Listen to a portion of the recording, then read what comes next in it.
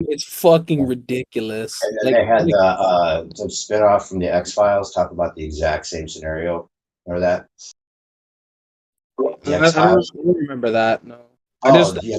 Oh, that's the one you should look up then. It's kind of similar because the X-Files did like Oh, the Lone a Gunman. spin-off with the computer nerds that he would go to. It's their show. It's like a show about them, but it was only like I think they only had like a pilot episode and so I don't know how much else. But anyway, the pilot episode talks about terrorist attacks with planes and actually used the Twin Towers as the target. I don't think it It's used the the Twin exact same Towers. scenario. You talking Huh? about the Lone Gunman? Yeah. Yeah, they had an episode where they were using planes to attack New York City, but I think they like landed in the park or something like that. But I don't think it actually went through. I think it was just talking about the plan as far as I know. Maybe I didn't yeah, see it. right, yeah. But I think the bro, plan. I don't think the plan wasn't to hit the buildings. I don't think.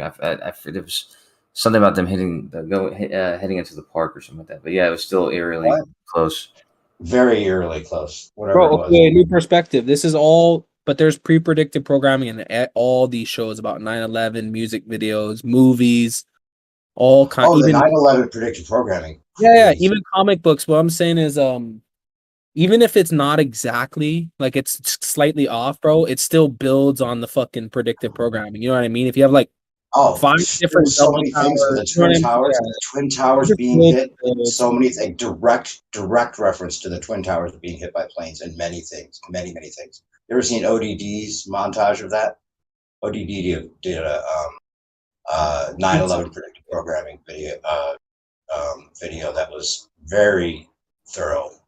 There was so many references to it, like it's like the 20 years, like basically the whole 33 years that it was up from the very start. They started like it was built to spill. I think they built it with this in mind.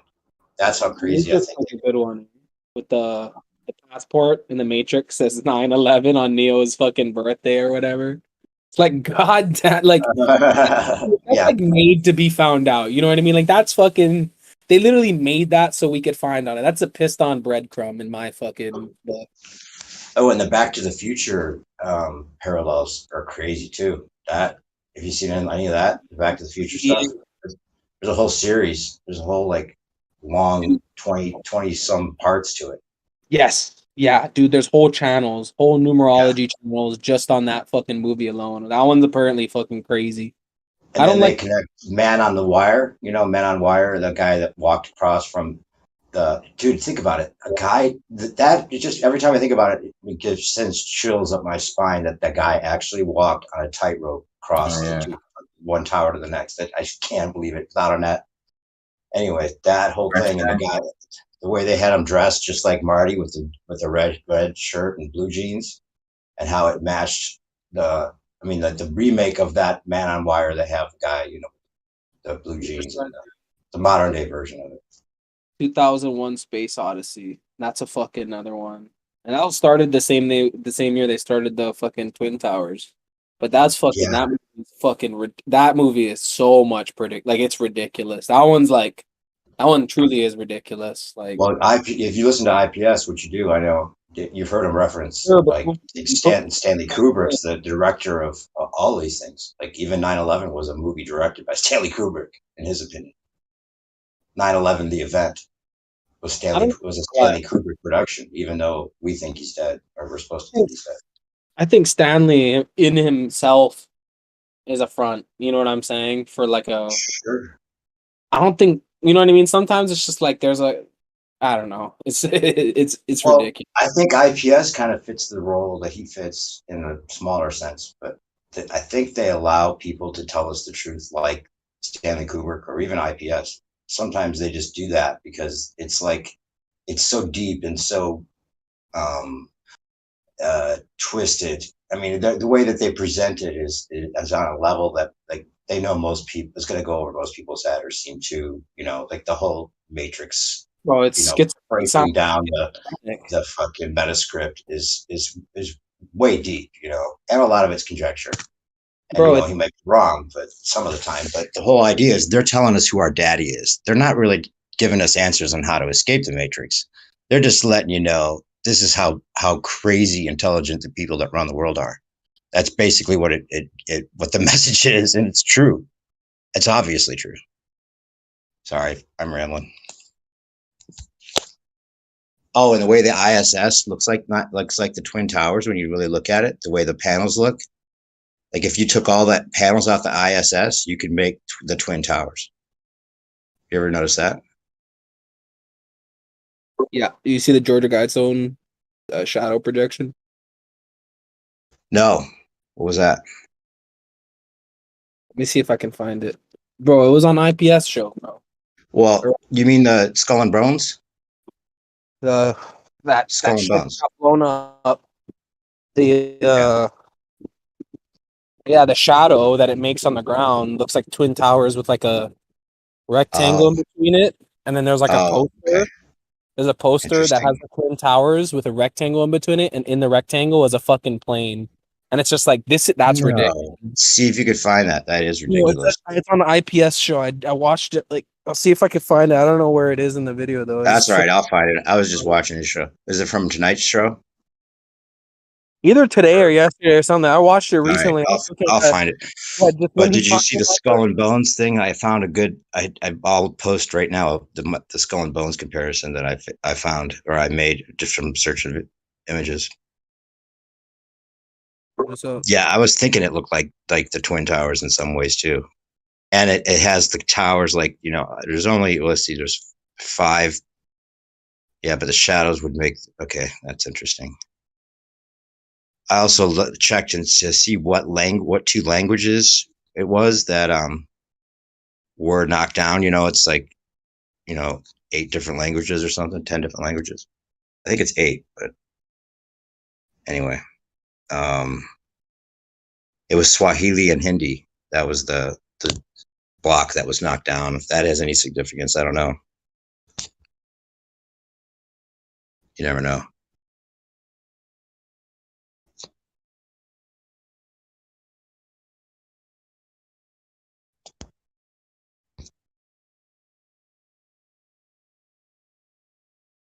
I fucking had so much shit that I was thinking, and it all like literally went out my head right when you stopped talking. So I thought I was muted or something, like because I'm looking for a picture. I was literally like, when you're talking, like everything that you said, I had like 3 things. I was like, oh my god, bro, I have so much shit to tell this guy. And then right when you stopped talking, I forgot all that shit, bro. All of it.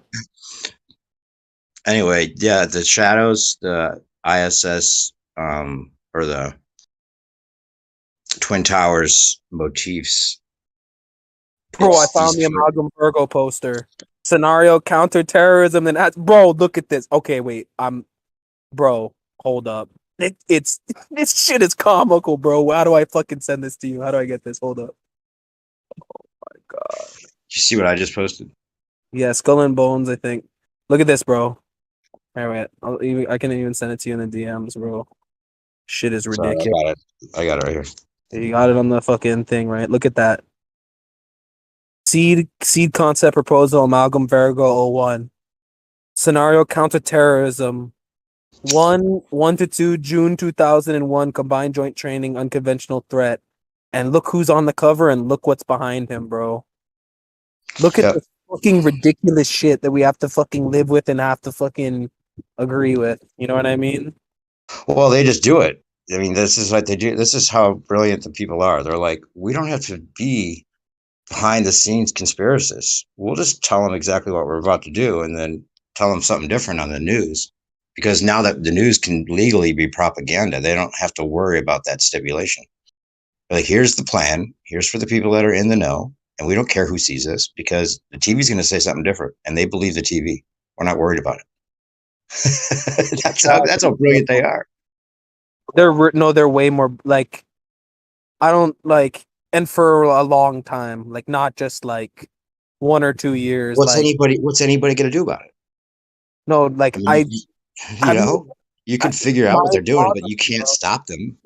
What they're doing is mind-boggling, bro.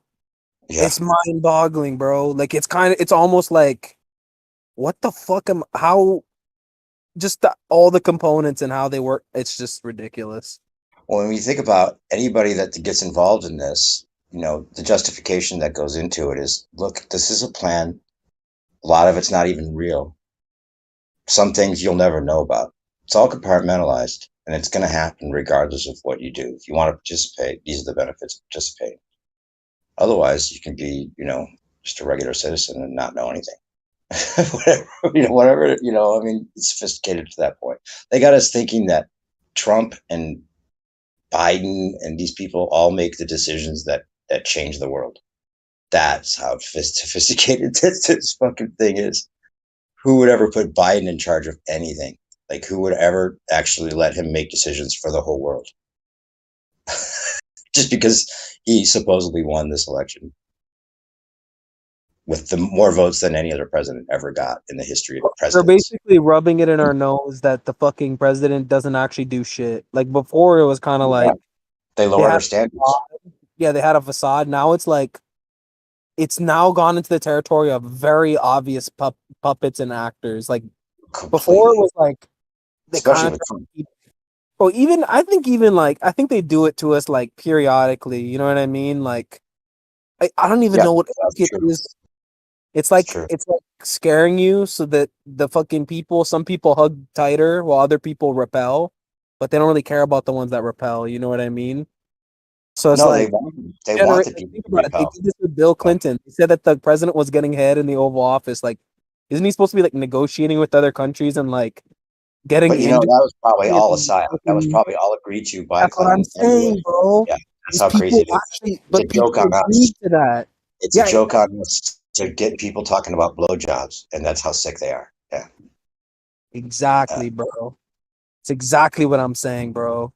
Is it? Yeah. Yeah, it's probably not even real, but the fact that people believe that that's what the president was doing with his time, Oh you yeah. know what I'm saying? Like, Grab him by the pussy. I'm sure that was, Hey, real look, to you a certain guys extent. don't make fun of Kosho, but Kosho voted for Biden, okay? But don't make fun of it, all right? Just keep on low down. I wasn't talking about Cocho at all, so I don't know what that's about. Stop! You're just stirring the pot. Oh, Anyway, so fucking talking to you. no, not you. I was telling Godric. He's stirring the pot. He's trying to get Kosho mad or something. He's not But even. oh. Anyway, it doesn't matter. The whole thing's a joke. I mean, it's obvious, and they're making it obvious. And we put fucking Trump in there, and then his tweets became a thing of the news. And now they have a hearing going on for like 2 weeks over the January 6th thing, which was faker than anything else they've shown us. Provably, like obviously fake in so many ways. Imagine like you had like it was like The Apprentice at 6 and News at 7, and for Mhm. years and years you watched The Apprentice at 6 and News at 7, and then all of a sudden it became Trump at the news at 7 all the time. Like it's just like this is fucking like why would a reality TV like why does anyone believe any of this shit? Like there's even times where you catch some shit and it's like these people are clearly in a green screen. They're not even anywhere. They're not in actual locations. Like that's a green screen. That's not a But real location. This isn't real.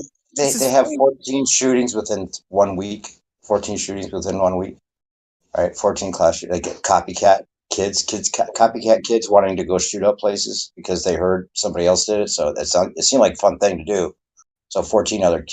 I mean, who would believe that without one tear, without one real tear ever shown, and you're totally accepting it? They do that on purpose too. I think that's another way that they do it. Here's what I think, dude, is I think they could do like simply one event like that, and then with the I guess the momentum of that one event, they could do like 200 fake events and nobody would fucking question it. You know what I'm saying? Because you can always like go back like, oh yeah, but The more look, the like better. The you know more you do, the crazier the conspiracy is. So you can't think that they would plan 14 of these fake shootings. That's crazier than thinking that it's a coincidence that 14 happen all in 1 week. They give you like like it's crazier and scarier to think that they actually faked these things than that these things actually happen. I don't know, bro. I don't know, bro. I think the deception runs deep. I was really thinking about it. Like people might think completely like completely different shit in different places. You know what I mean? And we could just think that we fucking think the same. You know what I'm saying? Like, What do you mean? Like most Yo. people believe what they're saying? What are you guys talking about? We were trying to figure out why it is that tap water is still okay in some people's minds to drink. We're How talking about high are you right now, dude? voted for Biden. On a scale of 1 to 10, how high are you, dude? Dude, I don't. If I had to scale it out, man, I would just be like all the time thinking about the scales, man. I don't want to be thinking about scales. I'd have to like add up every other time that I had felt a certain way, and then try to compare it to how I feel now, which is too much to even contemplate. Figure that all out. It's gonna take a little time. Is all I'm saying. Nice. But Man. I'll say 7. To abuse you, I'll say 7. But jokes aside, what were you guys really talking about? Oh, what was it? The deepness of the metascript. You know what the metascript is? You ever heard of that?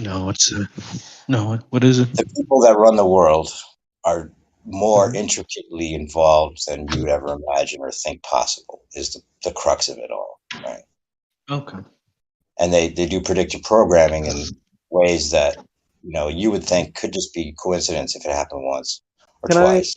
But then if we're talking about hundreds of examples of predictive programming, then it's hard to deny it. Go ahead, Noah. So basically, I guess for years, people slaughtered each other, and then people faked each other out. They got smarter, and then now then it became like Machiavelli and like the palaces and shit, and then they have to like basically like act as different people, act two-faced, be different people in different scenarios. Then it comes to the point where you have like TV, and they invent television, right? And now they can basically show you any scenario that you can imagine visually, stimulate you with it, and it will go directly into your subconscious mind as real.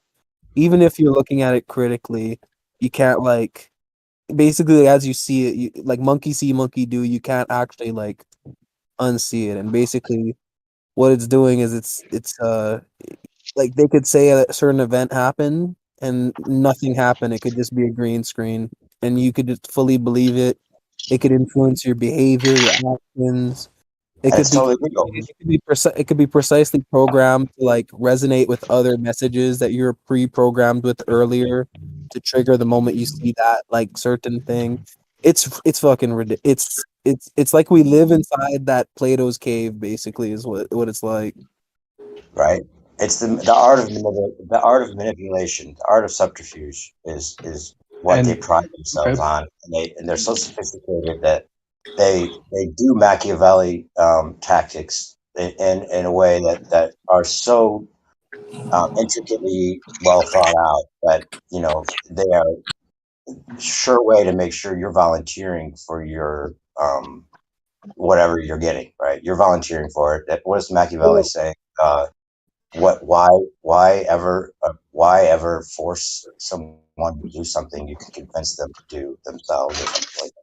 Well, new perspective. So how does one hold up. all New perspective. It's just like like fucking IPS says. It's just entertainment and media, and how we get our information as an extended tool of the government, basically showing you information, even creating whole scenarios and faking things. Right. Basically, as basically a tool to influence you. You know what I mean? As the person, influence your behavior, governance. And the benefit is, So if you how look do hard you- enough, you can see it. You can see, they'll tell you exactly that they're not even hiding anything. Like they'll tell you straightforward exactly what they're going to do, and that's how sophisticated it is, because the actual planning of it and doing it is so mind-bogglingly crazy. Like, why would they tell us they're going to do it and then do it? That's crazy just to even think. Even if it's totally obvious that's what they did, people will not accept it. So how do you protect yourself against that? Well, you at least be aware of it, and don't just negate it and say, "Oh, that's crazy," and not look into anything. If you're aware of it, then at least you're maybe somewhat less affected by it, because it's not like you're just buying into it. At least. Well, you just So you guys are still affected by it? you start to think of everything as on the TV as just contrived, basically. And you Yeah. realize that most of it actually is when you look into it. And basically, what you do is when you look into enough of it, that almost everything you look into is just contrived, you can start to assume that more of this contrived stuff is going to come from the same source. The source just keeps sharing the same contrived results. I don't really need to look into it anymore. I've seen enough contrived shit, basically. Yeah. I get the general gist of it. I just want to ask a few questions, if I could. So, are you guys free of all of this manipulation, or is it more than likely that you guys might still be victims of all of this? Oh, You yeah. are aware it's happening, but you could still be a victim of it. No, we're totally a victim of it Yeah, because, like we were just saying before you came on, IPS is probably a part of it. The guy that's giving us this information could be a part of it as well, like just like and Alex Jones on another level, or any of the influencers on the internet well, have their role and influence a certain amount of people, even if they're telling us the truth. They're just telling us who our daddy is, and they're not really giving you advice on how to avoid it or keep safe from any of this new manipulation. perspective. It's just like it's making it very clear that we're being manipulated. Go ahead. And like I said earlier, new perspective, it doesn't even matter if you're looking at something critically. Your subconscious mind is going to accept the thing on the screen as true first. Like if you even see like a WWE fight, you can still, even when you watch it, be like, oh shit, that looked like it hurt. You know what I mean? Even though it's Sure, right. There's a certain amount of believability. you know that it's fake, no, hold up. When you watch like a horror movie, your heart rate actually like expands and like a demon goes through the room and like grabs the chick or whatever. Like, you know what I mean? So That's it's like true. your subconscious Yeah. mind actually directly accepts what's on the television, even if you know it's fake. So it Sure. does even affect us. Even That's a if funny thought. as rational as we are, as rationally as we look at it, with our rational mind, our subconscious mind will still be affected in that way, no matter how much. And there's layers to this shit too, right? There's things that you cannot even perceive until you gain a higher knowledge of like Well, it sounds like the best way then to higher protect knowledge, ourselves from this. a higher knowledge in that I mean a contextual, like a higher level of contextual knowledge to what they're talking about, basically. Hey, there's a Yeah. similarity. So it sounds there's like a similarity, the best real way quick. to protect. Oh, There's a God. similarity, real quick. I'm going to just say this. There's a similarity Just between talking to you real what quick. you were saying about looking at the WWF, and that sometimes they get hurt. Like you're waiting for the mistakes that they make. Like they're trying to look like they're hurting each other. So sometimes they actually hurt each other. And same way with like looking into some of these conspiracies like 9/11. Like, yeah, the mistakes were actually made on purpose to create the conspiracy theory. That was planned out ahead of time too. But then there was actual mistakes that you can still pick out that they might have made that weren't part of the plan. And that's that's the level you get to in looking into this shit. You're like, oh, that probably wasn't on purpose, but it's very telling, But Silverstein saying, pull them out, or pull it, right? And then he said that meant pull the firemen out, right? Like that would actually translate to that. But that was probably done on purpose too. It was all gaslighting. So much of it was probably. Go ahead, Nate. Sorry. I don't even know what I was going to say. I wanted to say that fluoridic water, the fluoride calcifies your pineal gland. That diminishes your intuition and your sixth senses. More mind control. You're easily controlled. You're more easily controlled. I don't disagree, but I don't agree either until I see evidence. I think that was a message to Nate directly from Godric. Right? Oh, I remember Yeah, now. So it sounds like the only way. Go ahead, Nate. Yeah, I was going to say it sounds like the only way to like protect yourself, or the subconscious, at least, because it seems it's a subconscious that's affected most by this, according to what Noah said, right? You can watch something and know it's not real consciously, but the subconscious is still affected by it. The only way to avoid all of that seems to be to plug out, right? Not watch television or internet or any of those things again. I don't know. Like, how do you? Exactly. Is it possible? I don't think so. It's just Mm. it's a tool basically.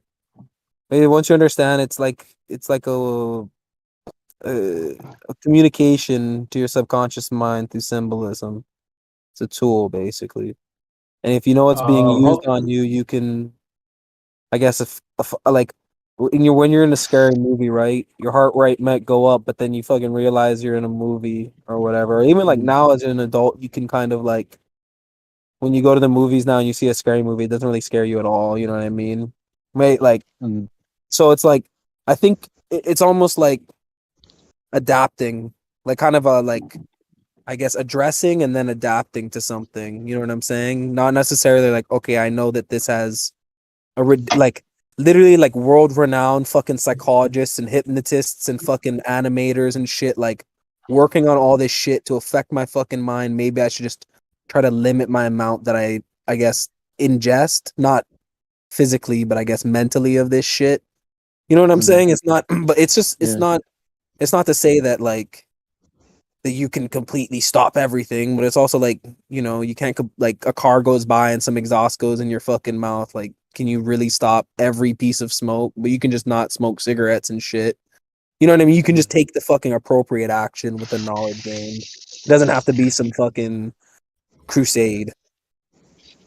And also just know, if you do actually see that it's manipulated on that the levels of that sophistication, it's a learned helplessness, no matter what.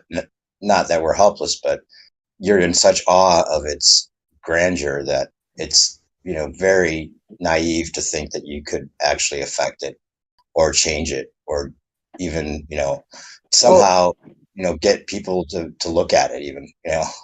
It's naive to even just think that people aren't just trying to sell you shit. Just if you just take it from a capitalistic perspective, which I'm not saying is the what everyone's playing for at the end goal. I think some people aren't playing for money or there's different economics between Which might countries. The have to United be States, used in ways we haven't there's even thought politics of. and shit, but what I'm Besides saying telling is like us even from an economic perspective, dude, hold up. Even from an economics perspective, just the fact that there's a whole fucking thing that people study in business called marketing. That whole fucking field thing is something called sales that people study.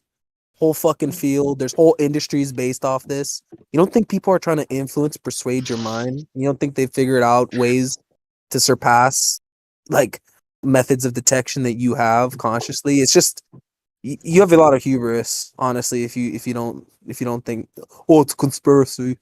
Yeah, no, I observe everything except for fucking refraction on the horizon. Well, it's just How do you guys know that flat Earth isn't possible? it is. Flat Earth is a psyop. What are you talking about? It's a psyop. It's based on a truth that's undeniable and obvious, so it works. But it's being used as a psyop to some degree, at least, for sure. It doesn't What? mean that. That didn't make sense. If it's a psyop, it means it's not true, isn't it? I thought. The only reason Psychological it's able to be used is because it's based on an obvious truth. Well, it's also it's it's able to be used as a psyop because it's so paradigm shifting compared to what normies believe, right? Yeah. So then basically when you take someone's old paradigm away, they'll be searching for a new paradigm. You can give them some fucking bullshit in the meantime if they're not patient enough to fucking kind of not to jump to certain conclusions, you know what I mean? Just to kind of like add things up at least, you know what I mean? Like, does this add up? Does this add like if these two things are true, can this third thing really be true? No. So that doesn't add up. You know what I mean? Like it's like a puzzle that you don't have all the pieces to, but you have certain pieces and you're like, yep, this is fucking for sure. Like this is such utter contrived bullshit. I can't believe anyone believes this shit. Yep. Interesting. You make it obviously fake, and then you make it beyond people's ability to accept that much effort went into faking something, and then Final question.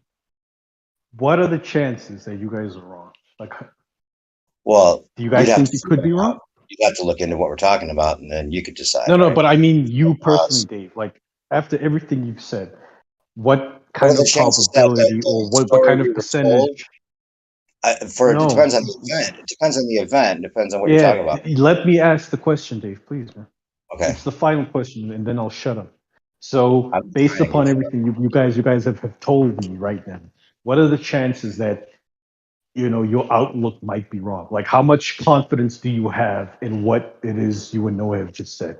90%, 80%, or question. 100%? You are absolutely sure It's too general. that is It's what's too going on. general. It's too general of a question to say. I mean, we just talked about like 100 things. You'd have to like actually Yeah. specifically talk about which event might be more likely or not more likely to be. No. You have to address this. You have to actually address like which claim. You know what I mean? Like which claim specifically. The overall claim, the general idea that those in power. What is the have, okay? Specify what the general idea is that you want us to That's basically what I'm trying to do. Okay, let me just say this. Maybe a better way. It's cool, man. Just forget the question. No. Maybe I'm trying to figure out like, okay, a way of gauging confidence in what you're saying as far as like their involvement in something. Let's take something we can relate to you about that we all know about, like UFOs, right? Like we all know there's something up there. We've all known enough people or seen ourselves like seeming to be our aircraft beyond the limits of the aircraft we know of, right? Do you accept that at least, Nate, that there's something up there that goes like that they've identified that could be what we would consider quote unquote a UFO? You accept that even now that the Congress is accepting it and all that? What do you think? Yeah, they all things in the sky. We don't have answers for. Right. So just take that right there. Like they've definitely used that, right, as a way of influencing people to think all kinds of things about what these things might be, right? The government involved in those kind of, possible. So what I would say about that, at least this is what I used to say about UFOs. Either UFOs are, real and they're from somewhere else, whether it be the outer ponds or space or whatever people want to believe. It's either that or there's a concerted effort to make people think or fear that they might be aliens, right? Including the government being involved in that fear mongering, correct? Would you say? Don't you think the government's had a part in influencing people to think that they're real? If they're not real and it's the government, it's either one or two things. It's either they're real or the government's actually doing it themselves and trying to make people think that they're UFOs. Would you say one of those two options is probably right? I wouldn't make it I would say that's a false dichotomy. I wouldn't say it's one of. I think there's a lot of options, but the option I go with the most is that it's the media that have put this idea in our head. That it's not even that we don't know what UFOs are, but we know what they are, and aliens are real. I would say it's the media that did that through movies, Independence Day, this, that, and the third. I don't think the government has. At least with information available. Yeah, Dave, come on, try to answer the question. I don't think with information available to the public that the government has explicitly come out and said aliens are real. Maybe their COVID operations they've done, Area 51, I don't know. But the information I've seen, it's all the media. It's not the government making these claims. Right. But you know how the whole scenario played out. Like it was like that, like we're at least supposed to believe that the government's trying to cover up what these things are, or that these things even exist at some point. Weren't we kind of given that narrative that the government doesn't want us to know about these? Like the president's joking on the talk shows about aliens being like like opening up the secret files about Roswell and all these things that they made it look like a cover up if it wasn't an actual cover up, right? Yeah, bro. But think about this. The media painted that narrative. I agree. Okay, let me just finish this up real quick with him. The media. I want to capitalize on what he said about media real quick. You're assuming that the media, which has a great influence on people, right, and what they might think in general, right? Why would the government allow the media to be independently influencing people within their own whimsical ways when it has such an effect on the way the government's able to control and manipulate and operate as they should or as they think they should over the people? It's too risky to allow a media to just run their whimsical ways and allow that influence to be something that could totally change the course of history of a nation. They totally have a media that's I don't tied to know, government. Dave. If they didn't, they would be stupid. They would be stupid not to when you think about it. Oh, Yeah, but if the media can release articles criticizing and condemning the government and people within the government, then and the government doesn't stop them doing that, then why would Well, they that's stop them part talking of about it, Can though, aliens? right? I say You see how something they now? do that? They do. They Bro, come allow them on. to. They allow them to I criticize told the you. government on I small waited for things. both of So, you like, to wait, let me just say this one thing. I'll let you talk. The government is like gets a slap on the hand. It's like the weapons of mass destruction. They had to admit that they didn't find weapons of mass destruction. That's the thing that was part of the script that we're allowed to think. Oh, they got them on that. And they really called them out on the weapons of mass destruction when really the whole Iraq war and 9/11 leading up to that was the fucking thing that they never got called out on, participating in the bigger things. So you get a slap in the hand for the smaller things, and it makes us feel like they're really doing their job. Get it? Sorry, Noah, go ahead. Yeah, go ahead, no. Bro, I was just gonna say, what makes you think the government and the media are separate at all? Makes you think the people that I run do. the government, wait, hold up. What makes you think the people that run the government privately don't just run the fucking media privately and it's all just the same fucking people? Or at least, yeah, basically the same fucking people who run the whole fucking show. And what, like, yeah. Fuck, I forgot what I was gonna say from earlier. Fucking Yeah. What I will say is you and Dave shouldn't phrase your arguments with questions in the beginning because it makes people think like you're asking a question and they start talking and they end up interrupting you on accident, you know? bro, I was Yeah, thinking, because it sounded like you were asking me a question. That's why I interrupted you, which I do apologize for. But there was more you wanted to say. I didn't realize. But just don't fucking, start off with the question because it gives me the idea that it's my turn to speak now. So I'm sorry for interrupting you, but do you remember what else it is you wanted to say? the fucking, Yeah, the media and the government have to be, aids to each other. Otherwise, it would be stupid if they didn't do that. I mean, because it has such an effect on the people. You can't just let people be influenced by a third party having its way with the mindset of the American people. That's not the way the government would allow anything to happen. Why would they? Yeah. Um, Yeah, so I would say I that the said, media is very. hold up. Oh, I say that the actual people who like run the government are like the corporations, even before the media really existed in this new televised way. Like back when we had newspaper and shit. Let's be honest, the private corporations own still most of the shit, even though they're technically public because they're registered to the state. You know what I mean? Like they ran most of the shit. They're the bigger power players than even the politicians themselves. And now it's like to a point where like the media is a bigger fucking power player than the actual fucking political candidates themselves. They can I basically agree. Yeah, no, like I it's agree with 80 it's, with it's 80% basically to a of what you're saying. yeah, no, I would say here's where no, you're gonna disagree with this, bro.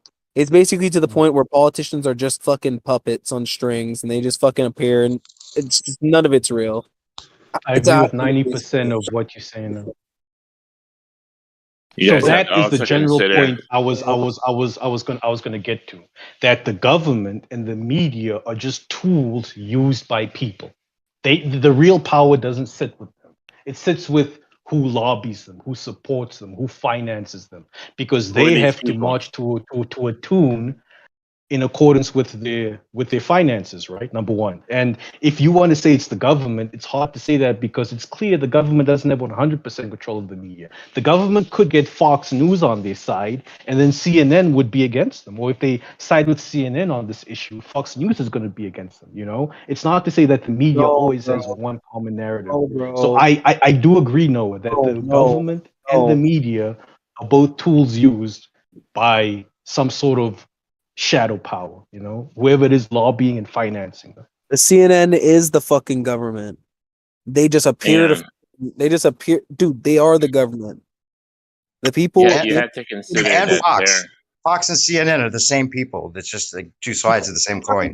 Let me tell you, you guys have to consider that there is Yeah, not cool. one independent. There's not one independent news station, and there's not one independent TV station. Not a big one. Maybe some small, some here and there, but all these stations are all under the same umbrella.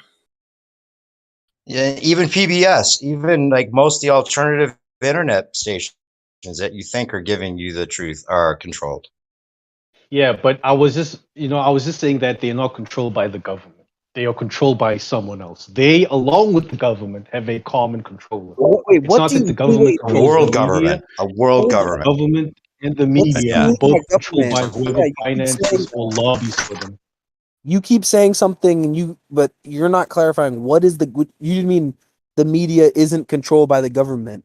They're controlled by What I'm what I saying is the consider the government and the media have a common controller. There's somebody in the background controlling both of So them. what I'm asking you is, what do you mean by I'd agree with government specifically? that. Hold up, you can't agree with something he hasn't specifically clarified. What do you mean by government? Do you mean the United States? What do you Our mean? government, whether it's our government, Canada's government, Mexico's government, whoever's government. I see. Okay. Yeah. So So what you're I'm saying saying is that governments. different countries on the map, as in governments like that. Yeah, I mean, I'm just gonna speak for us, bro. I don't know what's happening in Bora Bora or in Burma or in Haiti or in Afghanistan. I can't talk about those parts of the world. I'm just gonna talk about us. So our government, at least, and the media have a common controller. There's someone controlling both of them, and that person tries the hardest to make it look like they don't have any link, or that one controls the other or something like that, because they don't want you knowing that there's someone in the background. They want you thinking that the government and the media it's where it ends. They're at the top of the pyramid and there's no one above them. But there is. That's how I see it. Yeah.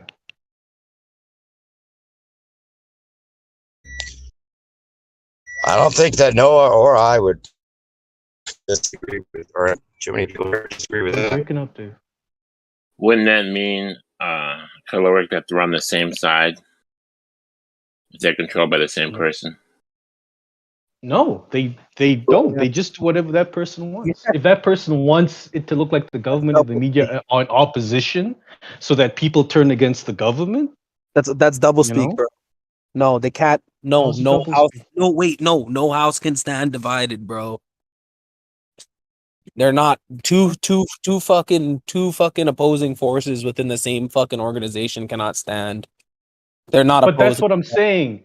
They're They not make opposing. it look like they're in opposition, but they're Yeah, not. yeah, exactly. Nobody's in opposition because if they're in opposition, they could not.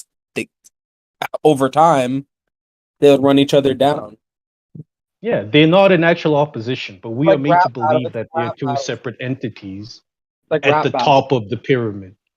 Bro, it's like rap battles. Like CNN is fucking Eazy-E and fucking Fox News is Dr. Dre. And they're rap battling about fucking bullshit and everyone's getting like, oh my god, look at them rap battle. Like, look, fucking Tucker Carlson. Look, fucking Andrew, whatever face and fucking I don't even know any of these fuckers' names. I don't watch this shit. But like Yeah, it's rap battles, bro. When you have that tension, it draws attention. definitely. I agree with that 100%. So if you think, Nate, that the government and the media are kind of hand in glove type of thing, but give the illusion that they're separate entities, and there is a greater entity controlling all of them.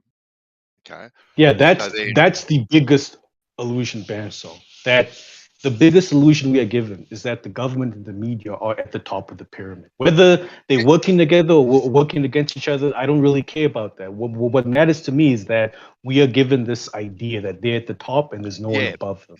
yeah. So you would agree Yeah. there is someone above them pulling the strings.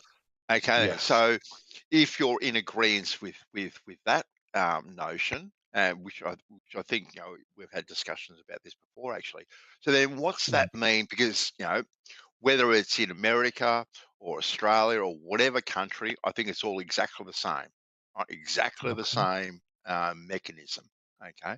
So then, what's that then say about the freedoms that we think that we have that are I think we obtained still have those freedoms. through our gut? Well, do you really? Or So I Okay, would go. say this, Banso. I Yep. don't think the shadow government, the people at the top, are as powerful as you guys make them out to be. You guys make these people sound pretty scary and like there's nothing we can do. All hope is lost. We can't fight them. I don't think that's the case. I do think there is a war between us and them, but I Yep. think for the most part, we are winning. I don't think they have as much power as we like to give them credit for. Number one. Number two, I'm I not so don't sure think about they that. are as organized as we like to make them sound. Okay, hold up. I think that Again, that's just an assertion. don't interrupt me. Please let me finish. I think the people that run the shadow governments and whatnot don't get along as well as we would like to make it sound that they do. I think they're very narcissistic people, very selfish people. They're human beings like me and you. It's just that they are in this position of power that they continuously abuse. But I don't think they tend to get along. I don't think Elon Musk and Bezos are homies. But if they have common interests that's going to give them more power, they would work together. But I don't think these people get along, man. Yeah.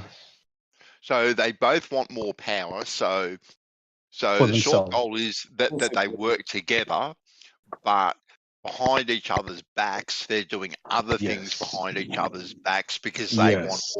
all the power themselves. Yes. They're in a mutual, Yeah. healthy competition with each other. Yeah. Oh yeah, I They kind of will. disagree.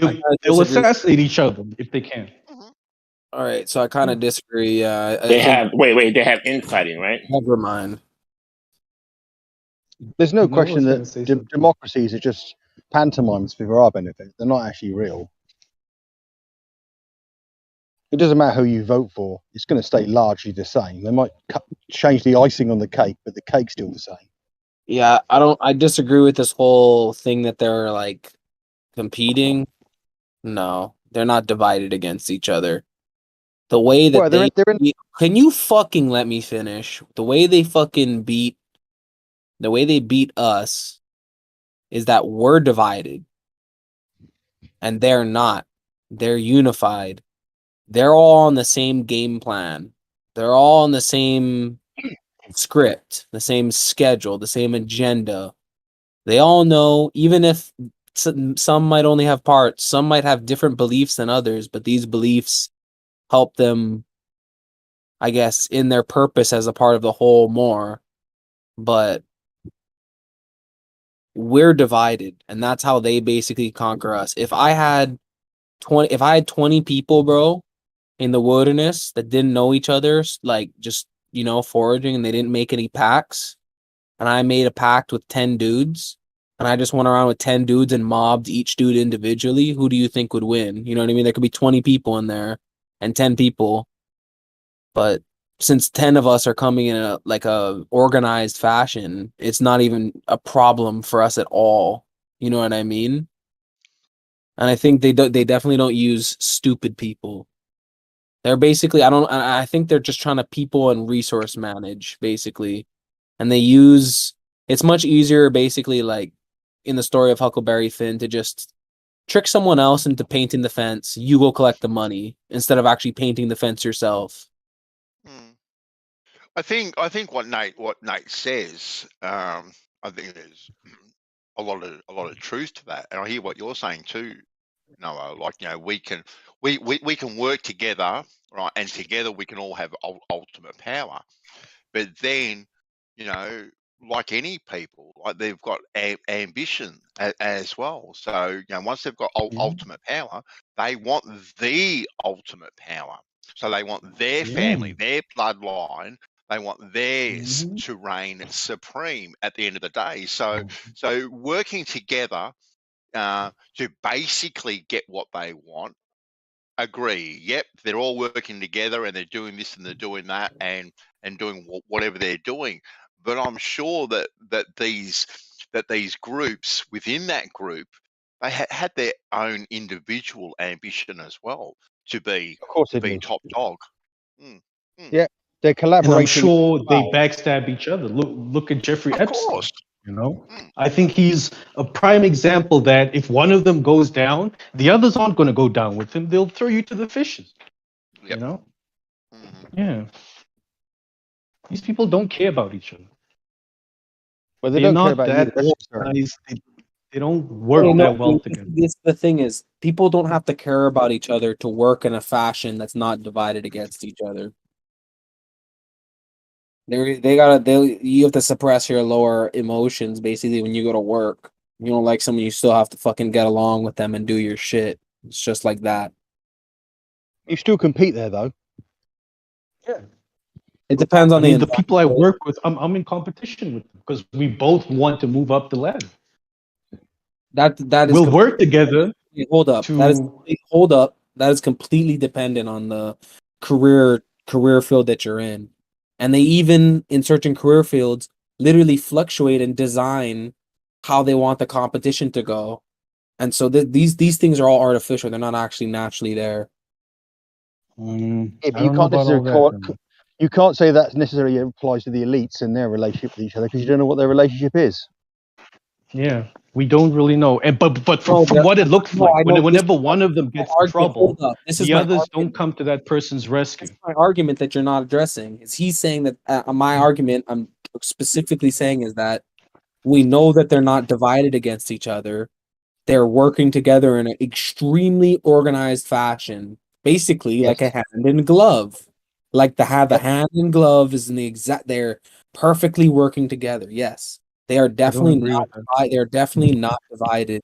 They're doing things precisely, and that's the reason that they can defeat such a larger amount of people is because they're not divided at all.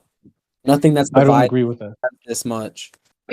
No, they have a main thrust of collaboration, but they're all territorially trying to get advantage of each other on some level. Wait, you tell me this, Plaza. Say there is a real SEAL Team 6. I don't know, real or not. Let's just assume for this thought experiment. Bring in an Einstein fucking tie-in for you Globers.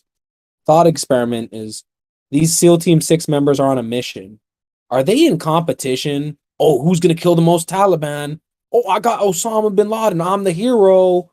No, they're not in competition. They're in complete and utter collaboration is what they're in. Complete and utter collaboration and conspiracy to kill Taliban and do whatever fucking shit they're doing. They're definitely not competing with each other. That's the most ridiculous thing I've ever heard. That's like saying that was silly of you to say that. Hold up. Use the Taliban, SEAL teams. No, you hold up. You 2 more seconds. That's like saying the engineers all designed the BMW together are competing with each other. They are collaborating. Thank you. They are competing with each other. They literally are competing with each other. No. That's why no one here agrees with you because your position is a bit silly right now. The fact of the matter is, no, bro. The reason the people in power. No. It's my turn. You said 2 seconds. You had your 2 seconds. So I agree with half of what you're saying now, Noah. The reason they're able to have some sort of influence over us is because they're able to keep us divided, right?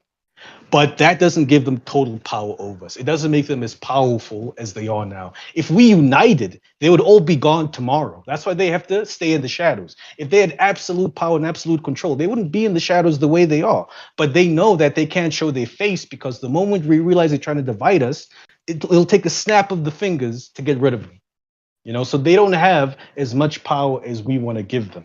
Now they will work together for certain goals, right? Let's say I'm a sheik in the Middle East, and my homie in the U.S. wants to start doing business with my oil and stuff.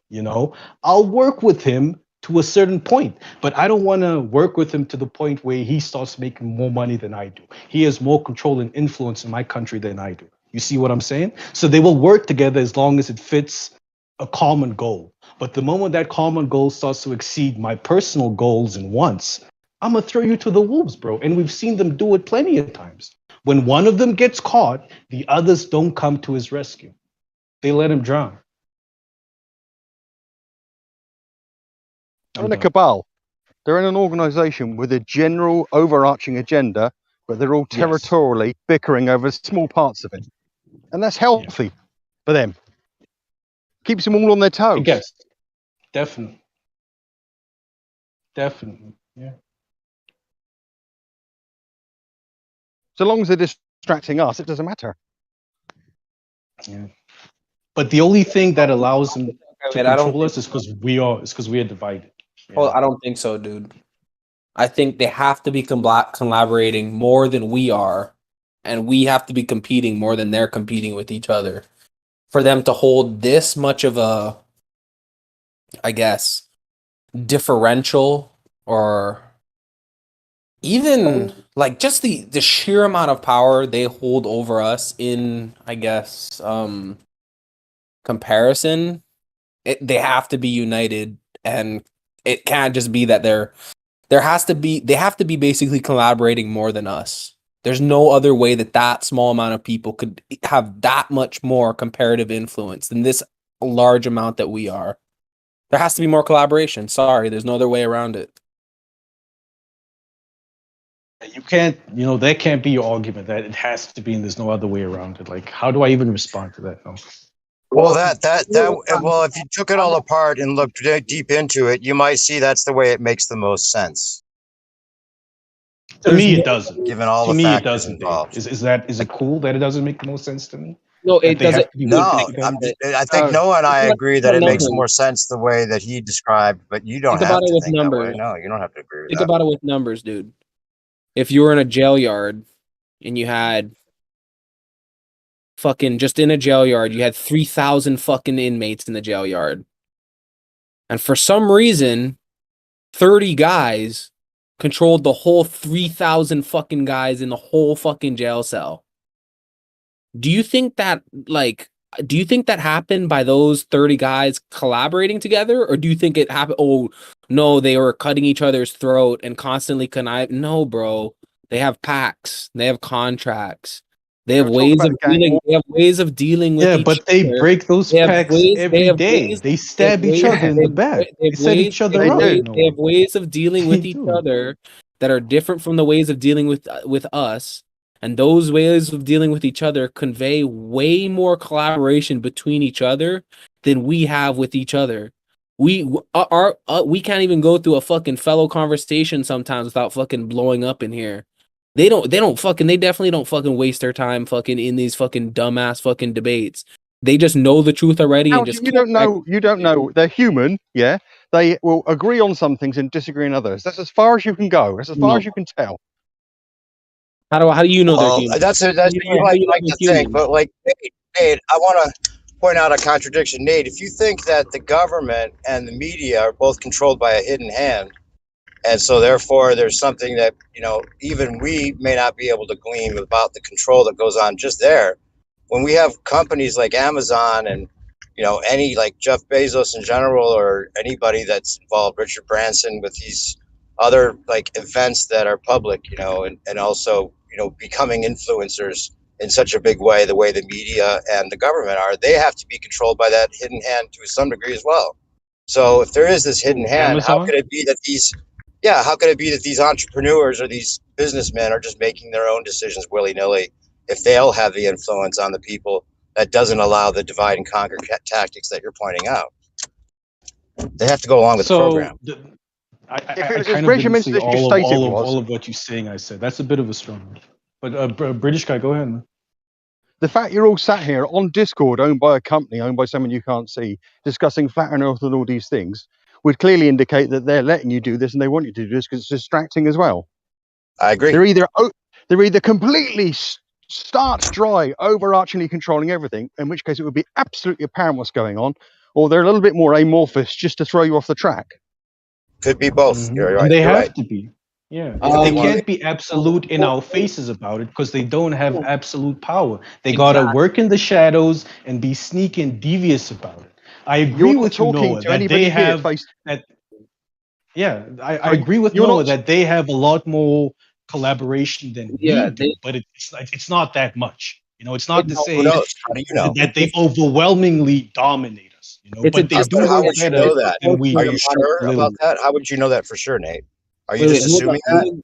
New influence. I don't think they have absolute power. That means that they could fucking control every. Like, it means you'd have no free will if they have. You would be here. That means that they're God. You would be here talking about it. You'd have to talk about this face to face only. That's the only way you could do it. That's how it is in North Korea. You cannot communicate unless you do it face to face. You cannot rebel unless you sit in a room and do it. All right, but wait. We were talking earlier before you came on here. It was sophisticated. They can let us know the truth. Oh ahead, my Sword. goodness! I didn't even Noah, finish please my go Yo, ahead. guys, fucking. one at a time. Hold on, one at a Guys. I time. didn't finish my Hello. shit at Can you all. guys hear me? Jesus. Yeah. Yeah. What's Yo, up, one at a Jordan? time, guys, man. Come on, bro. Go ahead, Noah. Like I was saying, fuck with the absolute power, bro. Nobody has absolute power. If you have absolute power, you're God. These people aren't God. That's ridiculous to fucking claim. They have to work within certain economic and influential bounds. But the thing is, what we're talking about is not an absolute difference, but a relative difference. But the relative difference is, like I said, if you had 30 people basically running the jail yard, they sold all the shit, and nobody gets anything unless through these 30 guys. Nobody gets any guard like access through anything but these 30 guys. It's basically like an amount of control and influence that's extremely relatively disproportionate. And my argument that I think still stands against caloric, I guess that's what we're going by now these days, is that he's saying that they're not, I guess, working together, whereas I think they're working together better than we are. And there's no other explanation than that. Because for them to pull off something like this, to have this much unproportionate influence on them, on us, they have to be working together, basically. They can't be like battling each other or else they're going to exhaust their resources. They make Yeah, but no one economic said they deals with weren't each other. working together. All I said is they don't work together as well as we think they do. I agree that they work together better than we work together. I agree that as long as they keep us divided, they'll have some sense of control, but they don't have absolute control. They don't work together. They're not as coordinated as we would like to think they are. When you watch the documentaries and the documentaries tell you how smart and clever and devious and, you know, manipulative these people are, I don't think that is the case. I think they're just as normal as we are. Any one of us could end up being those people. You know, there's not much that separates them from most people except for money and power and influence. You know, and I think money and power corrupts everybody. But at the end of the day, if their individual goals are stronger than the common goal they have with the other shadow people, they'll backstab those shadow people. They'll shoot them, have them assassinated, have them set up. You know, it doesn't take much for them to turn on each other. I think it's realistic to assume that the agreement they do have with each other is to not fuck around with the authoritarian hierarchy, which includes us from them. Once you fuck around with that, you're out. Once you expose that, you're out. What you do within the echelon you're sitting in that framework is between you and the people you compete with on a corporate level or a fiscal level or to governmental level.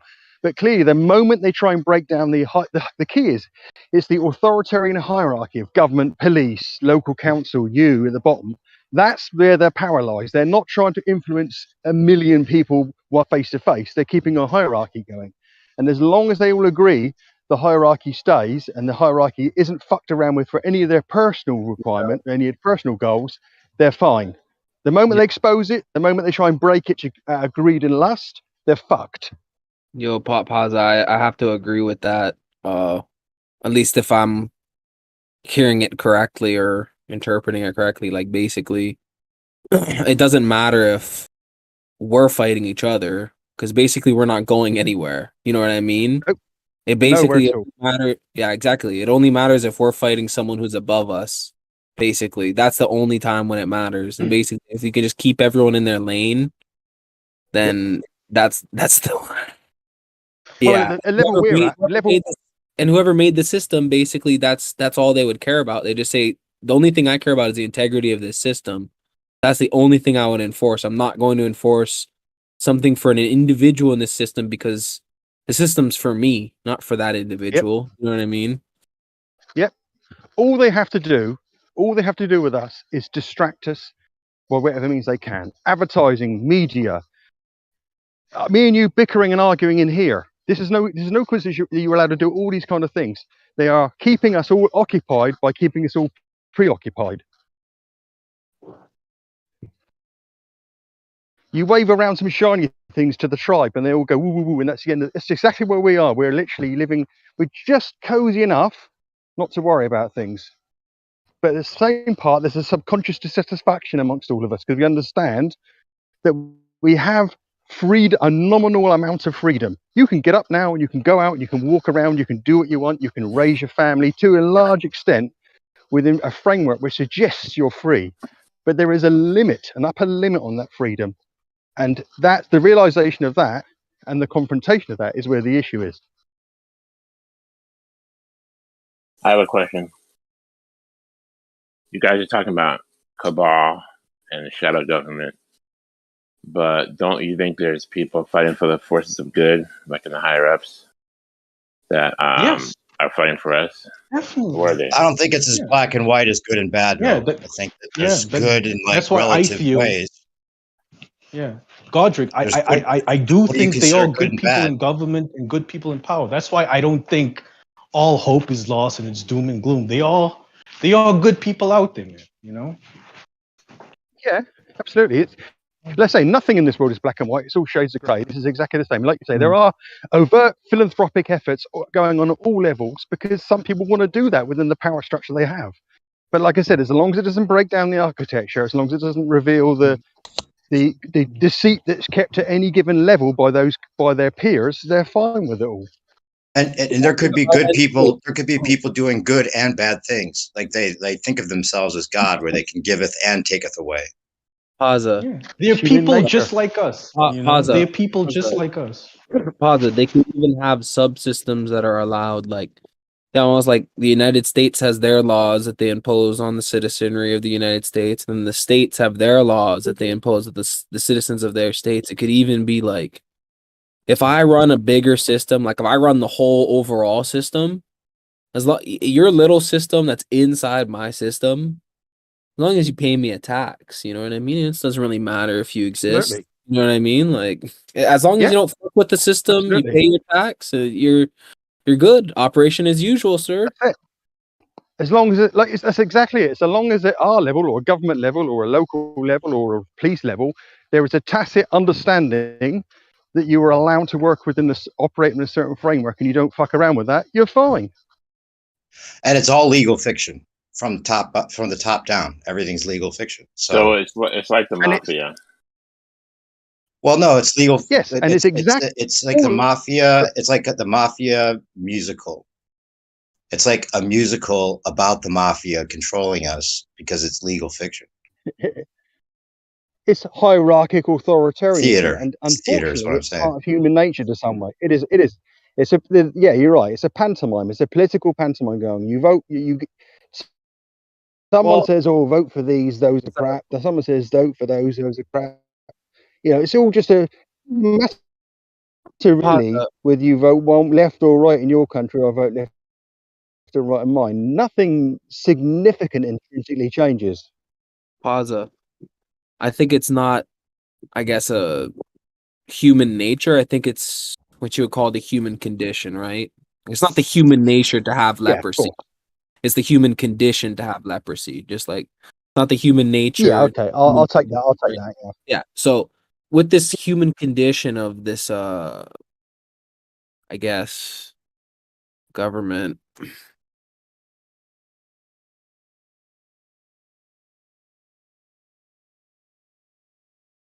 It's, to be honest, it plays to some part of, for most people, okay, right? Don't You're like roboting living in bad, fear. Paza. We didn't get anything you just said. So hey, you're roboting. What you do is Paza. These people ultimately create a construct whereby your fear is managed. Where'd he go? He's probably gonna rejoin. Yeah, there he goes. Oh yeah, they got to keep you living in fear. You know what I mean? Why do you think we haven't taken over North Korea or some of these countries yet? And we got all the shit that they propagate on the news, keep us divided, keep us living in fear. Yeah, I mean they play to the part. Human beings don't like living in fear. Fear doesn't make you comfortable. You can't be entirely happy when you're fearsome. So, and if you live, and humans understand that if they're left to their own devices and they're living on the frontier of wilderness or without any help, you're going to live in fear more often than you're not. You can be in fear of the seasons. You can be in fear of other people with tribalism, vigilantism, and these sort of things. So they create a construct which eradicates most of that cosmetic veneer of fear out of your life. But they can't get rid of it completely because they need to utilize it to some extent with you. But the freedom they give us effectively is a mechanism for Can I say controlling that fear. I think it's actually, like I was saying, it's not the human nature, it's the human condition, because what happens is when two forces come into conflict about something, when they don't agree on something, they can either settle on it or they can escalate it, and it can come to a point where, I guess, more and more, I guess, consequences are imposed by either side on each other. And Yeah. I guess as these consequences unfold on each other, the situation is going to unfold differently. And at the end, how they're negotiating might change, right? And so, like, someone who started out not wanting you after you basically dust their whole army, right? Like, you see this all the time with, like, old days, you know what I mean? Like, all these fucking old fuckers with their, like, chariots and shit. Basically, they dust one guy, they go up to the guy and they say, like, all right, we basically defeated, like, fucking all these people, so, like, you want to pay us a tribute, or do we have to, like, kill you also and basically set up everything from scratch? Like, you can kind of keep the format of your shit that you're doing, but you have to now pay us tribute. You know what I mean? So, like, Yeah, exactly. Yeah. but the whole But Marshall thing was to assert who's, like, dominant in the actual, like, you know what I mean? And that's the thing. That's Yeah. what happens is, like, the economics is kind of, like, important too, right? That's how people kind of move up, is like one person might be dominant, but then if they come into a certain situation, say someone might be dominant, they might have a bigger army, but if then they're in a smaller section of their bigger army and then you cut them off, now the situation changes due to economics. You know what I mean? So, like, yeah. Like you say, there is a fluidity over this over time. A history teacher once told me that today's monstrous invader is next century's cultural heritage. People are just, continuously riding roughshod over each other and leaving their mark in places. And like you say, 2 or 3 centuries' time, 9 generations' time, doesn't really amount to much. As long as the infrastructure's still there.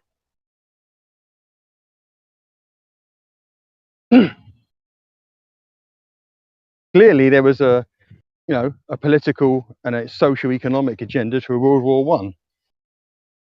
It resulted in millions and a whole echelon, a whole generation being lost. But the bottom line is that they know Wouldn't that. you say the But same they for don't World care. War II, Vietnam, and this war Yeah, we're of in now? course. Yeah. World War One is a very overt and very obvious example, which I chose to start with. Yeah, but the bottom line is that when they enacted all of it they did to lead up to World War One, they didn't give a fuck about literally tens of millions of people.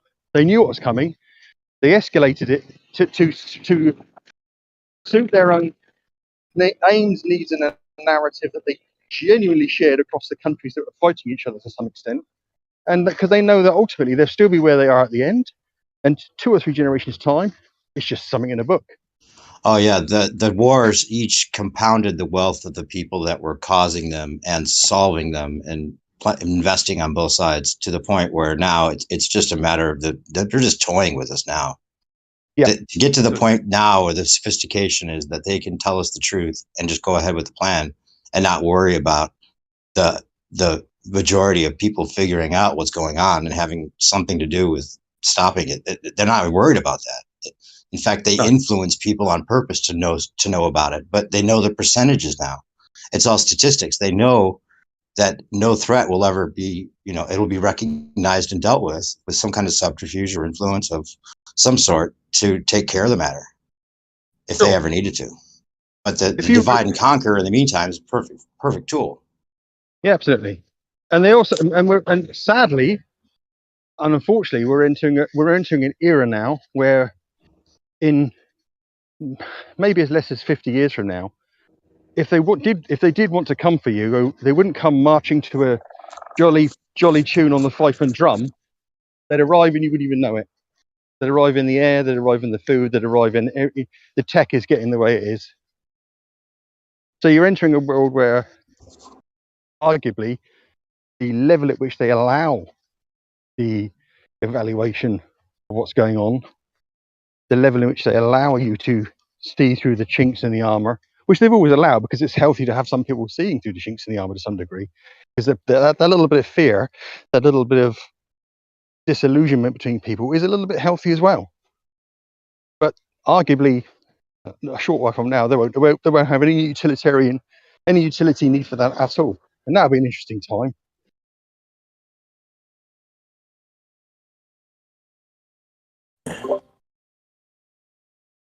I think they need to keep a certain amount of free will involved. Even like we were talking earlier about the competition between these companies, they must allow a certain amount of friendly competition, even though they're all on the same page as far as their influence and price. Absolutely. Price gouging and all that. Like the price of oil is. It's like if some company had a bunch of oil and they could make a killing by selling it cheaper right now, they would do so. But that doesn't happen. You have like maybe $1 or $2 difference nationwide, or statewide at least. Dude, it's like this, dude. You have your fucking rules for the games that these people play. People play games with money in the financial system, on Forbes. People play games on this puppetry fucking show. But there's games that are deeper than that people play. Yeah. And basically, what looks like competition to you is actually people just playing a game. They're not actually battling each other. It's like football. Everyone's, I guess, it looks like a rough sport, but in the end of the day, nobody's just like grabbing someone by the helmet and pounding their head into the ground and then like biting his head off. You know what I mean? Right. They're There's not a National Football Association or National Football League that they all report to. That benefits from each team. It goes back to where we were, competing within your rules, your set of rules. You compete within them. Yeah. That's the one thing I'm in denial about. If it's true, I think that it's hard to believe that even like the NBA championships or the NFL Super Bowl or whatever, a lot of people think that those are even fixed to a large degree. And I think that they're probably right, knowing everything else I know, but I just don't want to admit it. It's to some degree, I think that they just let that happen. Maybe, I don't know. Maybe they don't fix it. I mean, the thrill of the sport is that there is the fractal nature of the way that human beings compete on a personal level. So you get on a given match day, anything could happen. Some degree. You know that there's odds, and some teams are more powerful than the others.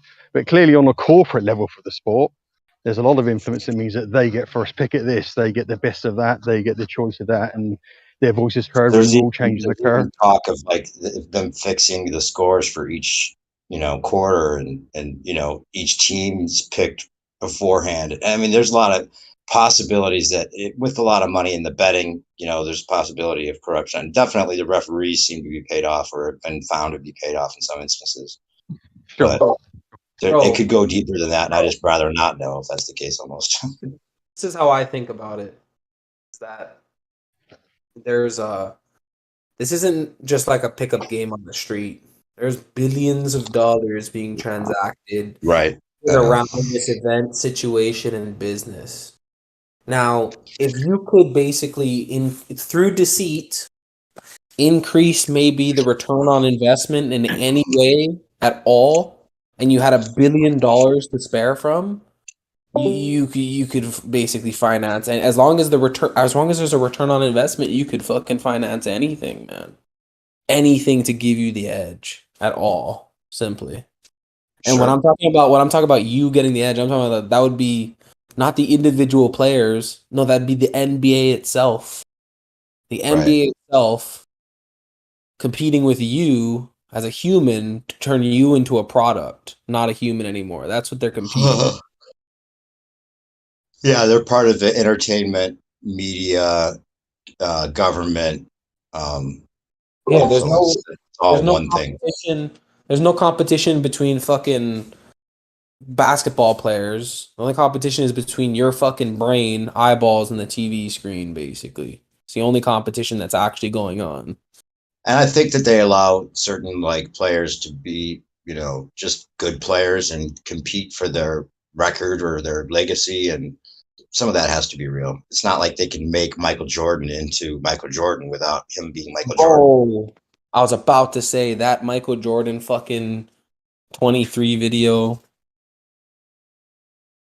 That's Yeah, he's the something man. that's ridiculous. Like, I don't even know how that's even fucking. I almost think like, I don't know. It's kind of like 9/11. It's just like, yeah, this story is fucking. Are you talking about the conspiracy with Michael Jordan? The thing with his dad. Seen the 23? I started watching it. I haven't watched all of it yet. Yeah, Dude, you need to. It's utterly like it's fucking ridiculous. You just need to watch it, dude. That's all right. I Well, it'll make me sad because I'm from Chicago. Bro, it's all 20. And what's his buddy's name? Scottie Pippen or whatever. Uh huh. My God, dude, it's fucking ridiculous. Really? And Okay. the way they do it is they fucking put it all in like 5 minutes, and it's just like, wow. Did you send it to me? It's only a 5-minute video. No, it's like one of the portions of. I gotta fucking find this shit. Hold up.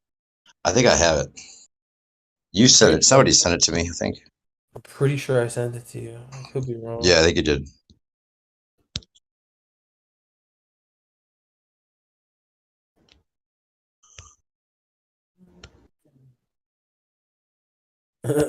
Not fucking. Maybe I sent it to someone else. I don't know. Hey, how about that Bitcoin Satoshi Vision video? That was pretty cool, huh? That was fucking. I've been still thinking about that. Still thinking about that shit, bro. Literally, it's crazy because like if it's the one they don't want us to use, are they going to ever let us use it? Are they ever going to let it have value? Or are they going to like totally boycott it somehow? Or I mean, they've done a good job of influencing people's unawareness of it if it is the original Bitcoin. You want to hear how fucking belligerent this fucking shit I was hearing, bro? So I watched this other guy who basically like knows that this shit is fake, but like just comments on the shit and basically it covers like economic news and shit, and then it's like this guy's like some Bitcoin influencer fucker investor, and they're just like, so what do you think about like the risk of Bitcoin? He's like, do you ever ask about the risk when you're investing? He's like, never. All you think about is how high it can go. And I was like listening to this shit, and I was like, is this real? This sounds like something like this sounds like some fucking cult bullshit. There's no reasoning behind it. Like, yeah, bro, you just think about how high it can go. How high do you think it can go? It can go to 1 million. And it's like, wait, but you haven't given any evidence that it can. All you've just said is it can go to like, dude, it's just ridiculous. Like, and that was supposed to be like fuckers on CNBC, like explaining things. You know what I mean? Like, you know what's crazy? It's my friend that made that video that got his channel taken down the next day. I emailed him and he replied saying that they got him for giving financial advice. Fuckers. There's not a bunch of you got to put the Bitcoin shills out there telling you every day what to invest in and what not to do. Like, I mean, come on. You got to put the disclaimer, bro. Maybe he didn't say it. He should have said, this is a disclaimer. This is not financial advice. He didn't say it, I guess. I don't remember him saying it. You're right. You got to do it. As long as you say that, you could say anything you want. I think he forgot to say that. That's probably his mistake. Yeah, now that I think back. Oh, I should send you that, Jeremy. See what you think. Did I already? Jeremy, bro, it's fucking ridiculous. That video is insane. Gio was telling me about it, I think yesterday or the day before, that just we're not using a real Bitcoin. We're not using a real Bitcoin. Gio did watch it. Okay, good. It's the one about we're not using a real Bitcoin? Yeah. I'll send it to you. All right. And then, the dude that he was interviewing made this other is the video in Livestream. Silverfish. I'll put it in Livestream. Well, picture this scenario. Picture this scenario. You've have a monopoly on the money system for decades, if not centuries. Who knows, right? And now some new currency comes in, right? Some new kind of money system comes in. What do? Do you just sit back and let it fucking potentially take you over, or do you get involved with it? Right. You know what I'm saying?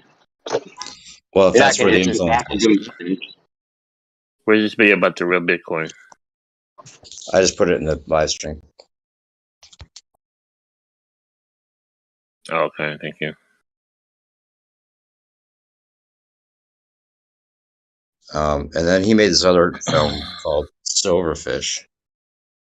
Did you watch that, Noah? Did you watch that one? That's the same dude he's interviewing. He made that Silverfish movie. I think I I'll watched put that them. on the live stream.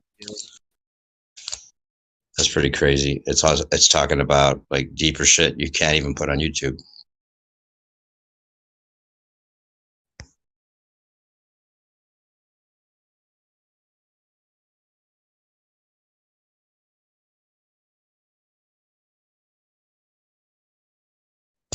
All right. Dude, this is 3 hours long. Do you have like the short version? It's actually 2 hours. It's not. I was screen recording it because he took a video down where he said too much, and so I screen recorded it in case he was going to take it down, and then his channel got axed. So I just let the screen recording. I fell asleep and let it run too long, or I forgot to turn it off or something.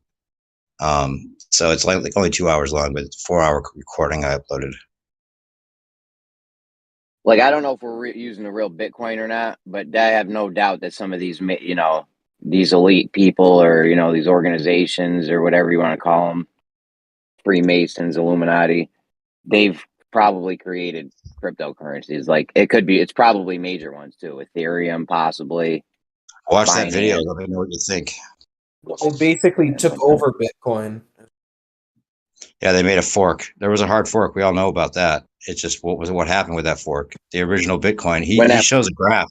He shows a graph where he shows the ledger and the signatures and all that is all for the BSV, not for the others. Were you talking about the fork when they split Bitcoin into Bitcoin Cash or something before that? No, it was they went to Bitcoin Cash and then there was BSV still, which is the original ledger. And then they forked Bitcoin off as if that was the real Bitcoin when BSV was always the original. That's the theory, at least. No doubt. You have to watch the video. The guy's like all up on telling you what he thinks happened with the money, and it's a pretty good scenario. And I mean, he may not realize some things. Now, you know, if I had to criticize it, I'd say that he might not realize how intertwined the connections between J.P. Morgan and Rockefeller and some of these people that he kind of tells the story as like they were competing with each other. Like the government took the oil away from Rockefeller, so Rockefeller got so like revengeful about that. He went to J.P. Morgan and started the Federal Reserve, and then there was like he kind of describes it as a battle between the Federal Reserve and the government. Like they're not on the same side, which you know. Well, was that first?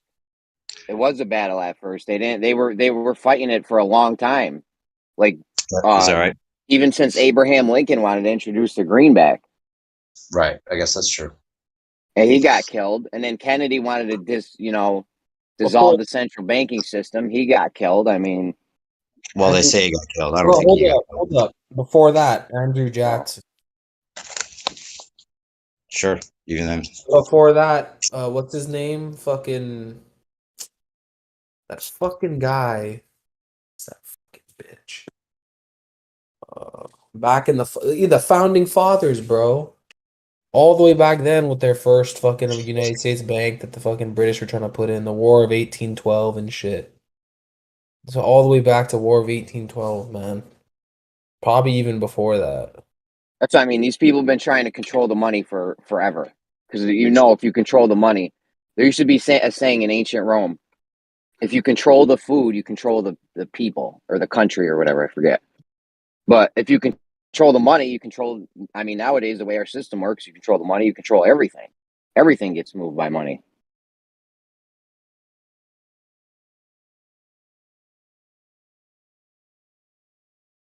That's the only reason people go to work is for money. I go to work for the pure joy of it.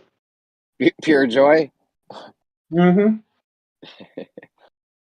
Yeah. The money's just a bonus.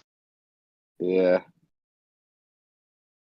If only if only that's how it was for most people. I didn't charge the company I'm working for the first 3 months. Yeah. Well, that's because the previous people that I worked with were actually doing the billing, and my money just showed up. All of a sudden, I'm sitting there, 3 months in, I'm like, hey, you know what? I haven't gotten paid yet.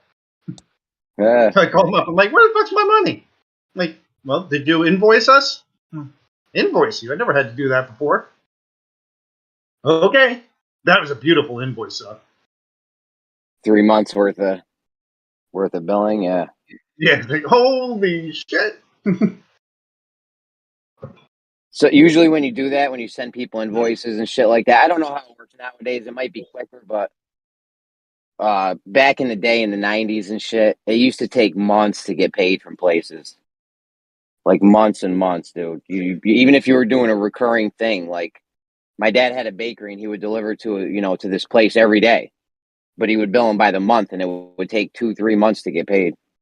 Yeah, I'm about 2 weeks behind. Yeah, I invoice I get within 2 weeks. That's what I mean. No, it's probably quicker most places now because they're using QuickBooks or whatever. I don't know, the Excel, whatever they use, but yeah, it's probably quicker nowadays. Cool though. I gave myself a $12,000 raise. I said, hey, you know, I'm billing you this much now. And it's like, waiting for them to say, well, okay, well, we don't need your services anymore.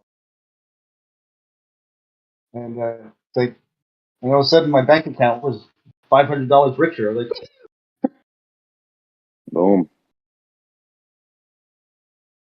that was the first raise Yeah, I yeah. gave If I'm myself sending you in invoices, 7 years. yeah. If I'm sending you invoices, I'm just whatever. This is the bill. Here, you want my services again? Yeah.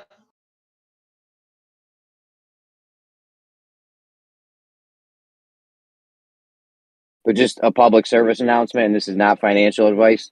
This is probably a good time to throw a couple dollars into crypto. It could go lower, but maybe by a couple $100 or something. Fake Bitcoin. This is not financial advice. I would have been better off investing in Dogecoin. This is not financial advice. Yeah, I would personally. I go for the altcoins because I mean, all right, let's say you throw $100 in Bitcoin and it quadruples, and you made $400. Ooh, the altcoins be doing like 10, 20 X's. Shit like Doge could go to 60 cents. They're also losing 10, 20x. Yeah, no, that too. Yeah.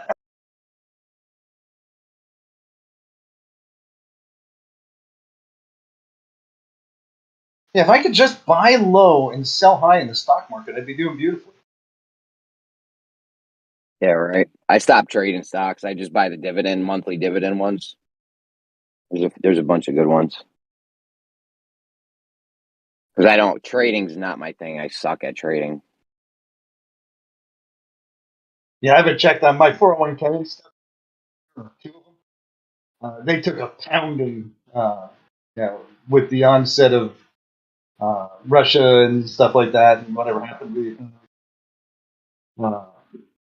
but I haven't looked again to see how they do. I kind of close my eyes to the 401k, just let it ride. Yeah, like my Edward Jones guys always trading shit. I don't know what the fuck they're doing.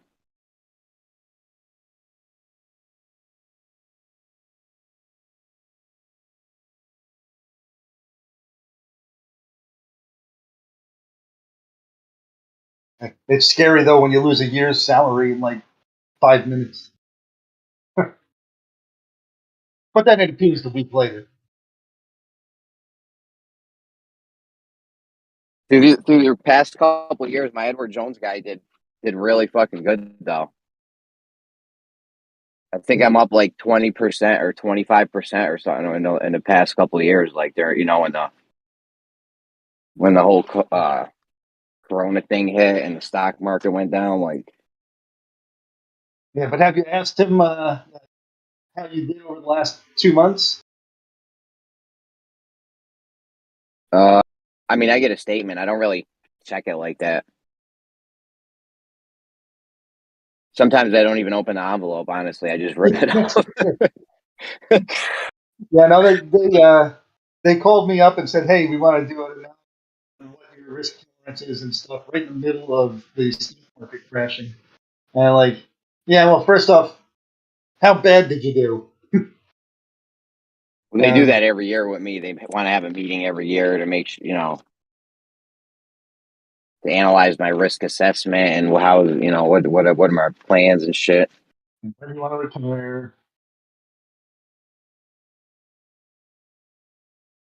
But no, it was down a little bit, I think, because I think I was up to like, yeah, it might have went down a little bit over the past couple months. I did open one of them.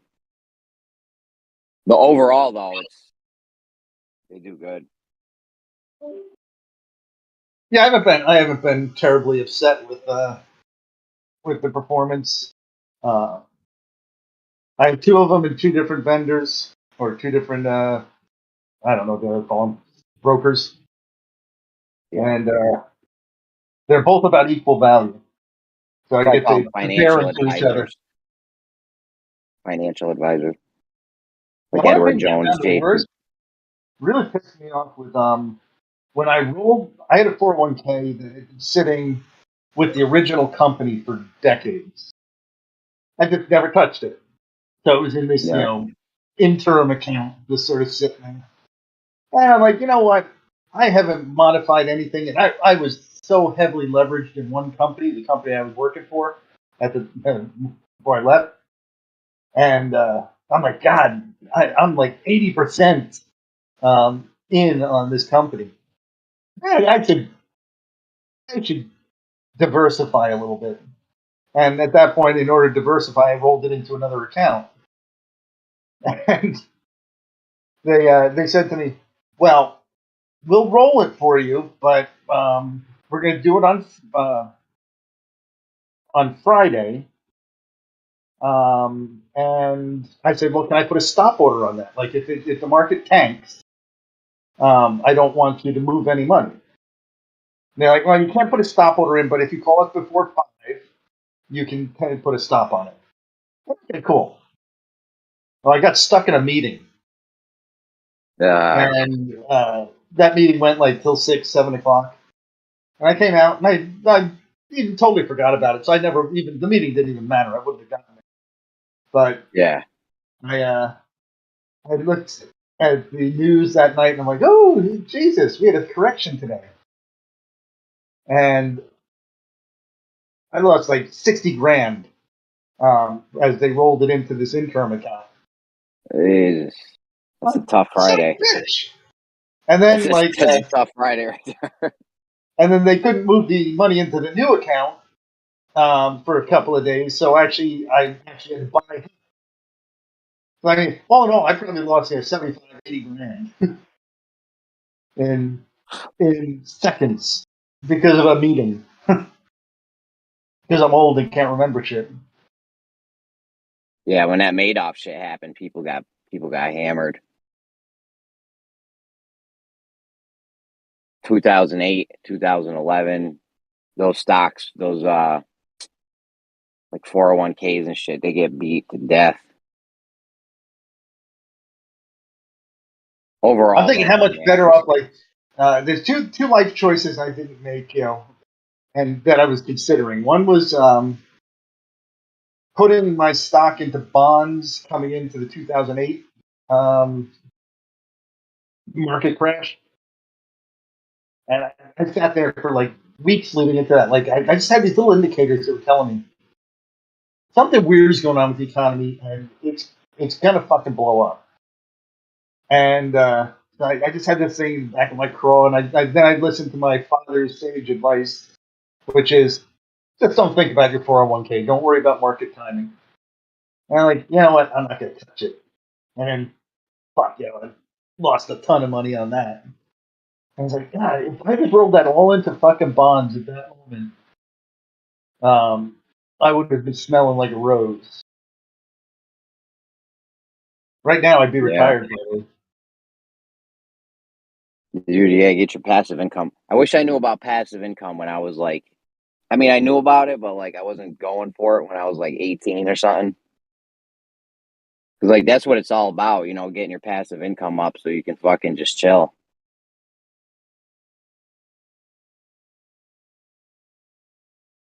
I'm wondering, with inflation, the stock market should pick up soon, I would think, because prices go up. profits go up. At some point the dollar's value goes down. There should be a creep in market, I would think, that somehow mirrors this at some point. You know what they do to us every time? Every time gas prices get jacked up, they start raising the prices on everything because everything moves by gas. So every time gas goes up, they raise the prices, but then gas goes down and they don't lower the prices. And then a few years later, gas will get jacked up again and they'll raise their prices again. But they never lower them when the gas goes back down. One of the funny things about that is that what fraction is gas in the cost of your, let's say, your laptop? I got a tractor trailer full of laptops worth, $5 million. Dude, it's huge, bro. No, it's not. It's really not. I got a tractor trailer full of laptops worth $5 million. And I know, but hold on. They actually spend $1,000 more for fuel.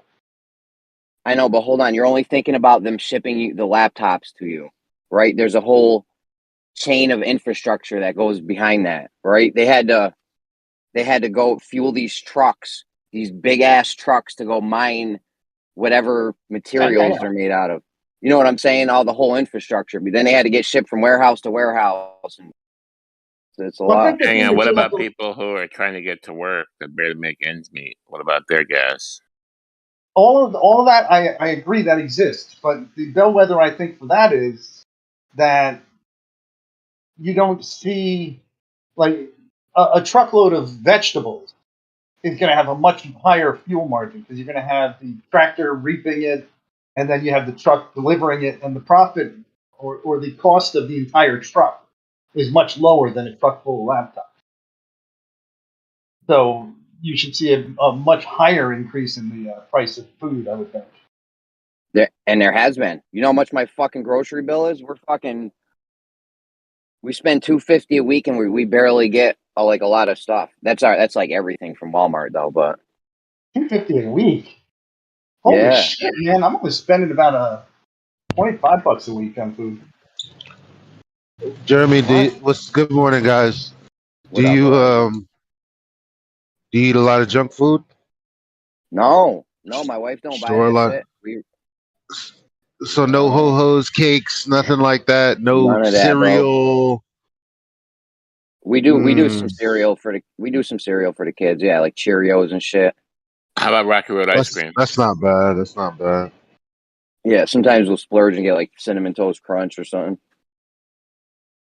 But we're buying like 3 gallons of milk a week, right? 2 loaves of bread, like just like like pasta, like basic. Damn, that is meat. Basic stuff.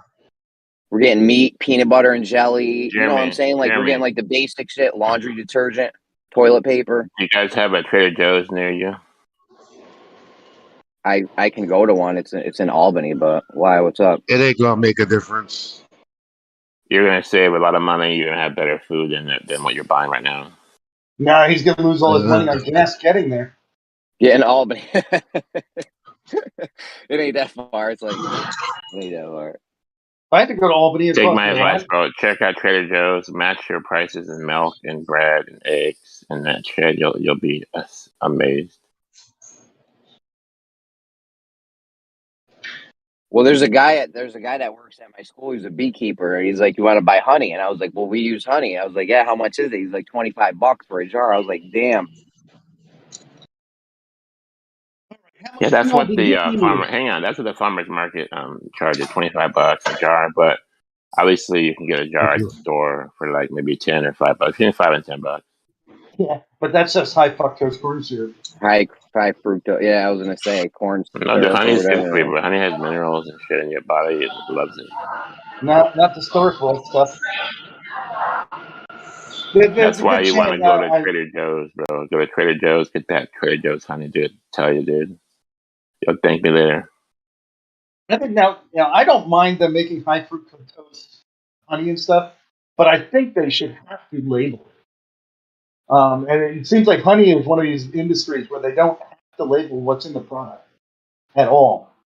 There is a standard for what honey is, and it doesn't seem to include any useful information.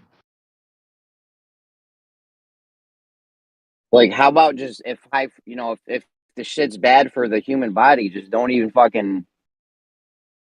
sell that shit. Nah, let people buy what they want to buy. What's up? Your mic cut But out. you mean like Let people buy cigarettes? let people buy what they want to buy. You mean like cigarettes or like Slurpee, Big Gulp, like that shit? Weed? No, like some of these crazy Do you want to chemicals go they to a put in. gray? Pasta's bad for you. I'm just thinking more like the crazy chemicals they put in shit. Like, don't get rid of cigarettes. Get rid of the crazy chemicals you put in cigarettes. Don't get rid of the honey. Get rid of the honey that's made with the crazy chemicals and shit. You know what I'm saying? Joe Blow wants to get a thing of honey so he can put it in his tea. He doesn't care about the health benefits of it. He wants to have his tea sweet and have a general flavor. It's not fructose corn syrup any worse than the pasta you I don't. Your mic's also cutting in and out. try and jump in and out. If your honey has high fructose corn syrup, you're getting scammed. Yo, you go to buy bacon bits, which I don't even buy anymore, but I used to buy bacon bits, and some of them aren't even real bacon. It'll be like artificial bacon flavoring. You know what I mean? Like, it's not even real bacon. You're doing some bacon bits that ain't real bacon. Real bacon would be super gross. Not crunchy like the bacon. No, they sell the real bacon bits. They're good. Are they? They're good. I don't know. I get Yeah. Bacos. Or at least I think I had some Bacos around. They're probably 6 years old.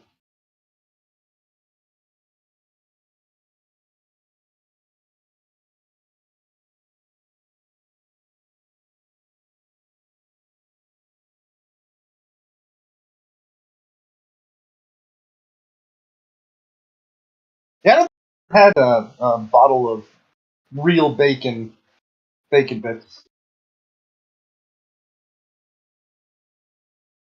Jeremy, you were talking about buying all these staples. Do you buy in bulk? Do you ever go to like Costco or anything like that?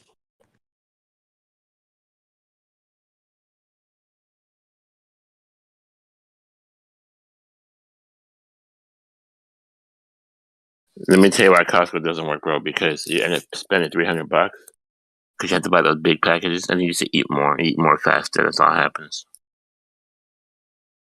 Sounds like he's consuming a lot in a week. Enough Well, he to has be he able. has a family. How many? He has like 3 kids, 4 kids.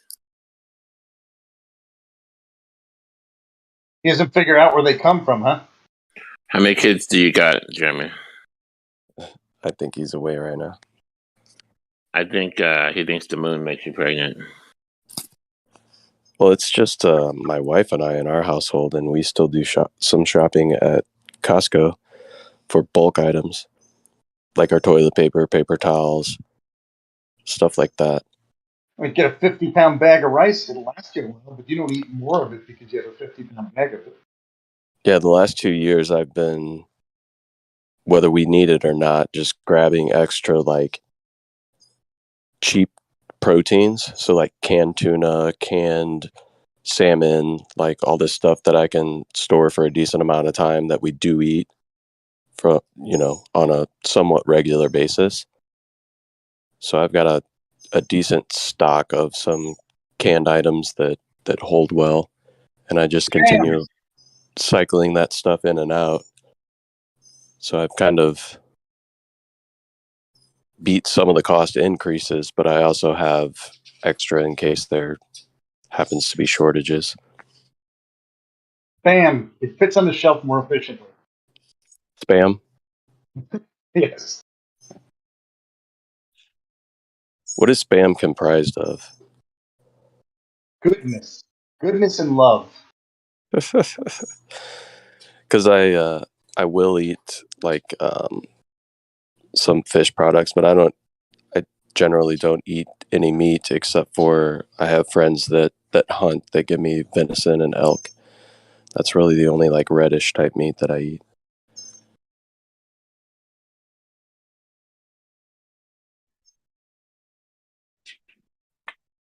I just didn't know if there was like pork products and stuff in spam. I definitely don't eat pork products. Yeah, it's pork. They put everything in there, it's pork, and they put everything in there, including the oink. Yeah, it's the leftovers. It's basically a hot dog in a can. Lips and assholes. Yep.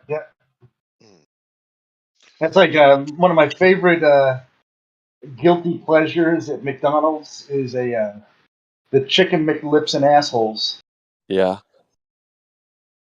Ground up, homogenized, Oh, that is some good stuff, man. deep fried for If you your eat it enjoyment. slowly, if you eat it slowly, you can see like the little veins in it and stuff cut up into like little noodle shapes. Yeah. Sometimes you get a little piece of bone that wasn't fully ground up. Get some pork on your fork. Oh, yeah. But now you say you don't eat bacon? What the hell are fat? Bacon is a food group, and it was given to us by God, but with love and intention. Yeah. I think some people that are worshippers of God tend to shy away from pork products, though, too. I think it was Yeah, written they're somewhere. wrong. God gave that to us. He intended for us to eat it. Just saying.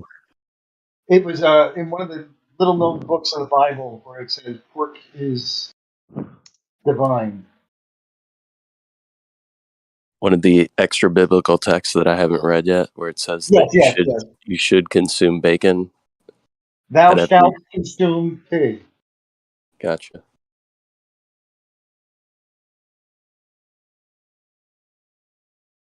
Who's consuming bacon now? Yes, like bacon is the ultimate food group. Like it's number one, ain't it? Yes, it is number one on the list to clog your arteries, I think. Like, Yeah. shouldn't everything be wrapped in bacon? I think so. It is. It's a moral imperative. Bacon doesn't clog your arteries. No, we even have Brussels sprouts that are wrapped in bacon. Like, We eat Brussels sprouts all the time.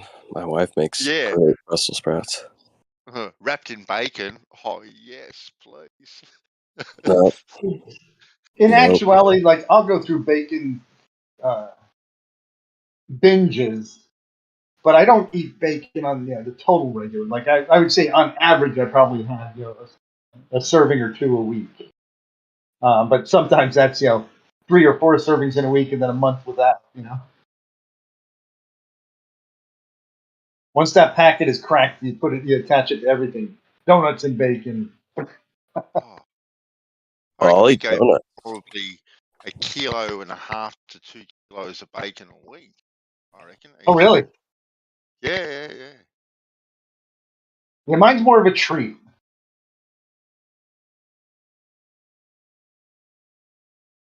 It's like the candy bar of meat. My wife is away, so I'm like eating just whatever appeals to me every day. I'll probably cut my caloric intake by like 25-30%. My wife's getting ready to go out of town today. Her grandmother passed away, so she has to go up for a service. Yeah, I got rid of my my wife for a week, sent her off to Boy Scout camp. Nice. Why aren't you going to Boy Scout camp? Well, because I had to kill the dog. Oh yeah, that's right. Sorry about that, man. But no, why am I not going? Because I work for a living and I'm the only income. So You're not going because you have to bring home the bacon. yes, sir. Bring home the spam. That's good. Your kids are in Scouts, man. I was in Scouts growing up. It's I know it's changed quite a bit since the '80s, but it was a beneficial program for me as a child. Well, it's now co-ed, so it's boy and girl scouts. It's changed a lot there. Yeah, but they don't even let the boys and girls share the same tent.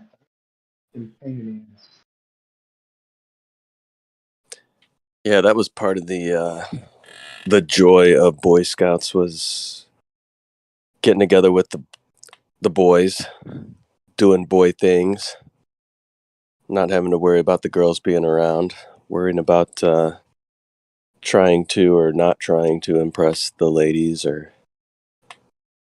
Did they mix them because they're going bankrupt? The Girl Scouts said they were going bankrupt, so they mixed them. Is that what happened? I'm not Either sure. of them were going, I don't think they were going bankrupt. Why did they mix them then? Probably demand for it. Girl Scouts sucks to a lot of girls. So kill the Girl Scouts, kept the Boy Scouts, call it Boys and Girl Scouts, and have the girls join. They could call it Scouts eventually.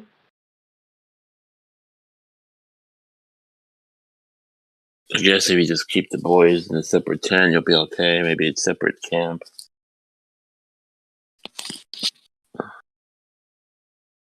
There's a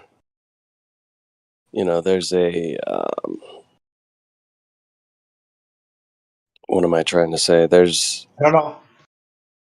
Like when you go out with the guys golfing and have a few beers and the wives aren't around, it's Boys' night out. a different dynamic, right? So like Boy Scouts having girls involved, I feel like might change the dynamic. There was a lot of good male bonding and camaraderie that I really enjoyed as a I'll child. tell you though, the way that I've seen it. I mean, I live in North Carolina, so we have our own set of rules, but it really is not that integrated. It's right now the girls are kind of separate from the boys. I don't know about there or over in the States, but here in Australia, they have dropped Boy Scouts. It's only Scouts. I think that's what it is here in the States now too. Maybe. Well, Only they still have Scouts, Boy but Scouts hang written on on, everything. it's only Scouts, but girls go too, right? It's not just Yeah, boys. girls go, yeah, but it's no longer Boy Scouts. Drop the boy. Right, because girls are going, so it's both girls and boys, right? Yep. I just hope they don't have some sort of weird sexual orientation merit badge or some shit like that now.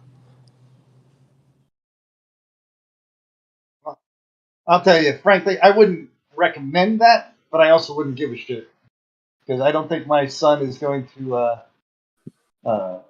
suddenly be converted by some kind of a class like that. I have How about confidence the in me. how about the flat Earth merit badge? How about that merit badge? Flat Earth, baby. But No. Can boys join the girl guides? No, they No. can't. No. And are the girl guides still called girl guides? Yes, they are. Well, Girl Scouts or Boy Scouts.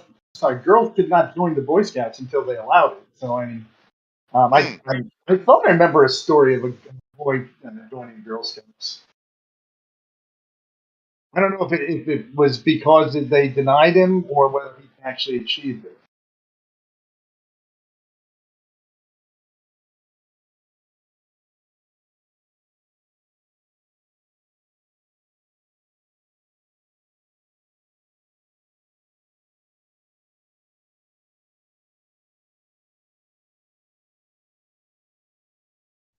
Yeah, no, that one of my good friends who I was in Scouts with, his kids were getting into Scouts, and he has, well, two boys that are not his, but his wife's from another marriage, and then they had two girls. And by the time the boys were starting to get older, he pretty much gave up on Scouts, at least the troop that he was involved with here, or I'm sorry, not here, he's in Missouri, was basically the females had taken over leadership for the most part. There was very few males that were involved in the leadership of the Boy Scouts, and he basically pulled out of it and got his girls involved for a short period of time, and then pulled out of it. He was very disappointed with the way that the dynamic had changed, but that might just be specific to the troop that he was involved with. You know, my wife is the leader of the troop. Gotcha. Not saying that is necessarily a bad thing, but I feel like if, like he was saying, all of leadership changed to being female, and he said the dynamic was just unbearable. Right. No, I can see. I'm thinking like, you know, again, I don't have a problem with women being there, but I really don't want to see crocheting and stuff like that made into the merit badges. I don't want to see the dynamic of Boy Scouts taken away from guns and, you know, starting fires and whatever the hell else.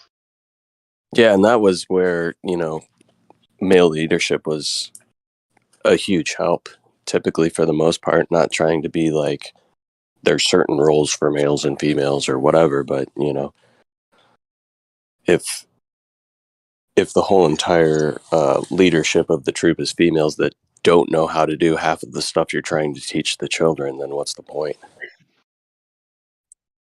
Come on.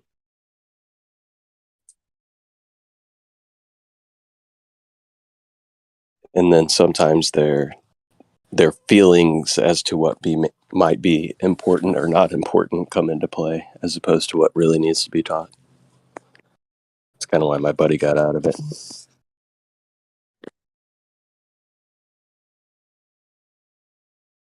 Hey, one thing though, even though it's a relatively small troop and stuff, my wife has been putting hours in. I'd say she's at least a half a full-time job. Oh yeah, it's not easy, man. Respect to her for taking on that position, for sure. Because it's not something that you can just kind of passively do. You Right. really have to be involved.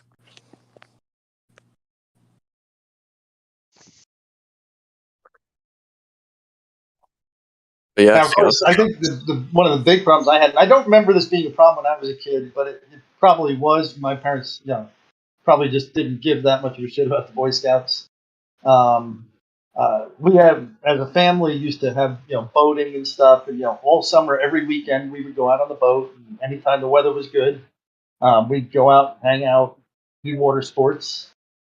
And one day, I've been looking at it down here, and I have a boat, and I'm trying to get my family out on it. And the Boy Scouts are like every weekend they got some kind of event. It's like, fuck, my summer's gone.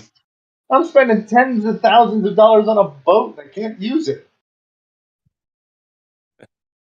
Yeah, I'll probably get 3 weekends. Yeah, they tend to have a lot through the summertime, a lot of camps and stuff like that. Yep. And then just, you know, just the weekly meetings. They'll start it at like, you know, 4:00. It's like, well, that means Sunday's gone. So I have Saturday, but oh nope, Saturday there's a booth sale. What the hell?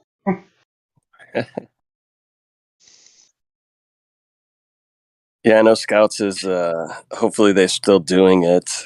I don't know if it's where I first shot a gun, but it's definitely where I continued to learn some gun safety at a young age. And my son, we go down. We have a shooting range in the backyard, so ammunition is the only restricting factor on that. Right. It used to be, well, you know, you teach the kid on the 22, the ammo's cheap, and now it's like, well, can you even get 22 ammo? And it's definitely not cheap anymore. Yep. And I also I like watching my son get beat up by the bigger guns. By the what? The bigger guns. Oh, yeah. Like, dang, bigger than $1. You learn how to get that thing on your shoulder real quick. Yes. When he shot the 460, that's a hand cannon, 2,800 foot-pounds, I think. It's rifle energy. And the shit-eating grin that came over his face when he shot that, although he didn't want to shoot it a second time, he felt a sense of accomplishment having held that thing and not smacked himself in the head. Right. So do you guys have trouble getting ammo over there? Yeah, did I hear that right? Yes and no. It's around, usually overpriced, but it kind of like ebbs and flows right now. Uh-huh. Yeah, there's periodic shortages, like in popular rounds. Which really, what you should do is you should buy the most unpopular gun you can find, and those you can find the ammo for. Right. Yeah. Some And Chinese, I mean, there are Chinese 3 places, millimeter. there are places that generally don't mark it up too much, places like Bass Pro Shop and stuff like that, but you're also, there's a lot of traffic through those places, and I feel like like I said, it's an ebb and a flow. They'll have some, then they won't. They'll have some, then they won't. And half the time, the stuff that they're getting in, back in the day, you used to be able to walk down a whole entire aisle of ammo and choose, what quality of 308 or 223 that you want to pick up. Now it's like, okay, I've got one option for the round, and it's one I wouldn't typically buy because it's usually a dirtier round, but I'm running out of ammo, so I guess I'm going to have to buy this at the price of what the good quality ammo used to be. So you're kind of buying shit ammo at the good quality price if it's available. And the good quality ammo, when it comes in, is expensive and it's hard to find. And you have to be there when the shelves get stocked, kind of thing. Yeah. My stores are way down. I'm down to like 10,000 rounds. I'm almost out. So what about making your own? You know what? I made my own. I did 44 Magnum for a while, and it was a lot cheaper. Especially when you reused your brass. But then there's a lot of considerations to make with it, and I was trained by a super anal person, and he told me all the horrors of reloading. Trim the cases to 1,000th of an inch.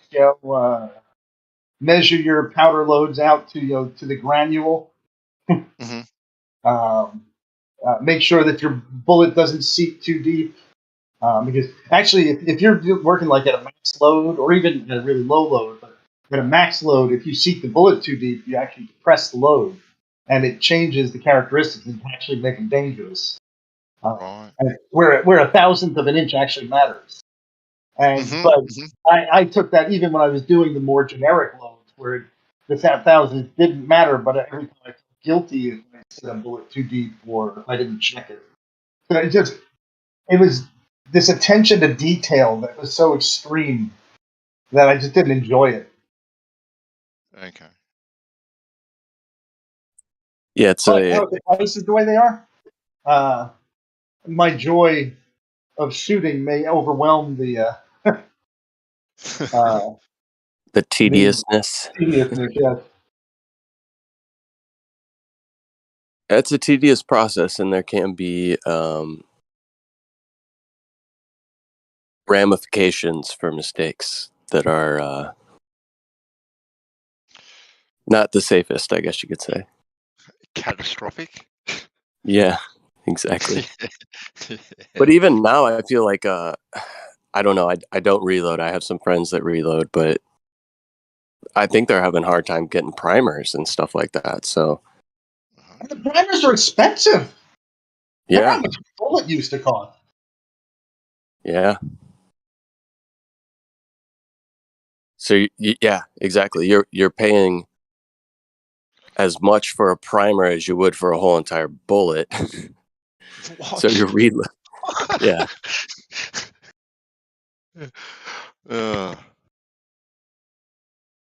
Yeah, like everything, costs going up. The only thing that isn't going up is salaries. And reloading, even the all the products that use to make them bullets are in short supply. Like primers are up because there's a shortage of them because everybody's loading and has their stockpile of them at their house.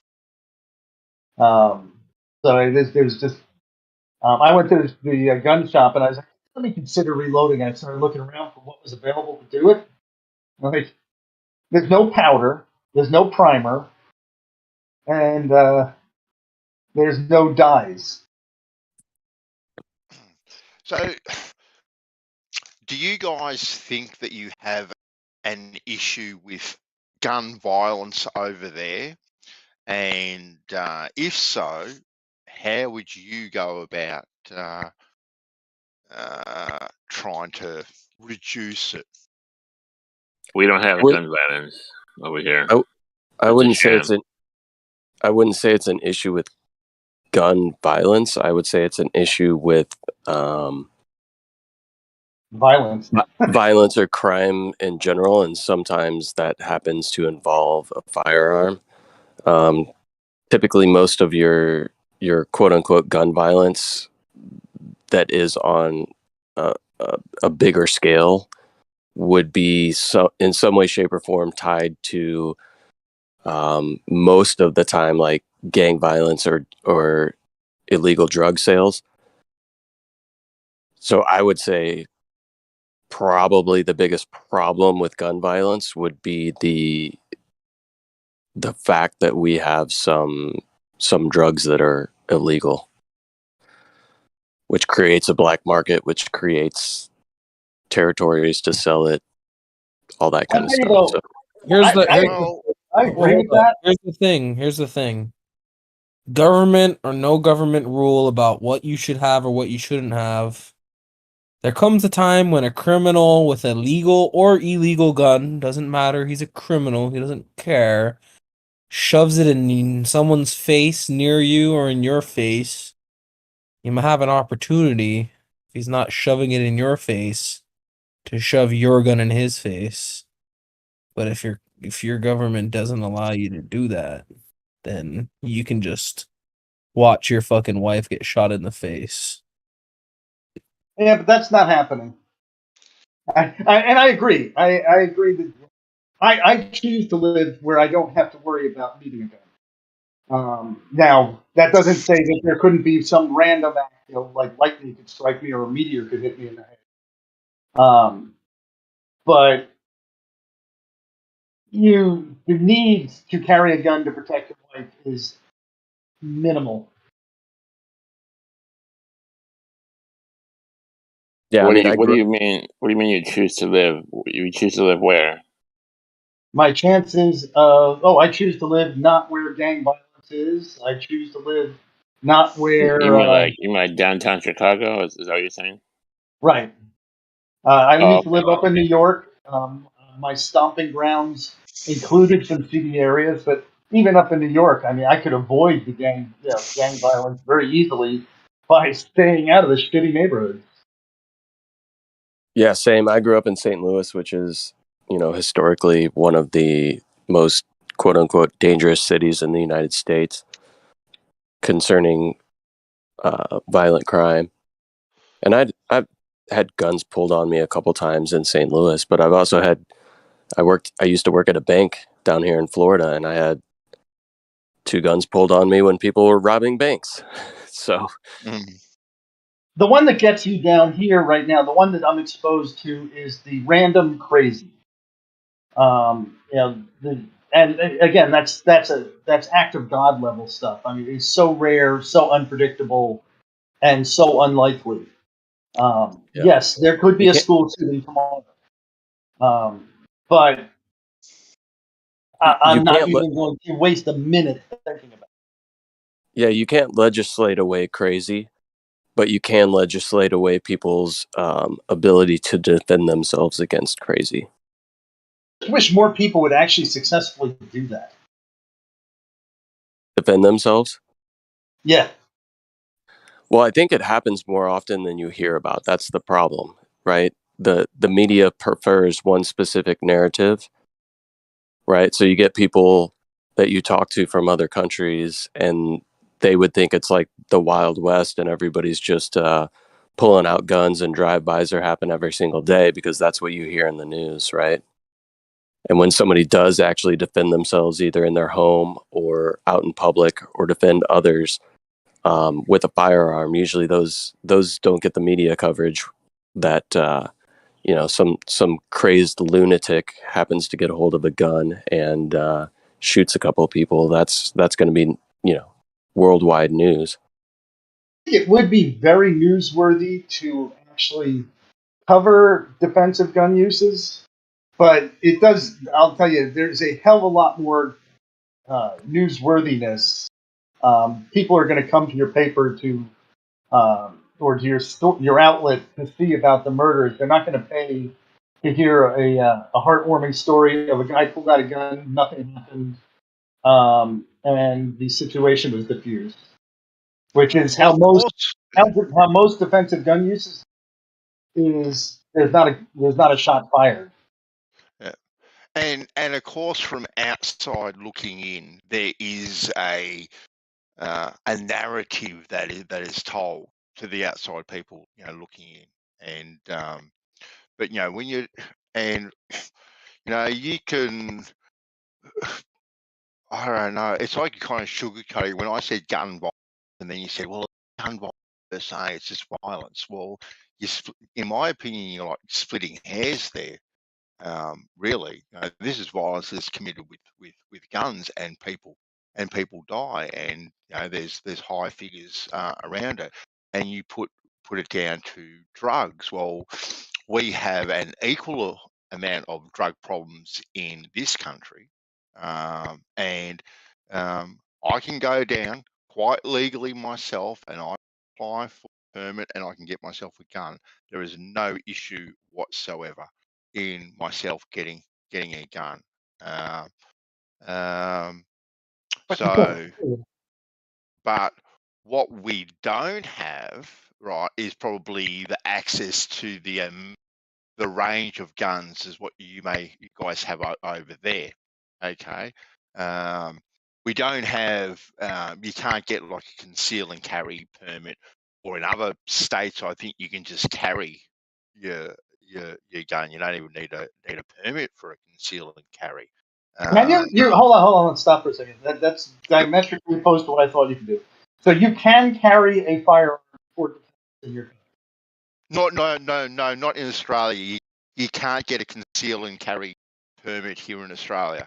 The only people that can have that can carry firearms in the security or police fields. They're the only ones that. Okay, so you can carry it, or you can have its uses. But I can own a gun legally. There's no drama there. They have regular to have that gun stored and all that sort of stuff. But you can get them. Like, we don't have no guns at all.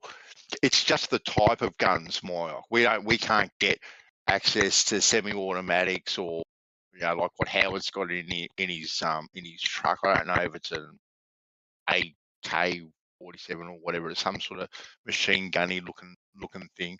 We can't get those sorts of guns. But our drug problem here per capita is equal to the states.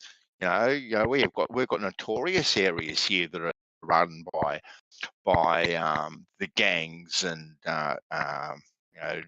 the drug cartel, so to speak.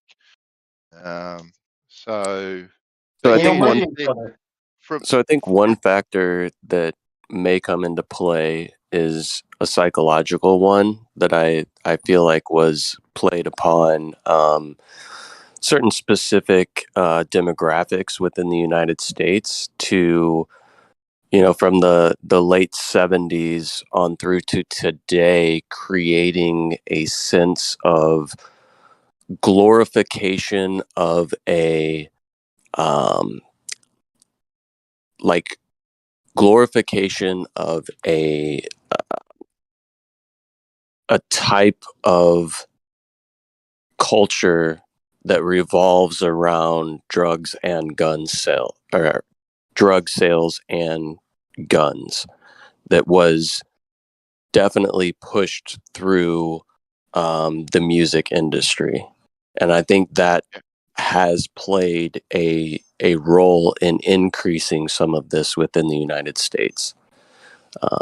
People looking up to characters within the music industry, whether true or not, but lead you to believe that they are living a gangster type lifestyle of drugs and guns. And the argument can be made that that music was just a reflection of what was already taking place. But I think it also has been a contributing factor into increasing some of the cultural influence, I guess you could say, of certain demographics. They settle like turf disputes within the drug world and stuff like that. In the U.S., they settle them with guns. But I would think you would have the same problems in Australia, where oh, this is my territory, you can't come in here. This is the Crips territory. Yes, definitely, Mike. There is that sort of thing there. How they go about it, and these people, they have guns, right? They've got illegal guns. Like there's plenty of illegal guns going around. There's just not. I'm going to say it once again, like just not the gun violence. I suppose that is prominent as what it seems to be over in the States. Like I was reading an article the other day, and I think in Chicago, I think it was 2020 or 2019, there was 20 or 25,000 murders or gun deaths in Chicago alone. Like that seems like an extraordinary high number for one area. Now we also too have the illusion, right? The illusion that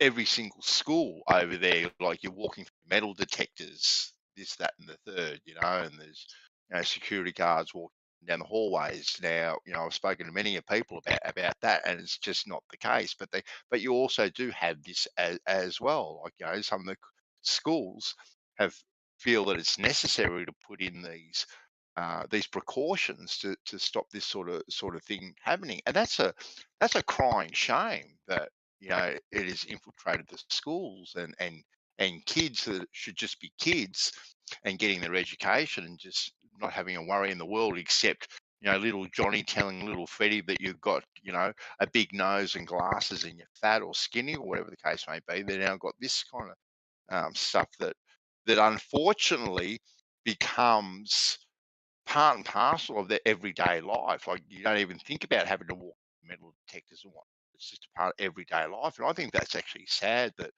it's actually like that. But I know it is in isolated areas. I still, don't think it's a very nice thing either. I think that's one place where the gun laws can really help. Restricting either the power or the availability of guns is in the bullying arena. In America, what you have is bullying. You have these people are pushed to the edge of society. Some of them get driven to the point where they want to take retribution. But in the past, nobody ever thought, until Columbine, nobody ever really thought of, hey, you know what? If I got my gun, I could get revenge on all these fuckers. But now once one person does that and it gets glorified by the media or vilified, you now have a continuing process because there's always those kids who are getting abused, picked on because they have a big nose, because they're fat, because they're outsiders, because their shoes are wrong. And now they do have availability to get Dad's gun closet and 1,000 rounds of ammo. I don't know what to do about that. I mean, you can restrict all availability, which virtually eliminate that problem. But for some reason, I'm not willing to give up my shit for that. And that's Yeah, fair enough. and when it comes to honestly most gun crimes in the United States, the overwhelming vast majority of gun crimes that take place involve handguns. But if you listen to the media, you would think that we have a problem with what they coin assault rifles, which is not the case. Oh yeah, at all. they're never used in crimes. I mean, it's statistically insignificant. Yes. So do you think then access to handguns be I don't know how you would police it better, to be quite honest with you. Like what's the solution there? Like if that's the number one problem, like the the handguns, pistols, how do you go about trying to reduce problem, I suppose. Like I said before, I think one of the biggest problems with gun crime in the United States is more of a cultural, psychological problem than it is a gun problem, to be honest with you.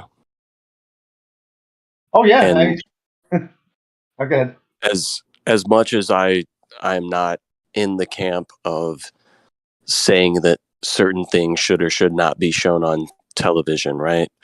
Or within music. I grew up in a culture where people smoked on TV. They no longer smoke on TV, right? Yeah. But while they were actively seeking to get smoking off of television, there was this large increase and influx of the glorification of selling drugs and gun violence that came through the music industry. Oh, And definitely. I don't know if I can quantify my sentiment on this enough for somebody to think that it's not just correlation causation type scenario.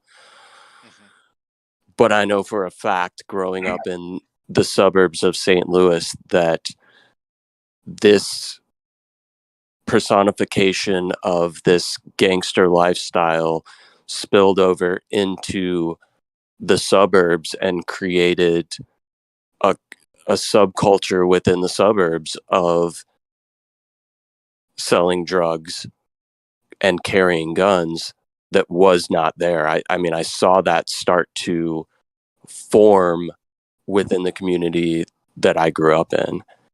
And it has nothing to do necessarily with like race or anything like that. It just happened to be this social or psychological thing that came into play through the music. Yeah. I mean, we had gangs and we had people carrying guns and threatening people with guns and pulling guns on people in the suburbs, something that was unheard of prior to this whole music revolution of glorifying guns and selling drugs. Yeah. I've got to agree with that there, Napalm. Like I remember, I grew up with a couple of programs, one being Rage, and then I was an early adopter of MTV, like when it first came out, and the music videos back then seemed to be, I'm going to say, harmless, right? And then we had the introduction of, I don't know, what do you call it, rap or whatever it is. And yes, that personification of the violence, the drugs and the guns and all that sort of stuff. And one thing you would notice with the kids is that even though we don't have the handguns here, right? They would signal to each other, like they'd point their fingers at each other in the shape of a pistol and kind of like pew type of thing. Just that symbol of that violent act in itself. And it all seems to be around about the same time. Would agree. Changing the mentality of it, making it a cool thing to do. Part of the hip kids type thing. Yeah, and that's why I said I feel like it was targeted at a specific demographic, probably intentionally, and it was, early days of MTV, when you have a hip hop video come on, it's a hip hop, a hip hop, you don't stop a rockin', right? And then it turned into gangster rap, which was drugs, guns, and women, objectifying women, glorifying guns, and selling drugs.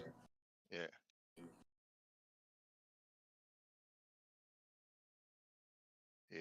The glorifying women thing seems to be a continuing theme that has existed at least since the 60s. Well, maybe I should say objectifying women. Maybe that's a better term. She's got legs. She knows how to use them. But see, even that is way more innocent than A teacher. Child molestation. Oh, so since there's been a lot more talk of the possibility of powerful people being involved in maybe satisfying some sort of weird perverted desires that they have towards underage individuals, I have paid more attention to the music from the past and into the present. And there's so many songs that I loved that I listen to them now and I'm like, this is talking about underage kids. This is talking about like so many of them that I didn't even think about it before, but it's, you got Wood Mac, Edge of 17. You've got She Was Just 17, if you know what I mean. And there's this content. Yeah, absolutely. And even songs where you wouldn't even think about it, it's there. Oh yeah, when you're looking there's for it. fun-loving, sort of boppy songs that are, it's like, holy shit, they're talking about underage. What the hell? But it's such a fun song as you're listening to it. It's so uplifting, and then like, ooh, that's kind of One I didn't think about until recently is like Aerosmith, Ragdoll, Daddy's Little Cutie. All these it's like it's been in front of my face this whole entire time, and I didn't realize it until I opened my eyes to the possibility that this stuff was being kind of subconsciously implanted in us. And now I look at it, I'm like, holy shit, so many of these songs.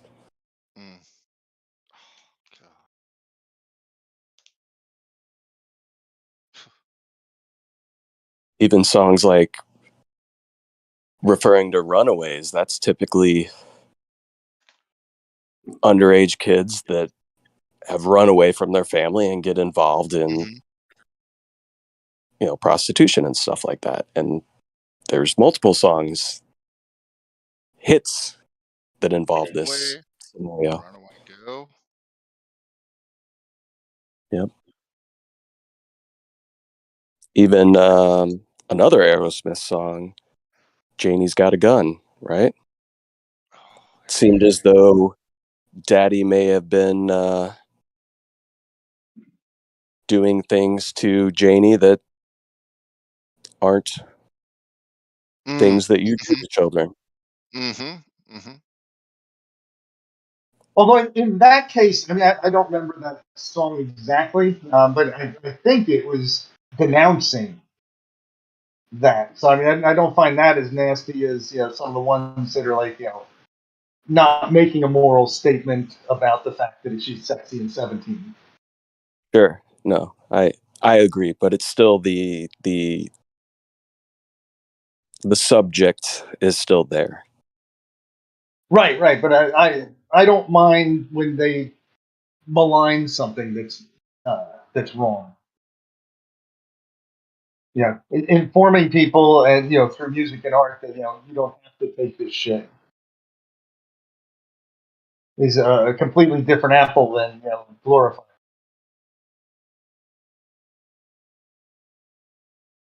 Yeah, and I That's feel it. like that this subject has moved more away from music. Music today doesn't necessarily have this theme the way that it did in like the early 90s, the 80s, and the late 70s. It was more kind of intertwined into the music, less so on television. Now I feel like it's less so in music and more so in television. Many of the popular things that we have out now, it portrays Teenage like sex and drugs. right, high school kids, and you have these actors that may be of age that are playing teenage roles, right? That are it's to me some people will say, oh, it's just art, it's just innocence, this is what happens, blah blah blah, but I think there is a subconscious component that takes place that we don't think about with our conscious mind all the time. Oh yeah, no. Every high school teeny movie has sex, and they don't put it in a negative light.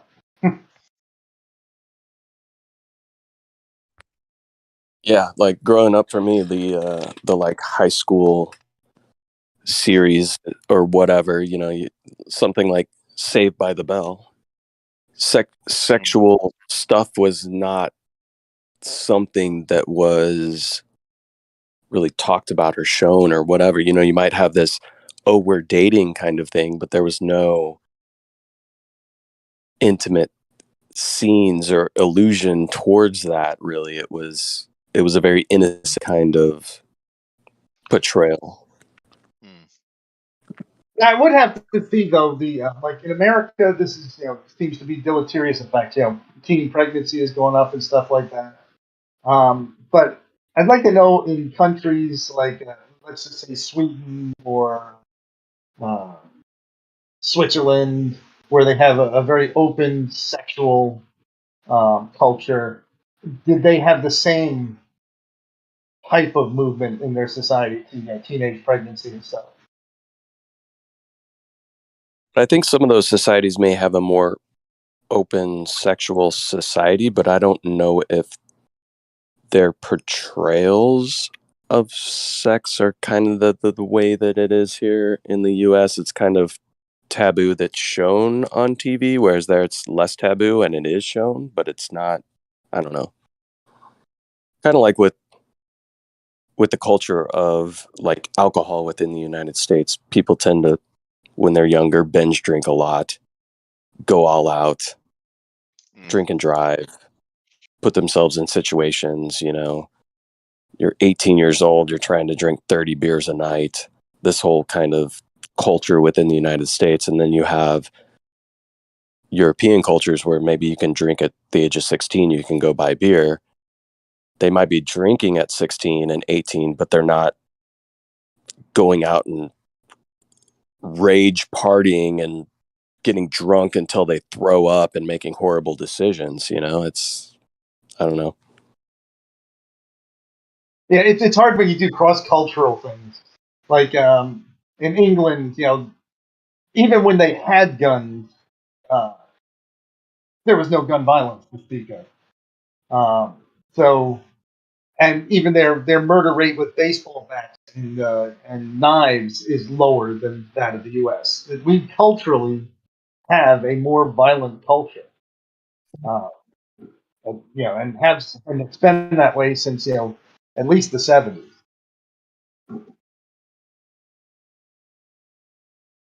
So how do you compare a culture where people are not even as willing to hit each other with baseball? Right. Ooh. We don't have a gun problem in the U.S. We have a people need killing problem in the U.S. People feel that somebody needs killing in the first place. Yeah, What that's why tool they use is irrelevant. tried to say earlier that the problem that we have is a more psychological or a cultural problem than it is a specific type of weapon problem. Now, culturally in Australia, if I said your mom was, are you obligated to beat the shit out of me? Sorry, what was that, Moyak? I missed it. And culturally in Australia, if you're in school and I call your mother fat or ugly, are you honored bound to kick my ass in Australia? Or is it, Oh, fuck you, your mother's fat too? it was pretty much your mum's so fat we had to,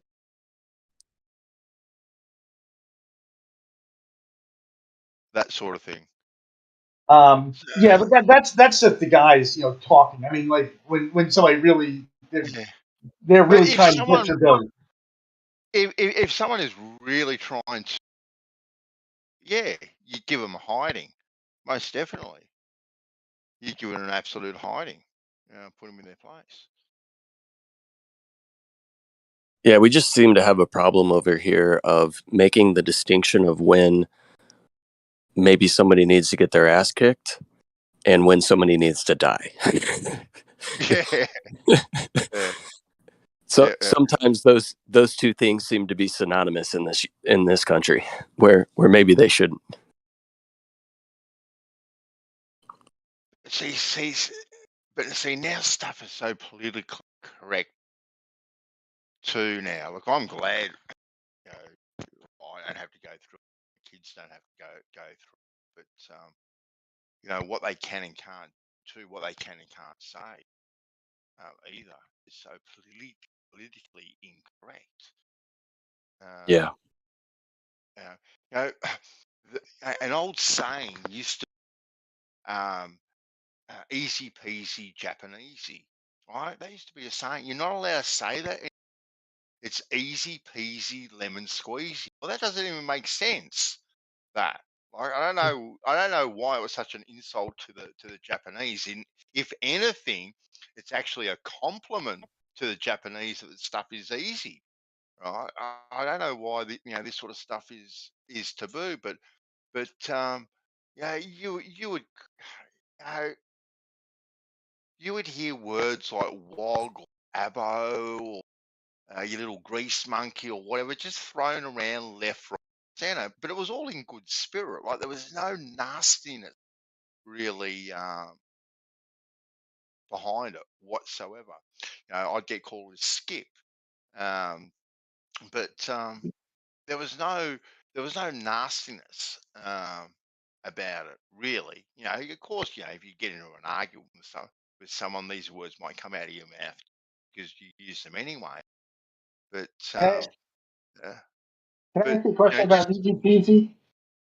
yeah, So you're saying that is a phrase that is considered out of favor for racial terms? easy peasy Japanesey, 100%. Oh, okay. Yep, yep. Yeah, you got to say easy peasy lemon squeezy. That is now the new term, which I just think is absolutely ridiculous. Personally myself. But what do you do? Yeah, if it was easy peasy lemon squeezy, the only definition I see for that one is, it was a cakewalk. No problem. Well, yeah, but it was the same thing with easy peasy Japanesey. It was a cakewalk. It was easy. Like, there was no problem in doing it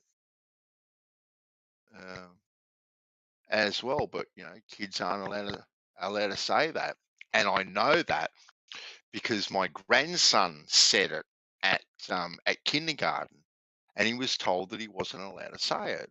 And anyway, To me, that phrase is just a tip of the hat to the Japanese culture of how efficient and how efficient they are with good quality, right? Exactly. Yeah. And anyway, I get this text message.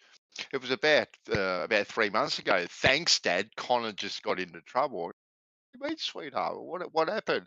He's not allowed to say easy peasy Japanesey. And I go, says who? Says who? Connor's kindergarten. And I went, well, you tell Connor's kindergarten that he has my permission to say whatever he wants to. Right? And if they have an issue with it, come to me, Grandpa. He'll sort them out. Grandpa, Anyway. you should be not giving advice like that. Pretty bad. Thanks, Wyatt. But it's just ridiculous, like, and he got into trouble for it too. Like, he literally got into thing. He had to go sit in the quiet 5 minutes. Like, well, what are you punishing a kid for? Something that they've just picked up from somewhere else. Like, what are you punishing them? If they've said something, if you think that they've said something wrong, especially in kindergarten, right? Well, then, bring it to the parents' attention so the parents can address it. But just let them be kids. At the end of the day, don't be punishing them for something that they don't even know that they've done wrong. Now, maybe if Connor had gone and snotted, a little boy in the nose or something, I could understand that. Or if he was snatching a toy or something off someone else, because he's been taught to share, and you can't just go snatching or punching or whatever people. Like, so he knows these sorts of things. So maybe if he's put to one side for doing one of these things, I could understand. But for saying something where they don't understand what they've said is wrong, like he understands the swear word and that they shouldn't be coming out of his mouth. But yeah, something like that, I just thought was totally inappropriate. No, they didn't give him detention or anything like that. Segregated him for a few minutes. Yeah, he had to sit in the quiet corner for 5 minutes on a chair, all by himself. Right? I have mixed emotions on that. You're trying to run home the point that it's really important. You probably could have just said, "Hey, what's his name, Connor? Hey, Connor, we don't say stuff like that. It could offend people." Okay, now Connor keeps on doing it. Then you stick him in the corner.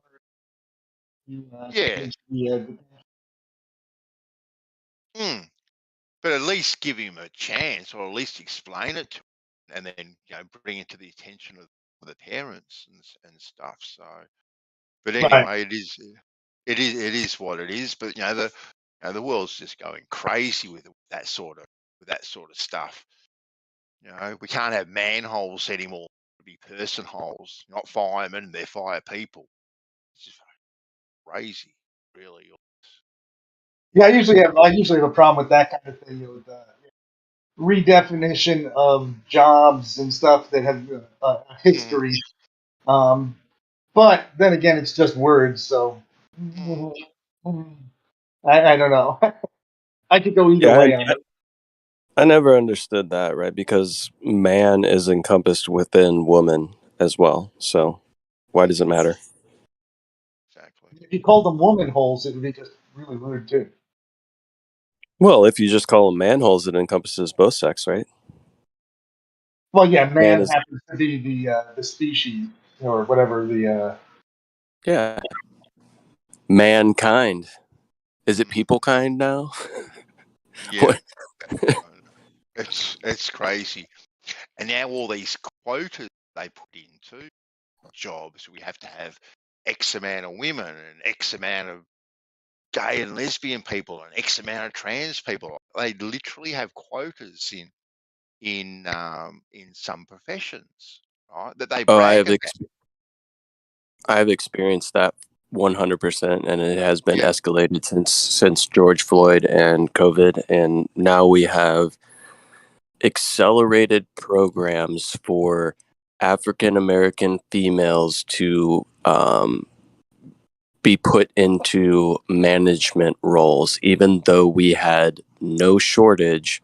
And actually, if you looked at the demographics, there was more women in managerial roles than men. And there was Yeah. certainly, within the company that I work for, there were certainly more ethnic individuals in roles of management than white people. But we need to make sure that white men are not accelerating into management. We need to make sure that anybody else that fits into specific categories has a clearer, more defined path to management roles for some reason. But you don't see these same quotes put on. You know, I would say, I think it would be a pretty safe bet to say that 99% of bricklayers are men. I'm going to say that'd be probably a pretty safe bet to say that 99% bricklayers are men, but they aren't mandating that now we have to have, you know, 30% men, 30% women, you know, 10% gay, 10% lesbian, 10% trans, and 20% we don't know what the fuck you are, but that's 20% is for you. We don't have that in these sorts of jobs at all, right? It only seems that these quotas are in these government positions, and also to when it comes to the hierarchy of companies. That's when these quotas are put in place. Have you ever listened to Jordan Peterson? Oh yeah, I did. Yeah, I did back in the day. Yep. Well, Jordan Peterson has some things. It's like, oh, so you think there's a glass ceiling, huh? And then he starts going through. Oh, do you think that there should be more bricklayers? That there should be more blah blah blah. Oh, does he? Should Oh, they there be you serving go. the army? Should they be dying or having the same high suicide rate as men? Mm. Well, it's a very valid point though, Moyoc, if you think about it. Like, you know, why are we so selective and bigoted to where these quotas have to be put in place?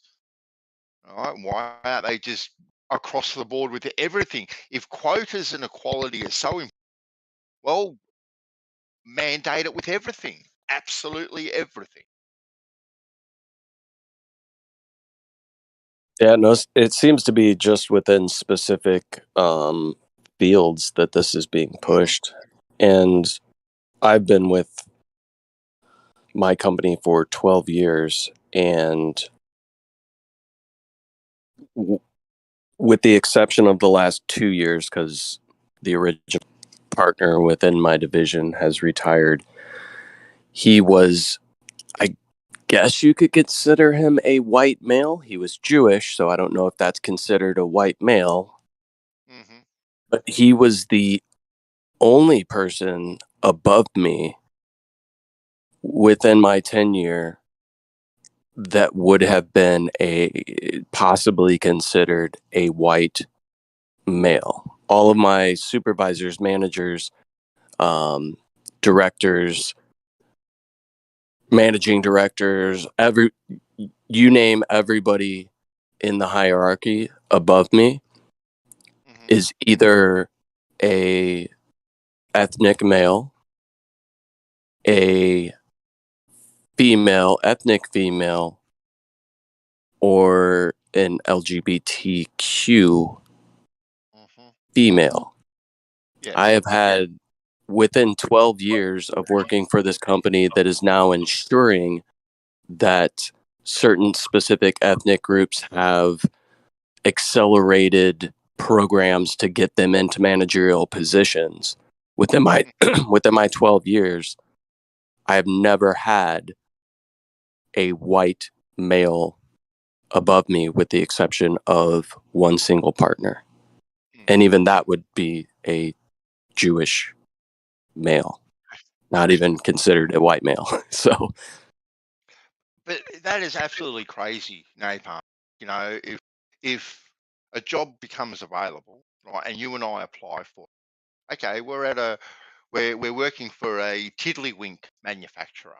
Okay, and now we have these quotas in. So they've got these quotas in, right? But I myself, right, have had 20 odd years working in an opposition tiddlywink factory, right? So I've got 20 years experience, and you've worked at a marshmallow plant and know nothing at all about tiddlywinks. And there's a particular job that's going up, and we both apply for it, right? And we're the last two candidates. It's all been sifted down, right? And they've got this quota in place, right? And they haven't quite reached their quota, and because your left leg is shorter than my left leg, right? And they've got a quota that we need people with a short left leg in, and we haven't filled that quota. That you get it over me.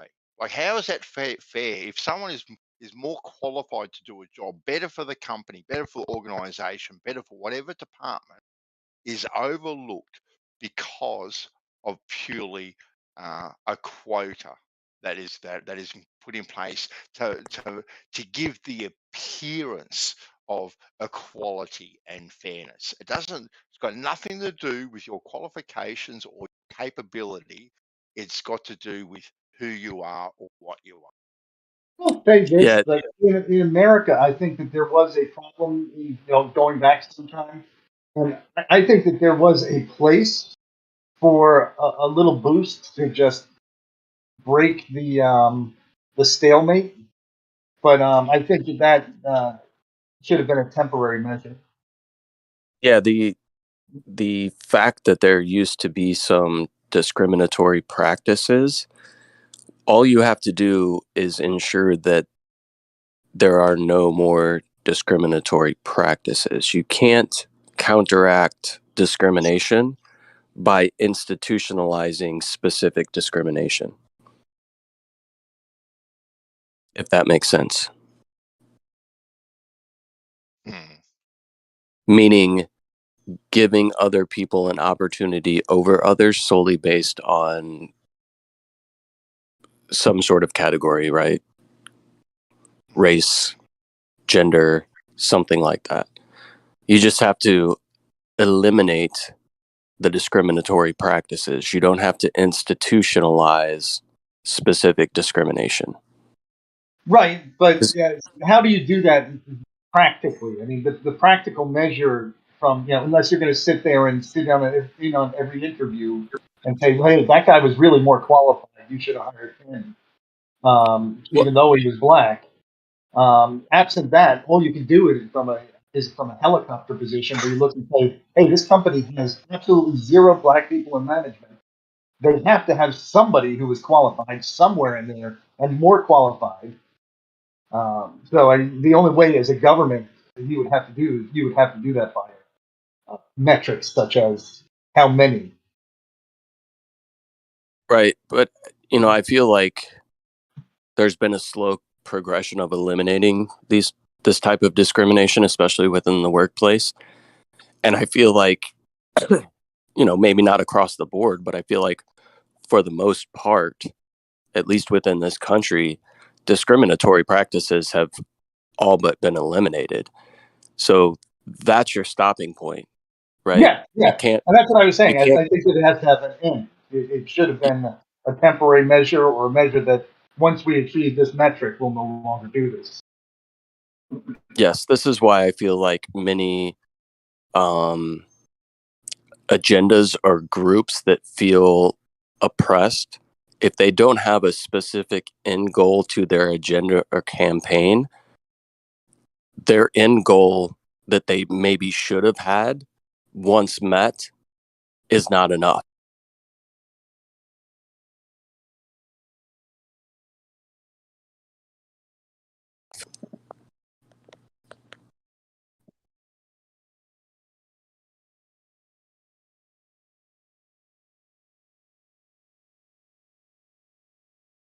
Sorry, I got a phone call. And then it becomes, you become the thing that you are fighting against at some point if you don't have a clear defined end goal, right? Mhm. Like if the goal for a specific community is to achieve equality, then equality should be the end game. And once that equality is met, meaning no more discriminatory practices, things like that, that's your stopping point. Not, okay, now we need to ensure that we're getting a leg up. And then where does that stop, right? Because then you become the one who is pushing somebody out of a position solely based on whether they are or are not the same as you, right? You become you become the thing you were fighting against. Like if the goal for the LGBTQ community is to ensure that nobody gets denied a position within a company based on their sexual orientation,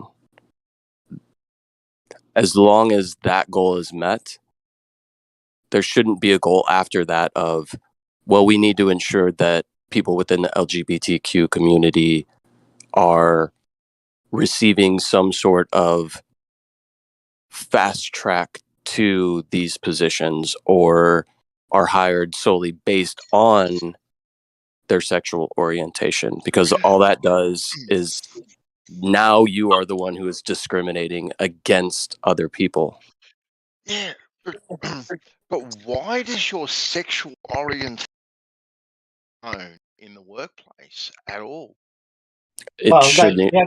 it shouldn't, but there was discrimination where you say, "I know him, he's gay." So why should there be? Well, the fact is that there is, Well, and that's what they were addressing. yeah, well, we have all these sub laws and bylaws and all that sort of stuff in regards to discrimination and bullying and whatnot that are purely directed towards the gay and lesbian LGBTQIS community. We already had these laws in place anyway, right? These anti-discrimination, anti-bigotry, anti this, that, and whatever, which apply to everyone. But now we have all these sub laws that are specifically targeted to your orientation, which to me, the laws were already there anyway, regardless. Right? So, in the workplace or, if you're doing a job and you are getting picked on or bullied because of your sexual orientation, well, yes, that has to be addressed. Like that is not right. But to be employed because of your orientation, whatever that is, whether that is racial, cultural, sexual, gender type, shouldn't even come into it at all, ever. Right? But the appropriate things should be in place where you can't be uh, discriminated on or picked on, and there are consequences, for this type of behaviour. But but now, to take it to the next level where these people actually get a leg up because of these things, that on the application you tick whatever box it is because it gives you a leg up in the world.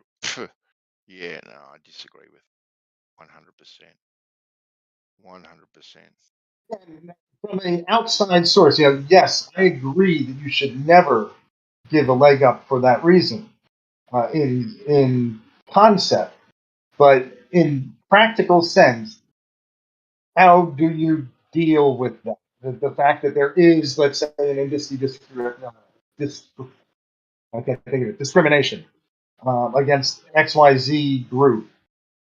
And as a government, you've decided that, hey, we noticed this discrepancy. It's culturally accepted.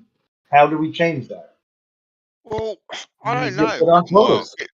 But if I'm advertising for a job, right, and you apply for the job and you don't get the job, right, and you happen to be gay, okay, then how do you then prove that I have not employed you because you were gay? Like, how did I know you were gay in the first place? Like, Well, did you make it? one way they did that is they did that by secretly planting two candidates, putting a shitty white, let's say a shitty white candidate and an exceptional black candidate, and they'll have them both go in with their resumes and their spiels. One guy will throw the interview, and the other guy will do an excellent job on it, and they still hire the guy who threw the interview. Now you know that they are fucking doing it not because of qualifications, but because of race. Because of race. Okay, then. Well, that might be a little bit easier to prove, but then how do you do it when it in regards to, say, gender or sexual orientation? How do you prove that sort of thing? Again, you can do the same kind of a test. It's not a 100% test, but you can also just look at the demographics of the company. Now, I've got 1,000 employees, roughly 50-50 male and female, and there's no females in the management roles. Are you telling me that every one of those females is unqualified, or that are less qualified than the person they did hire? Yeah, I don't know. I've got 12 college degreed MBAs in the females stuck in the secretary pool, and none of them have managed to get to management. Yet there's a couple of good old boys who've managed to pull it off. How the hell did that work? Moyak and Banshaw, you guys are such fascist pigs. You fucking bigot fucking assholes. Really?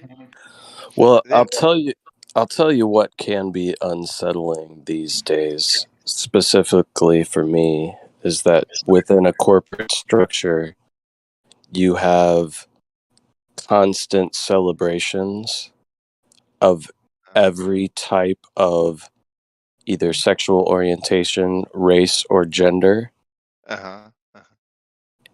none of which you fall into, nor are you celebrated for. And groups that form within the corporate structure that are corporate supported, that I can be a advocate for, but certainly I'm not a part of a group that is recognized.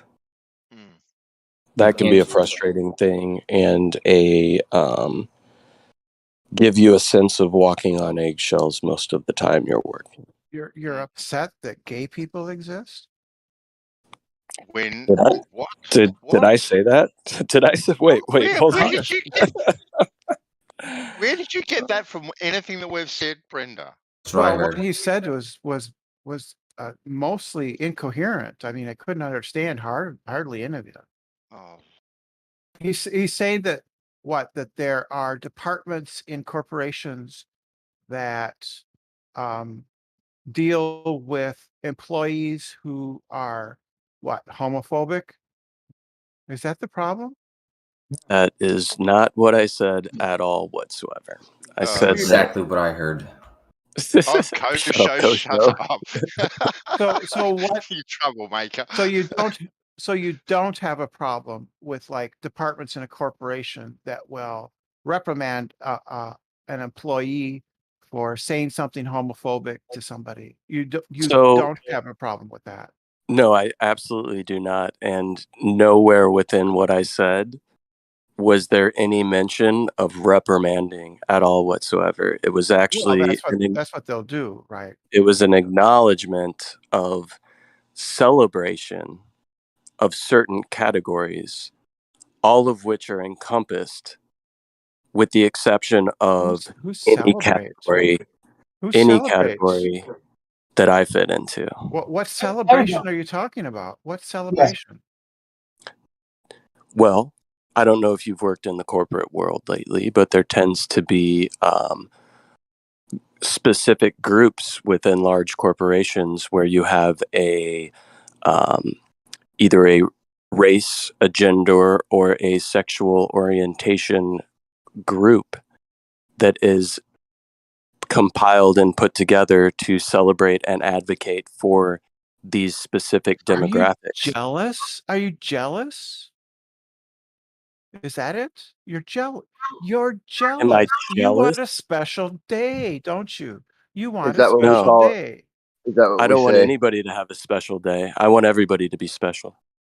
No, you want a special day for yourself. You're sad because you don't have somebody saying, good job or something like No, it's that. kind of demeaning. I think. Hold on a I second. think Hold on some a people second. think Let me it's take this. demeaning, like because like Hold Morgan on. Freeman said it best.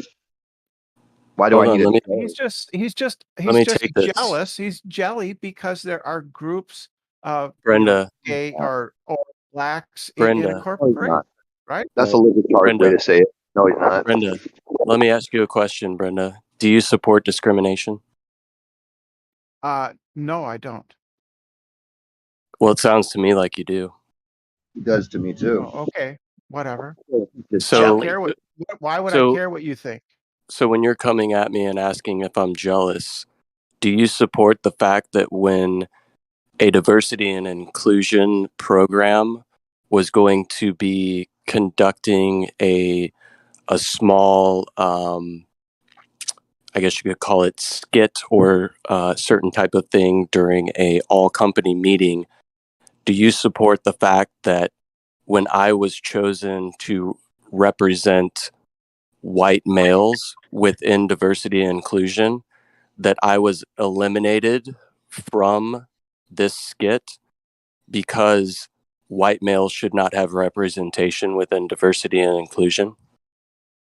Because this has personally happened to me, meaning I was chosen to represent that demographic, and somebody was offended that that demographic was being supported within diversity and inclusion, and I was eliminated from the skit. Do you support that discrimination? Yeah, I wasn't there. I don't know what happened. I don't know what I actually just happened. explained it to you. I Well, just that's explained your it to you. That's your side of the story. I don't know what actually happened. Well, I can get my Well, I believe you did. LGBTQ. I can get my LGBTQ director to confirm that because she was the one that had to notify me that somebody was offended with the Yeah. fact that a white male was going to be represented, and she told me that morning that I don't need to worry about it because I'm no longer involved. Yeah, maybe the reason you got removed is because you're a homophobic fuck. No, They know actually, it. the reason They know it. They know it because they have to work with a shit stain like you. Oh my Oh, god. Brenda, this Anyway, hatred seems to be pouring out of you. But here's the enough of deal, that. Brenda. I think you're I was- heteronormophobic, bro. No, I really do. hey, I think you're Napalm. heteronormophobic. Hold on. I just want to end it with Heterophobic. this. I just want to end it with this. Anymore. Heterophobic, She's dude. out of Oh, Cheer control. from sorry. bandsaw, Anytime guys. talk- I was specifically chosen because of the interactions that I have with people and the fact that I have a very inclusive attitude and everybody likes me. So that's why I was chosen to represent this specific demographic, because they felt I was the best candidate for what an exemplary person within this demographic would be representing. So you can say what you want, Brenda, but I know who I am. I know what took place. She's deaf and now she's gone. Yeah, I got rid of her. Hey man, can I give you some advice at least? You know, if I was thinking about that too. Like, it kind of does suck that there's not those special days or whatever. But is it maybe if like all the white people are better next year, that they just do better? Do you think they'll include them? Yeah. It's getting harder and harder to do better as a white person because we're more and more being discriminated against. I'll be honest, man. That story you just told, it does kind of sound like it's shitty, dude. What about that story you just Washington D.C. school the story? Wait, the story I just told was what? Yes, it does sound pretty shitty, actually. Yeah, because honestly, it was, there were corporate chosen terms. So what was taking place is people were just standing up and saying, this is the demographic I'm representing, and there was 2 sentences that were approved for us to say about, what we do and how we do it in the workplace, right? So there was like disabled people that were represented, Pan Asian, you just go down the list.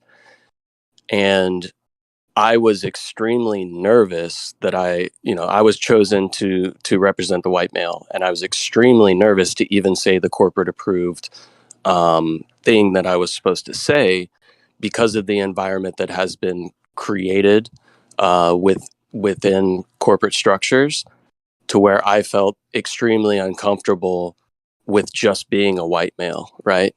So I was hesitant to do it to begin with.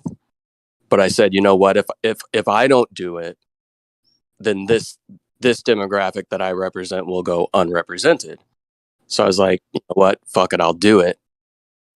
And then morning of, I found out that somebody within the diversity and inclusion group was offended with the fact that my demographic would be represented, which, no matter how you fall on whatever spectrum, regardless of what category was being eliminated, you shouldn't necessarily agree with that type of behavior. I bet you it was a white guy who calls himself cisgendered. He's like, I I'm just wonder cisgendered. how like people with 0.03 and 0 on their academia get to go to college. Huh? When there's What? well, people with like 40 points lower on their SATs are going to college over because of affirmative action over people who are actually qualified to go.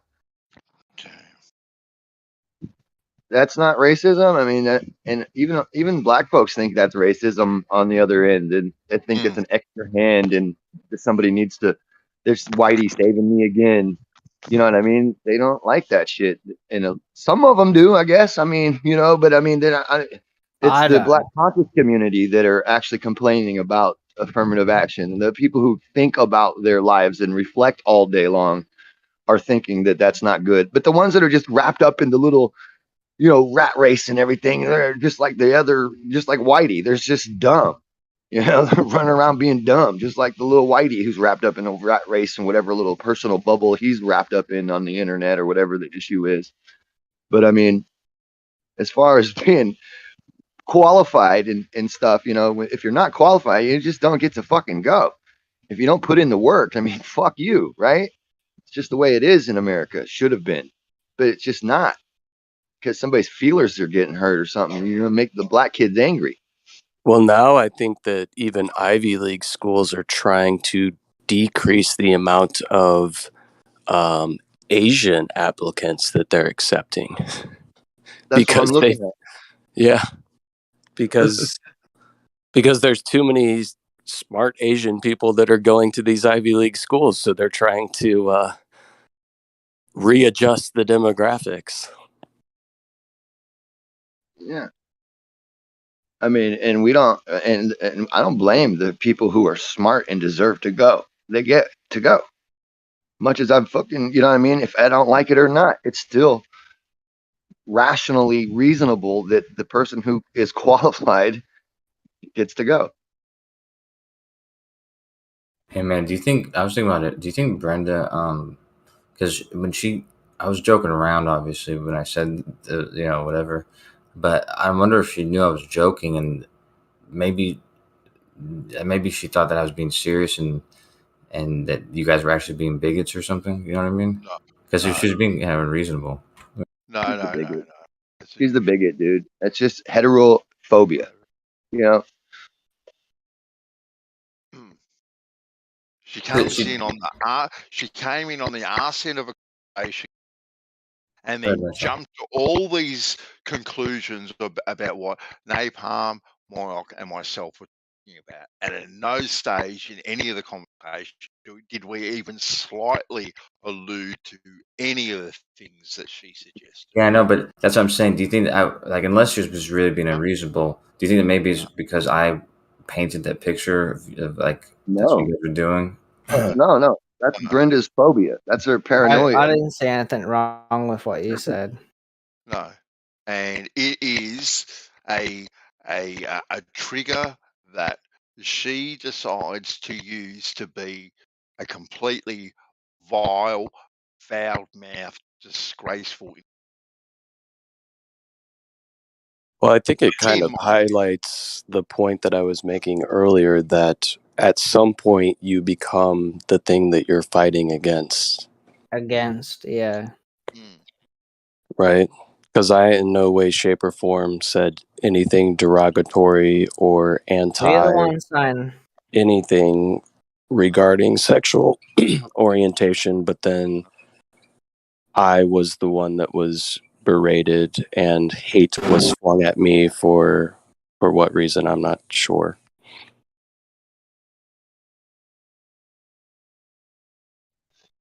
Yeah, that is true. I only called Moyak and Bandsaw bigots. I didn't even call you one. So maybe I did influence it. we're the ones saying, that like, if you don't have the qualifications to have the job, and you shouldn't get the job, or if you That's pretty do, much you should get the job. Like, doesn't matter what same. race you are, doesn't matter where you're from, doesn't matter if you're a woman or a man. If you're not, if you don't have the right qualifications, or if you don't have the right skills, why are you going for the job? Exactly. Or if you don't behave in a manner that reflects a positive outlook What on you're a doing, public yeah. office. Yeah.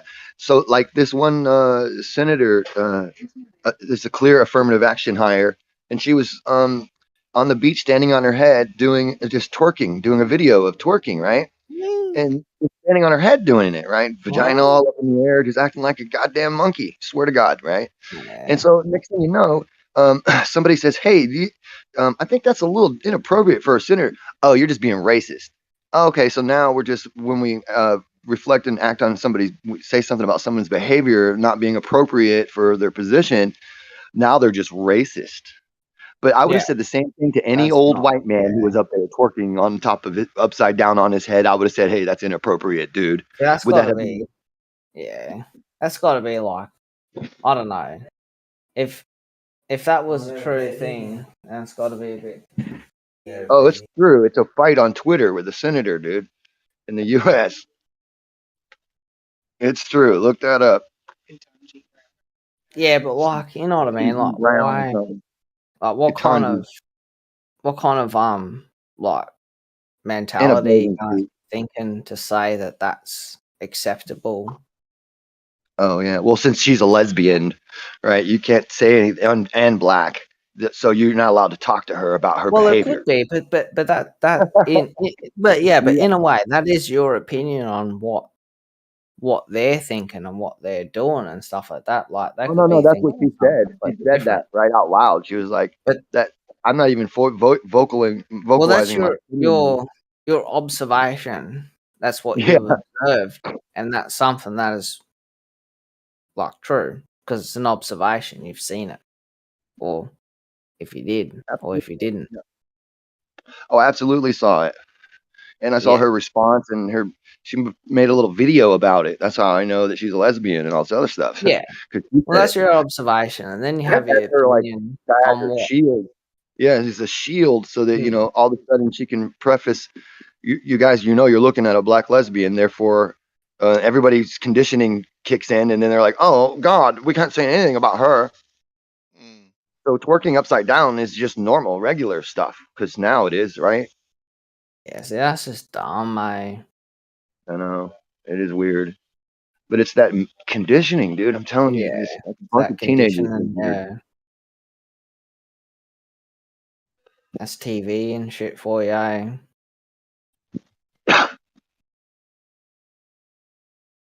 That's just what happens, man. TV.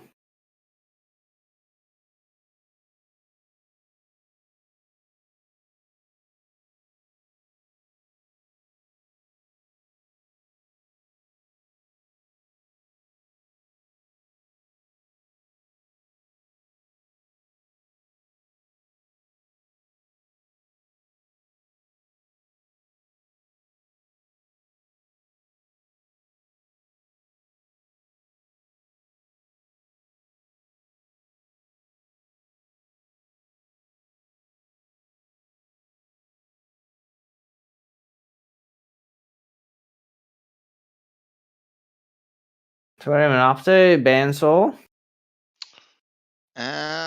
A lot of fishing. Hey, A lot of walking on the beach. Johnny. A lot of barbecues. What, long walks on the beach, eh? Long romantic walks. But yeah. Oh, fuck yeah. But last time I went, I was a bit disappointed. Last time I went Yeah, fishing, 'cause guys, I'm sorry. It's an actual campaign fucking video. It's not even just some random video of her private shit. It's a campaign video she made. Holy fucking ignorance. Is that Moles. all she wrote? Yeah, I'm gonna post you right now the links in the New York Times.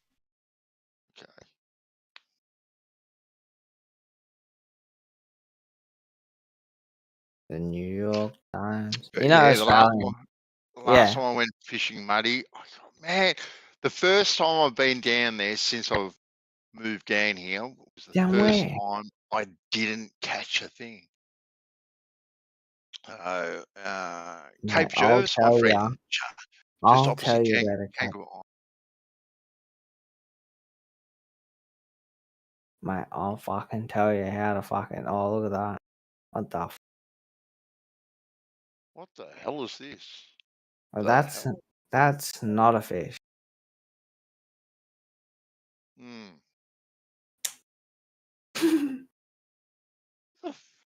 I mean, if you were taking the context, like you could like catch fish, like there's heaps of fish in the sea and shit.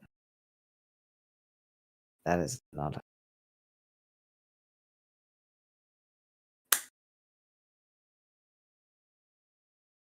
Yeah, but lucky I got a good supply of salmon anyway. Yeah. Yeah. So. Oh, salmon. So you must be down south. Mm-hmm. Yep. Yeah, we don't really catch salmon up here. I mean, people possibly could, but yeah, I've never caught one. Okay. Usually catch rippers. They're generally between 2.2 and 3 kilo. What? Yeah. You know, I've never actually really like. I've caught a 4 kilo fish once. Yeah. That's the biggest fish I've ever caught, and that was a sweet lip. And that Oh, okay then. bastard. Yeah. Like, I was a little kid, man. I was a little kid, and I was sitting on the rod on the fucking side of the boat, Yeah. and I was sitting on the rod The so that thing's it just wouldn't fucking screaming. take me away. Oh, it was pulling me up. It was nearly Yeah. flipping me off the boat, man. Cunts were holding me down, like, so I didn't fly away. Fucking, that was a 4 kilo fish. That was the biggest fish I ever caught, man. Like, fucking, because I don't really, I'm a fisherman, but I don't, like, I'm not, I'm gonna catch the biggest fucking fish in the whole world. I'm the best fisherman ever. I just fish to catch fish for my family, and I used to catch fish when I was a kid. Like, I used to catch fish for my nan, and she'd cook them up and that, and we'd have them for dinner, and I used to catch mullet and that, and get the bush lemons and big bush lemon on the fucking thing, Yeah. Oh, beautiful, man! Like old style, bro. Old style. I And that, made a smoker that's about 6 months ago. oh yeah, I've been smoking a lot of fish too, which is yeah. it's so good, buddy. Is that cold or cold or hot? What, the smoker itself? Yeah. Or well, no, it's a warm smoker. Oh, okay, yeah. No, Yeah. because they used to do cold smoke. Yeah, no. This is warm, and Yeah. I mainly just use red gum or birch chips. Gum? Yeah. No, don't use gum. Red gum's beautiful. Oh my No. god, it's the best. No. Why? What am I doing? What am I doing, Muddy? No. Oh, what should I do, Muddy? Tell me. No. What am I doing? Why don't I say no? Oh, I don't know. Maybe you can or whatnot, but like what I heard was that you shouldn't use any of those in Why? a smoker or anything because of the oils, Really? because of the eucalyptus oils. Okay. I thought that was Okay. just because it might catch fire. That's all, and spray out fire if the oil Oh catches. no, they're fucking very flammable. That's for Yeah, sure. that's why No, you but shouldn't it's use it not. as firewood.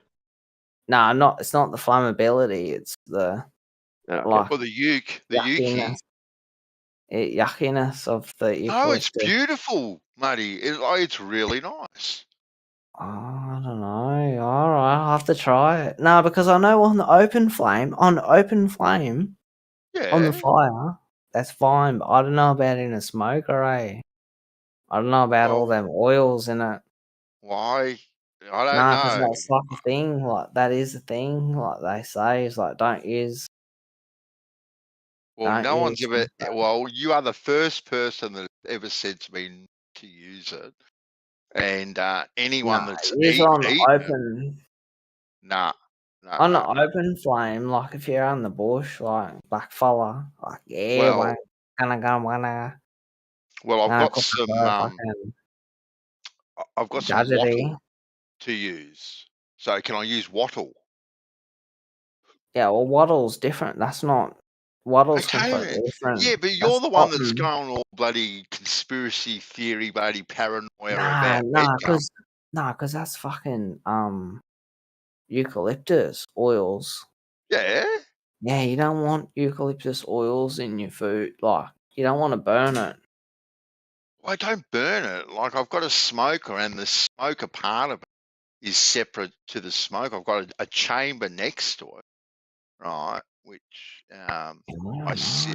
I sit all the chips on, right? And it produces a smoke, and it goes through a funnel and just Yeah, the goes offset.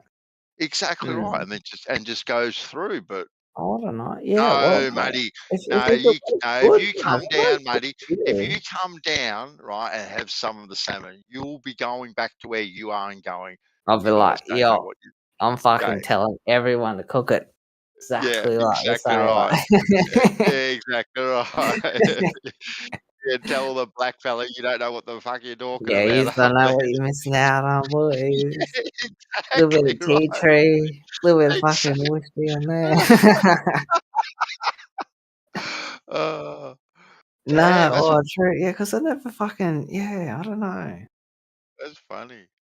That's funny. Oh, okay. Well, anyway, well, I was hoping to do it again this weekend, so I think I might be Oh, going fishing okay.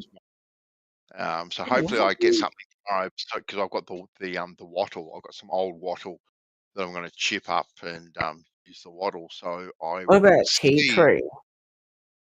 Well, tea tree's the same. You got the tea tree No, oil tea tree and in it. eucalyptus are different. Okay then. All right. It's completely different. Tea tree Okay. is tea tree and eucalyptus is eucalyptus. Well, obviously. All right. But, Yeah, two completely different chemicals. okay. Yeah, tea Fair tree enough. is the best one though. Tea tree is the best one. That's Okay the then. one that gets rid of like mosquitoes and shit, or like Yeah, I know that, and you put it on um, and stuff for an yeah, put on antiseptic. your antiseptic. Yeah, Yeah, yeah, exactly. yeah, yeah, yeah, Same as exactly. what is it? The paper bark tree. The paper bark tree. If you put that on like the actual paper bark, Yep. that's an antiseptic. Like literally, that's a bandage, antiseptic bandage in Bandage one for you. All in in one. one whole thing. Yeah. Yep. Your Like how one-stop shop. crazy is that, man? Yeah, it's pretty cool, isn't it? Actually. Like if like and you'd be surprised, like you know what I mean? Like people wouldn't even think like, oh, if you got hurt on the arm, all you had to do was just go to this one tree, cut Wrap the it in. bandage, a Yeah. bandage, like literally cut That's the bandage off the tree. wrap it around. Wrap Yeah, it wrap it around, and around away you ya. go. Yeah. Exactly. Yeah, Yeah, no, no, it's yeah. amazing. It's amazing all that old bush medicine, isn't it? It really Oh, is. but you wouldn't know unless you knew. Like that's what Well, we need to see, tell all these American followers here. that sort of stuff, like, money, like, We need to teach them. because my wife is Kiwi, and they have in the schooling system, a huge part of their schooling system is the Maori culture and all that sort of stuff.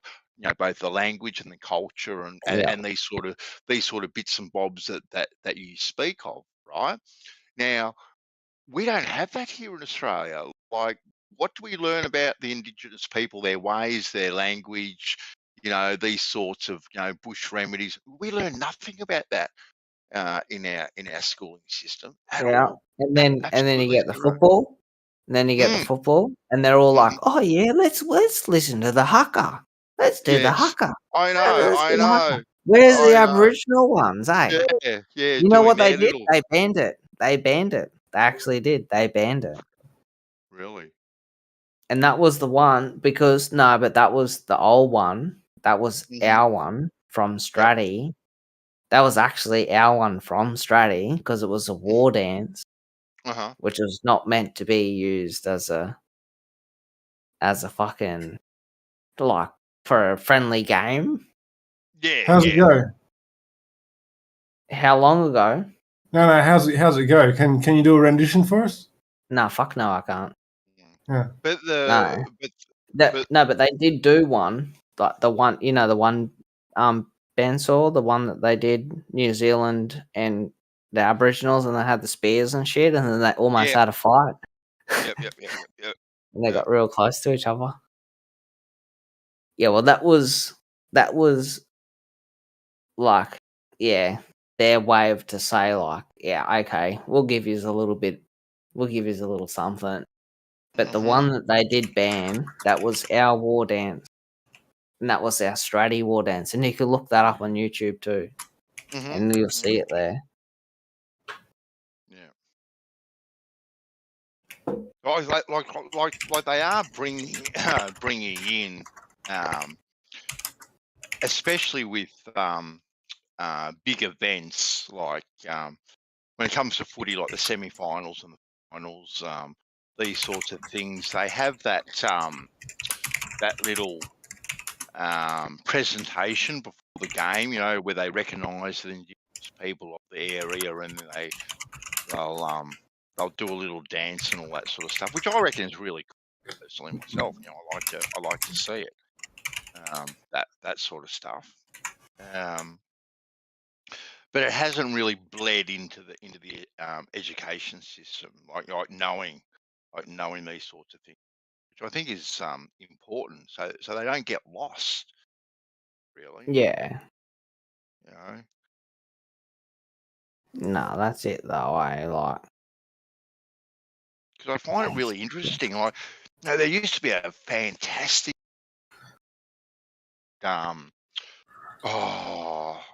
was it Bush Mechanics? Was it Bush Mechanics? I think it was like 4 do you Aboriginal. remember that one? Bush Mechanics, eh? Yeah, Blackheads. It had the car. It had the car, eh? And old mate like rocked up to the car and he was freaking out. He's like, "Hey, Yeah. what's that? What's that? Is that a lizard? Is that a big lizard?" It's That the was car, the right? best Like, show. They stuffed the tires with glass, and then the wheels would fall off, and they'd put logs underneath put there. them Like logs underneath it. Yep, chopped off yep. the. Oh man, like what they did to keep the cars. You know, that was going the band. That was actually the band was getting to play the concert. So at the end of that Bush Mechanic show was Yeah. the band arriving at the thing. And did you see at the end of it when they plugged it all in and it blew all the fucking electricals out and fucking blew everything up? It was crazy. It was crazy. They got the That big was fire going like, Yeah. all that dancing like, dude. It's just real raw, man. It's raw, like super raw. It's not fucking. You're not in a big city. You're not fucking. It's real raw. Is that a movie story? Have you seen the Blackheads series? Black Eyes. Yeah, Black Eyes is the next one's out. Yeah. Yeah. Yeah, they're all right. What's I that think other I've seen one? it. What's this then, slut? Do you ever see that one? What's it called? Is that? Oh no, the follower who's like, "What's this then, slut?" Yeah. You never seen that one.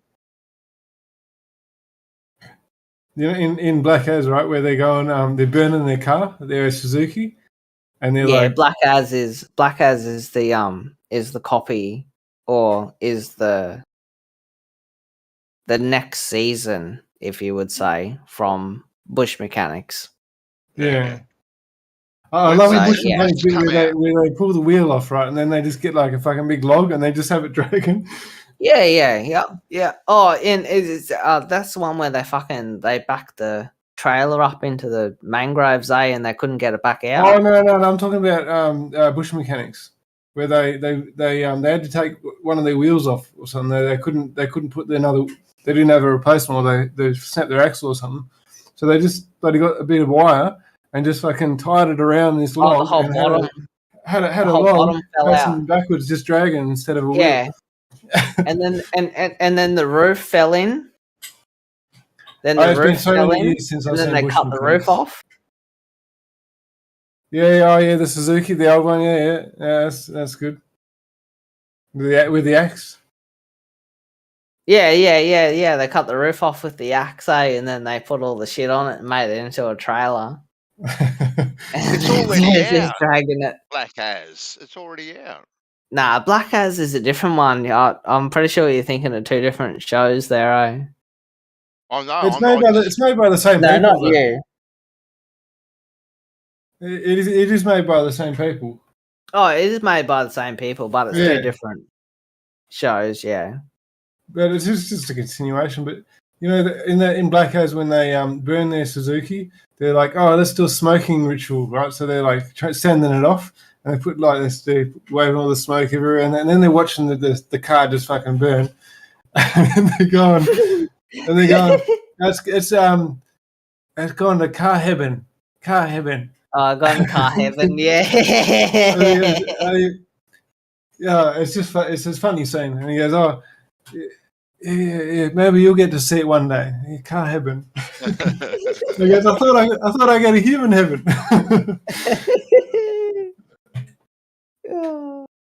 Nah, it's mad, man. That sort of stuff's mad. Like,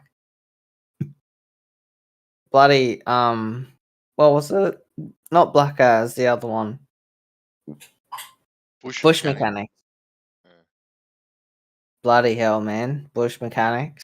No, that was the best when that came out. Oh man. But it's not like as if it was fake at the same time. It was all actually real. You know, it was all real.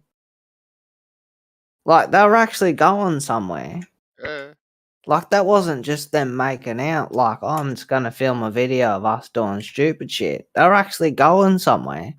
Man. They were actually going to play a concert. And that was the film of them getting there. There you go. You know what I mean? I was traveling from Queensland to Alice Springs many years ago, Marty. Many years ago. Aboriginal style of this, yeah. Yeah, pretty I've much. seen Anyway, this. Funny as yeah.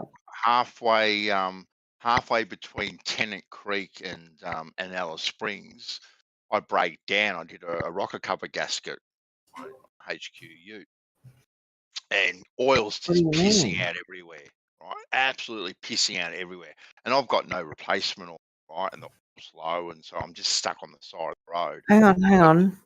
Stop. Can you explain to me why, and what? Why and why what? And what like, explain to me why that happened and what? What happened again?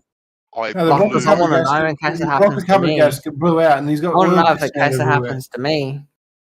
Well, no, I'm about to explain. I blew a rocker cover gasket, and I had oil pissing out all over the engine bay and over the side of the engine, right? And my oil dropped low, so I couldn't really drive anywhere. I had about 300k to go before I got to Alice Springs.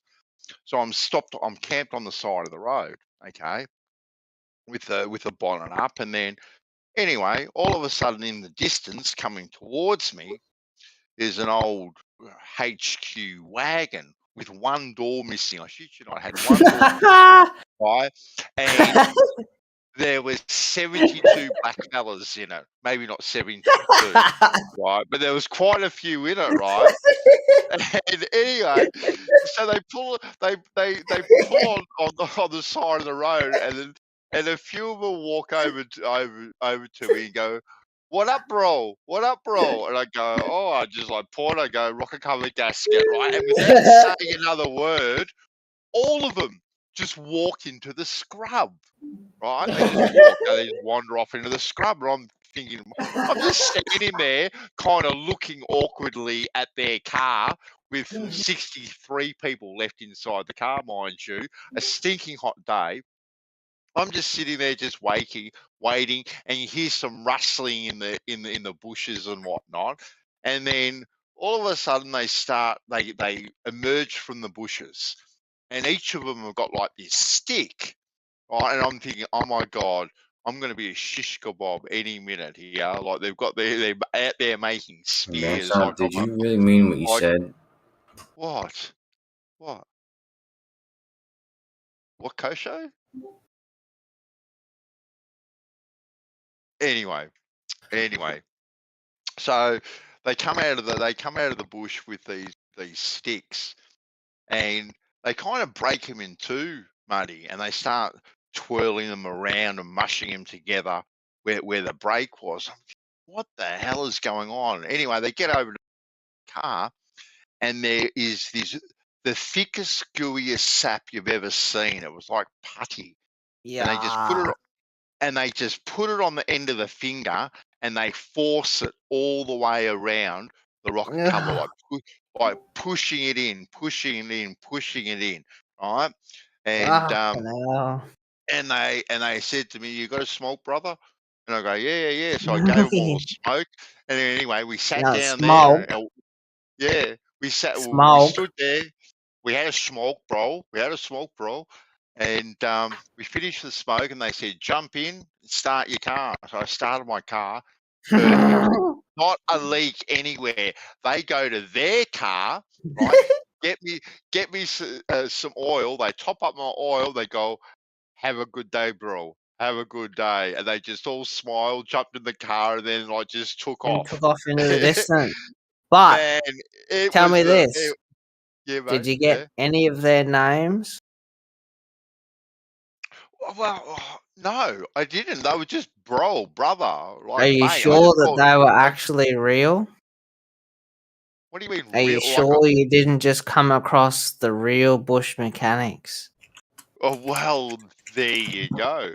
Maybe they were the bush mechanics. You know the real bush mechanic, hey? You know he's a clever man. He just rocks up and helps them. Just helps them? Pulls the shit out of the bushes. Yeah. That's Man, it. That's the story. That's it, man. He's the bush mechanic. It was insane. It was insane You want to fucking... man. I swear to God, man. Like, I'm just standing there, and then when they came out with the stick, they come out with these sticks. I'm thinking, I'm going to get a flogging any minute here. I'm going to be a shish kebab. That's what I'm thinking, right? Might be because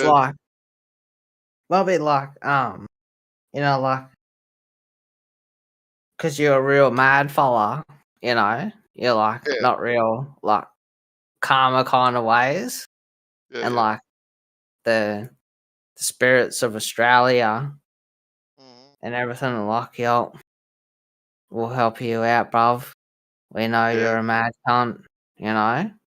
Spirits of Australia, Dreamtime. Yeah, man. Because Dreamtime, bros. You know the Dreamtime, eh? Yeah. Bros, I've actually got a photo. I've actually got a photo of them because I had one of those old disposable photo cameras, the old Kodak ones, the disposable ones. So I do actually have a photo. Yeah, imagine if you grabbed that picture, and there was nobody there. no one there. There's no one there. You're like, look, look. What the Who's even helping me? You've changed the tire. Yeah. There's no one there. No, I mean, true though. Like, fucking. I mean, like, I got some not scary stories, but you know, like some real crazy stories about bunyips. Like bunyip in the like lake and stuff like that. Like proper stories, eh? What's a bunyip? That's some sort of mythical creature, right? A bunyip. Have you ever heard of a yowie? Oh, yeah. Yeah. Well, bunyip's a bit different. Bunyip lives in the swamp.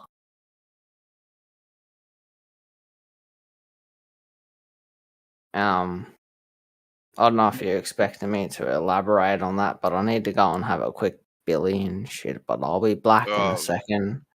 Too easy, buddy. I'll be back shortly. Just hang on a second. Now it's Nate's chance. Talk about whatever he wants to talk about. What? No, I didn't have a specific topic I wanted to talk about. I just wanted you guys to talk about something else. Like no one knows what a bush mechanic is, you know? Well, educate yourself, Nate. Educate yourself. Man, just talk about something else, man. Something not so Australian. I even put the That's video all. there Come for you. on. Oh man, we spend Something hours a bit here. more universal and global, you know? Okay then. Okay, like It's we'll pick a more plainer topic, shall we? yeah, I just feel cleaner topics, you know, they're not well rounded enough. Not rounded enough. Okay. Well, you try to make them round. Like I get that, but just Are we still I on don't know, you? Banso. You're a bit too straight, flat, and narrow, you know? We gotta work on your edges, work on your curves, you know? Smoothen them out. Yeah. I definitely work on curves. Don't you worry about the curves at all. Suddenly hearing. I hope so.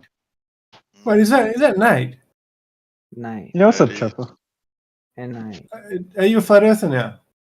He is. No. Yes, he is. Are you a 100% flat he earther? is. What convinced? Not yet, not yet. I'm What still convinced waiting him? for you guys to. I did, buddy. It was really easy, actually. Wait, what happened? Nate became a flat earther. Why? That did not happen. Because he sees reality, Not yet. buddy. He sees reality. That's why. What?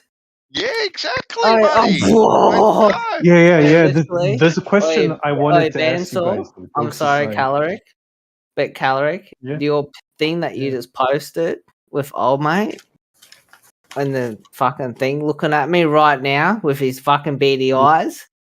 Bansal's like, what?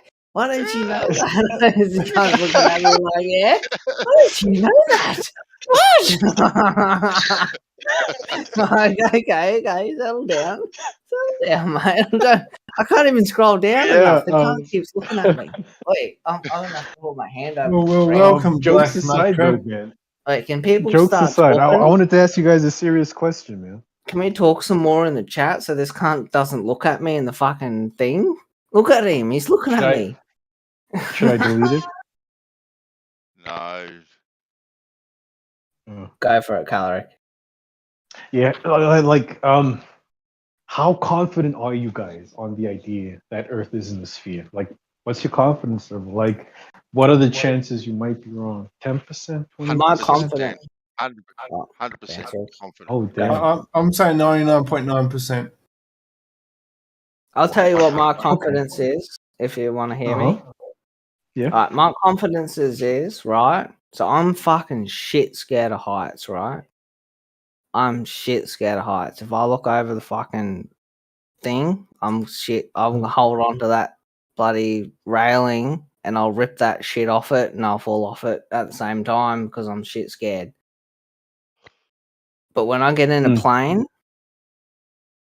and I jump on that plane and I take off, I get the window seat and I look out there and I'm not scared at all. You know why? Because I trust in science. I trust that people who made that plane, all of the engineering, all the science, all the mathematics, everything that made that plane, and that cunt plane has been cruising around in the sky like a pelican for the days into the sunset, and then back to the sunset, back forwards, and he's still cruising around in that sky, and he hasn't fallen out. And I get in that plane, and I'm fucking scared, but I know that I trust in science. That's right. So that makes me not scared at the same time, because I know that this plane has been built by someone that knows their shit. You know what I mean? Like, They you have build got a that building plane. and They you have got live that in the plane, house. Marty. As you know, Marty, they have got that plane to Yeah. fly level and horizontal over Horizontal. planets. That's Yeah. right. Like And a you know pelican. that exactly, Marty. Exactly. You know what I mean? That's exactly it, man. My cousin's been doing a bit of flying lately. He just got his commercial license. He's been flying doctors. True. Flying doctors. Nice. No, not the Royal Flying Doctors, but he's been flying doctors out to remote communities and back. Yeah, well, that's the same thing. The same, yeah. The same Yeah. thing. Just because it's not royal. Fucking no. Fucking hell. That's good. Yeah, I mean, he That's took us what, for like Australia, man. That's it. a bit of a fly. It would have been around Christmas sometime. Took us all up there, and geez, it was a bit of an old rickety plane that he hired, but no, it did pretty well. No, but that's what I trust. I trust science. I trust the people that have done it. Me too. Yeah. We're When I say that, we're people, kind of the same, you know. We're not like Banso, who's very distrusting of science. yeah. Yeah. But like all of that Like comes into play when you say, Distrusting well, of. Why do you slur my name so much? what? Distrusting of science. What You've the told me all the hell? scientists don't know what they're doing. They're doing fake science. This and this. When Like, did I say? Oh my god! I don't think Bansaw's ever said that. No. oh, you don't know Banso. Oh, mate, he does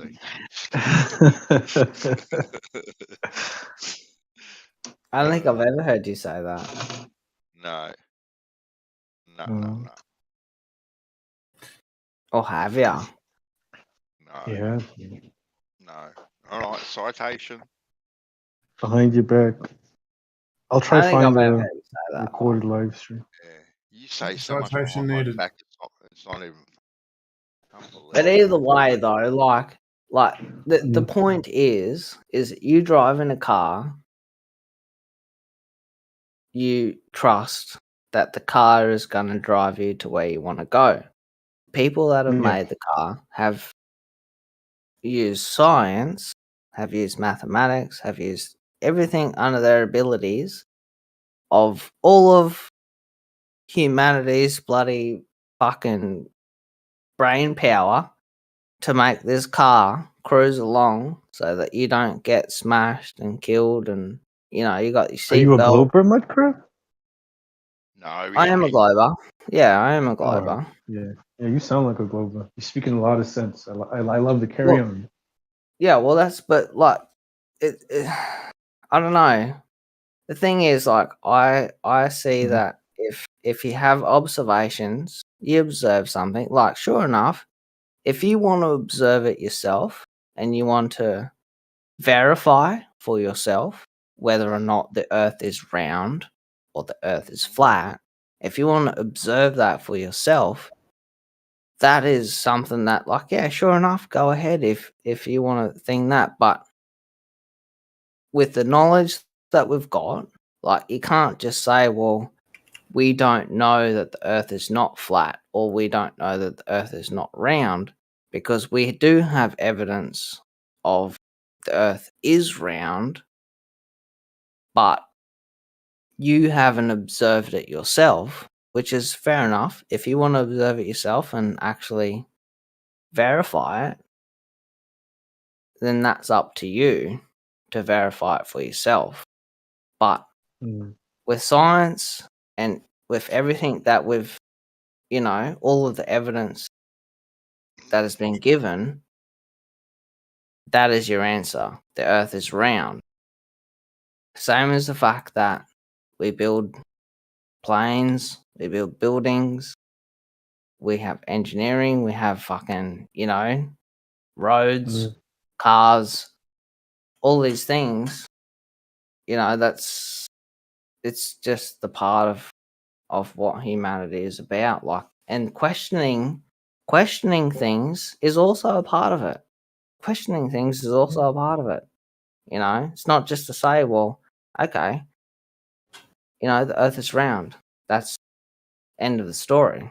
Like, that's not the end of the story. Like, there is more questions to be answered. You know what I mean? Like, not really saying like, oh, okay, well, the earth is not round, but you can ask questions. Not to say you can't ask questions. There's always questions to be answered. There's no question that's dumb. I No agree, question man, that's fucking 100%. retarded. You know what I mean? Yeah. Like there's a saying in carpentry or just your general trades is measure twice, cut once. Exactly. And when you're tacking something together, before you weld it, you do want to measure it again. And then again. Yeah. And then maybe again, just to be sure. Well, I mean, after you've welded it, it may distort a little bit. It may bend. So yeah, you do want to check it afterwards. Again. Yeah, because it would be shorter after it's welded, right? That's why you got to get out and measure things. Don't trust anyone. No, but that's it. Like, I think, like, pretty much no, but like truly, because I think like everybody is really on the same page. Like, we all are on the same page, but everybody's everybody's on a different page on the same book. I like that. Everyone's on a different page on the same book, and we're all trying to make our sentences on that one page. And when you make the whole book up, and you go, "Yep, all right." Yeah, I like that, man. Yeah, because together we make the whole book. Yeah, but if all you have is that one page, you're gonna take everything out of context, right? Exactly, because you're never really gonna know never what the whole understand book's each other. about. Yeah, Yeah, I love that, man. That was love. because we need to understand each other. That's the thing. We all need to understand each other. Like, I feel like it's like going around in circles. Where it's like, yeah, the earth is round, or the earth is flat. But we all need to be on an understanding and work together as a force, because we're all looking for the same answer. We're all looking for an answer. Why are we here? We're all here to look for an answer, aren't we? Are we not? Like, I mean, like, why are we all here, like, asking, is the earth round or is the earth flat? We're all looking for somebody to say, well, the earth is round or the earth is flat. Oh no, I'm not asking. We want somebody to reaffirm it. Well, like, but why are we here? That's the question. Like, we're here for somebody to reaffirm it. Like, we're here to talk about it. I'm actually sure here that's true. because I loved hanging out with fellas like yourself, Muddy. Yeah, we're all hanging Right. out and talking. Yeah, exactly. Yeah. Yeah. Well, that's why I'm here. At the end of the day. Yeah, I like to. And I'm here. Yeah, we're all like hanging out and talking, and you know. And I'm here to talk about boats. Just boats. oh, you like boats? But I like, got a Nate, 3.75 meter tinny with a 25 horsepower Yamaha on the back. Fucking Oh, bilge pump. Boots. right. like Nate, Nate's done his thing. Oh, is that Nate? No, that's not Nate. What did I do? But Nate's done his things, right? To affirm things for himself. And I've done my things, and we both came to different conclusions. Right? Unfortunately, Nate's wrong, but he can live with that. He can live with that. Which he does, but we still get on. Did you say unfortunately Nate's right? Yeah, that's what I heard. For him, he's wrong. That's cool. It spins people out when you do that fucking bandsaw. Hang on a second. That's not right. You're not supposed to say that. You're supposed to fucking say the opposite way and be angry at it. Nah, but that's the way, man. Like, yeah. There's lots of good followers around, eh? Like, you followers are good. Like, lots of you people in here are all followers. You know? Not stupid. Sometimes. I'm fine. This room seems to collect the better of the people in this community. The people who aren't just here to shout and scream and call each other numpties and whatever. You know, real discussion happens. No, You're a you don't numpty. want to do that. You're a numpty. You don't chuck them out, chuck them out back in the dunny, bros. Chuck them out in the dunny, man. We have like a toilet out the back, eh? You just put them out in the toilet and fucking leave them in there and lock the door. No, I got to actually take out a new boat the other day. It was a 23-foot cabin cruiser. Real smooth. Yeah, but you have have you ever heard of Riviera? I know where the Riviera is and have been there, but You have heard of Riviera boats? so I'm into sailboats, not motorboats. Well, Riviera is kind of they do have all that as well. Sailboats, yeah. Can't say then. Riviera's like a lot of them are like Viking boats, right? Similar to what Rakia has. Oh, nah, Riviera's like fucking. If you talk Riviera, it's like, cash and barrels and shit, like fucking down in California. No, I'm sorry, but When I say Viking boats, I mean like the boat brand Viking. Like Kingfishers, right? Like larger fishing yachts. Maybe I'm wrong. I don't know about that,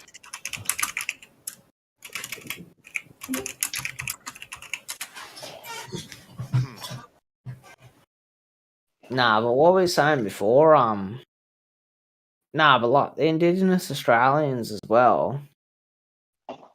Just to say real quickly, we are Seven Sisters, which is the Pleiades. The Pleiades star system, or whatever you want to call it, constellation.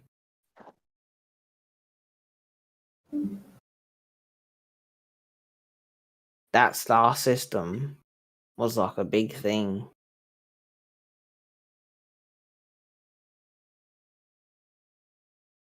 And when it goes around, like, I don't know. The Earth round and the Earth flat. doesn't correlate. Like we never had, even the Aboriginal Australians never had Earth flat. We always had Earth round. If that makes sense. Like we never had Earth flat either. I don't know. Like So, we always had Mudcrab, Earth round. can I ask you a question as an Australian who knows something about boats? Yeah. How do you feel about Eric Dubé and his new Level documentary claiming that the Bass Strait is off the coast of Antarctica? What? Well, I mean, what? Well, off the coast of Antarctica, Right. Have the you Bass seen Strait, the next? in between Have you? Tasmania and Australia. Right. No. Have you seen the quote unquote documentary, The Next Level? Oh, what? Is he trying to make it like it was fucking like continental? They are on a small little fishing boat, and they pop up that they're in the Bass Strait, and then they say that the Navy ship that stops them was turning them away from Antarctica. No. 100%. Huh? What was it? Navy? American? I believe it was Australian Navy. Might have been. Oh, that's alright. Yeah, if it's Australian, that's alright. Because you can't anyway. No. Right. They were in the Bass Strait. Is that anywhere near Antarctica? No, it's not. But you can be. How do you You how could do be. you feel? How do you feel about Eric Dubé in his movie saying that they were turned away from Antarctica when they were in the Bass Strait? Yeah, I reckon in the Bass Strait, I reckon when they're saying they're in the Bass Strait, it'll be pushing the boundaries of it. No. I reckon Were they that's actually in the Bass Strait, or were they south of Tasmania? south of Tasmania.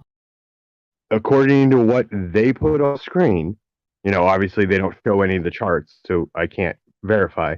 But according to what they put on the screen, they were in the Bass Strait.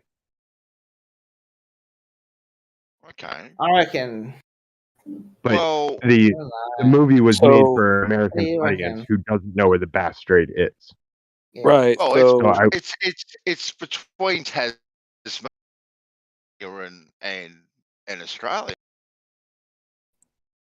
So within the documentary, did they say they were in the Bass Strait, or what would lead you to believe that they were in the Bass Strait?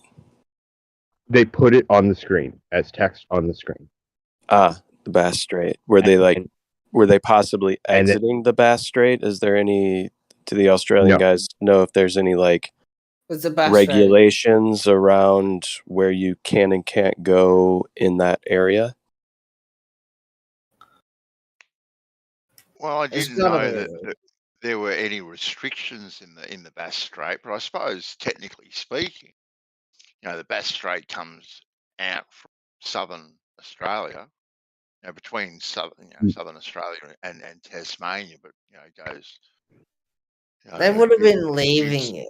It wouldn't have been Yeah. If you play, Wouldn't have been. if you play with the audio, on the Tasmania. video, you can. The spirit of if you play- Tasmania travels through the Bass Strait.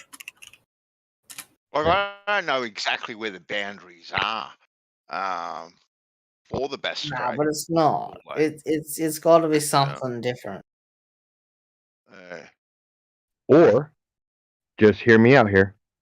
They were lying, expecting nobody to understand where the Bass Strait was.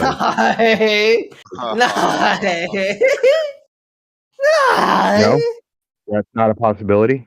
No, it is a possibility, bro. You're not wrong. It is a possibility. But, no. At the same time, no. Like, it is a possibility. You're not wrong. So, Like, I won't deny you that. Here's my question. Here's my I question. wanted to know that. Let go check it out for yourself. But just for the sake of this conversation, let's assume Yeah. everything I've said is correct, and Yeah. I have pointed out a very blatant mistruth. Yeah. Why are you so quick to defend him that there's no way he could be lying? Oh, oi, no, actually, Is it truly, because no, is it because he is alright, a priest in your religion? actually, Uh, wait, he's not a priest in Muddy's religion oi, at all. Okay. hang on a second, Then just real quickly before I why forget, did you 'cause I jump will. so quick to the defense of Well, I something wasn't, you know oi, to be incorrect? I actually wasn't, I actually, in my mind, I wasn't defending anything, I wasn't doing nothing on any point on anything. Like, literally, I wasn't even, like, if he'd say like, oh, okay, you were trying not to do this, or you were trying not to do that, or you were trying to convince me to do this or not, like, literally, I did not think of anything like, well, yeah, I don't know. There was Okay. nothing of what you were saying before. Like, literally, I was just normal talking. Let me ask you again then. Nothing. What do you think of Eric Dubé lying so blatantly in his last movie? I don't know who that cunt is, man. I'm sorry for swearing. You don't. I don't know. I know that's a What? swear word in your father's language. I don't care about that, but you don't know who Eric Dubé is? I don't know who that fella is. No. I think you've got. I think you got Muddy confused for maybe something else. Okay, I apologize. I'll back off. Don't go watch his No, videos. don't They're back off. complete Wait, I want to bullshit. know. Kool-Aid, let me I ask know you a now. question. Do you think Go for it. that all people on the flat earth side agree with Eric Dubé? No. I don't think most people on the flat earth side agree with themselves from hour to hour, let alone with someone else. Right, like they independently think for themselves, right? Like they don't necessarily put somebody on a pedestal, especially somebody like Eric Dubé. I've heard Eric Dubé put on a pedestal more times than I can count, which is very strange for a Which is not anti-Semitic, very much. You mustn't be able to which is count that. Nah, this which fella's is onto very it. strange for an anti-Semitic, homosexual, cross-dressing yoga Oh, okay, teacher. hang on a second. What are you? He's like 100. Mud crab, you're hot melted bud. There's 3. What comes after 3? So I'm sorry. I was trying to have yeah, a conversation. People are just going to yell over us. We're well, going to be done. I think he was hot. No. So Go, guys. So yeah, just to let you know, most people that I interact with on Discord aren't really fans of Eric Dubé and have realized that Eric Dubé was this early character put forward in order to try to paint the flat earth movement, if I could call it that, the people coming to a realization that the earth may be flat and stationary, as certain specific types of individuals that could be labeled in a way of being anti-Semitic or things like that. To me, that psyop was very obvious. Now, most people on the flat earth side recognize this. It doesn't necessarily discredit all of the information that Eric Dubé was putting out. But like anybody who is what I would consider controlled opposition, they Wait. release a small portion of truth. I got to stop you right there. We have to throw out NASA because you guys say they're suspect. But I am showing a clear lie where he says he was being turned away from the coast of Antarctica while he was in the Bass Strait. The guys in the boat are wearing fucking t-shirts and shorts. They're not in Antarctica. It Would is you be able to very get us clear like and a obvious why. video? So Would you please stop talking to me, dude? Every So fucking time. It's goddamn annoying. So why don't we throw out everything he does? You throw out everything he does, I'll throw out everything NASA does, and we'll get back together. Until yeah, then, so you're just saying, oh, he lied about this, but everything else is good. Fuck that's that. Yeah, we not can what I He do said. that. lies. He I don't have So any. so I can throw out Eric DeBay. It's not somebody that I follow. It's not somebody that I've watched many of his videos at all whatsoever. And I don't think there's a large portion of what you would consider the flat earth community that pay any attention to Eric DeBay, to be honest with you. And just because Eric DeBay can be deceptive, could possibly be what I would consider controlled opposition, doesn't mean that I have to throw out a possible truth that he has said just because it came from him. Right? So if somebody who I know is a liar and a So deceiver NASA's back on tells me that the right? grass is green, I don't need to now consider the grass not to be green, if that makes Cool. sense. Now I can use pictures from space and NASA because even though they might be controlled opposition, their information is still good, according to your logic. Yeah, so you can retain any information from NASA that is truthful.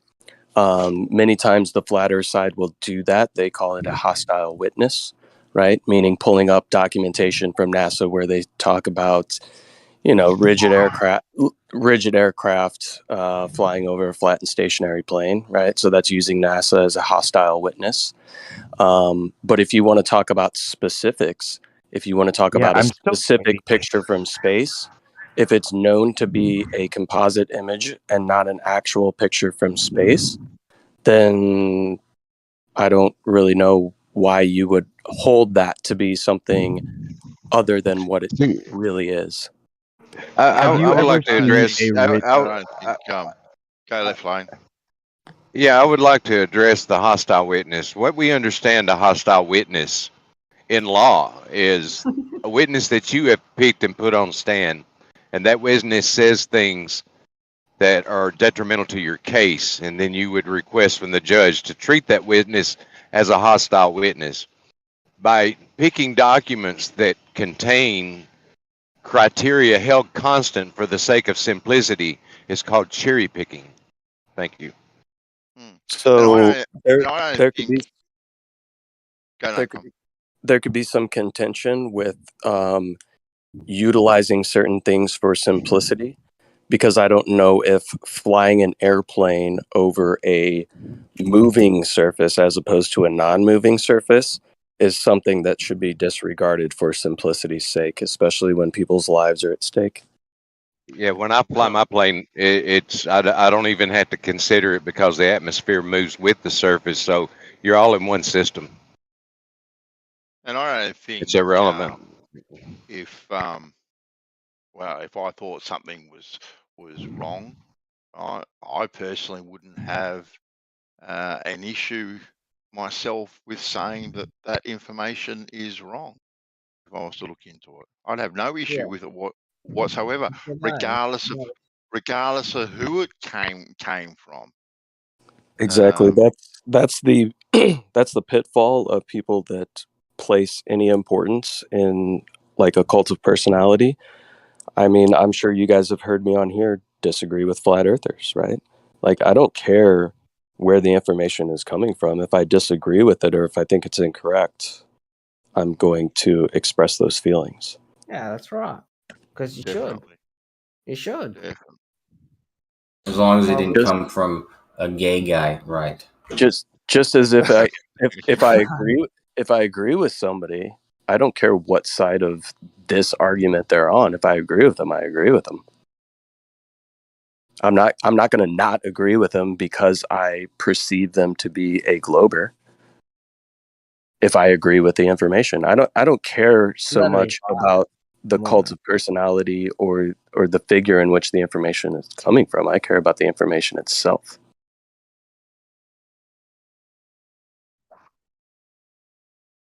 Me too. And to be honest with you, it's mainly, at least from what I see, it's mainly the globe side that brings up these personalities or these characters, right, and try to ascribe the whole community to them, right? Whether it's somebody coming in and saying, well, that's just QE's science, or well, that's just Eric Dubé's idea on this, and since he put out this, and this, that means that you are X, Y, and Z because you agreed with one small portion of his information, right? Like, that's just a horrible way to try to analyze information and try to pigeonhole people.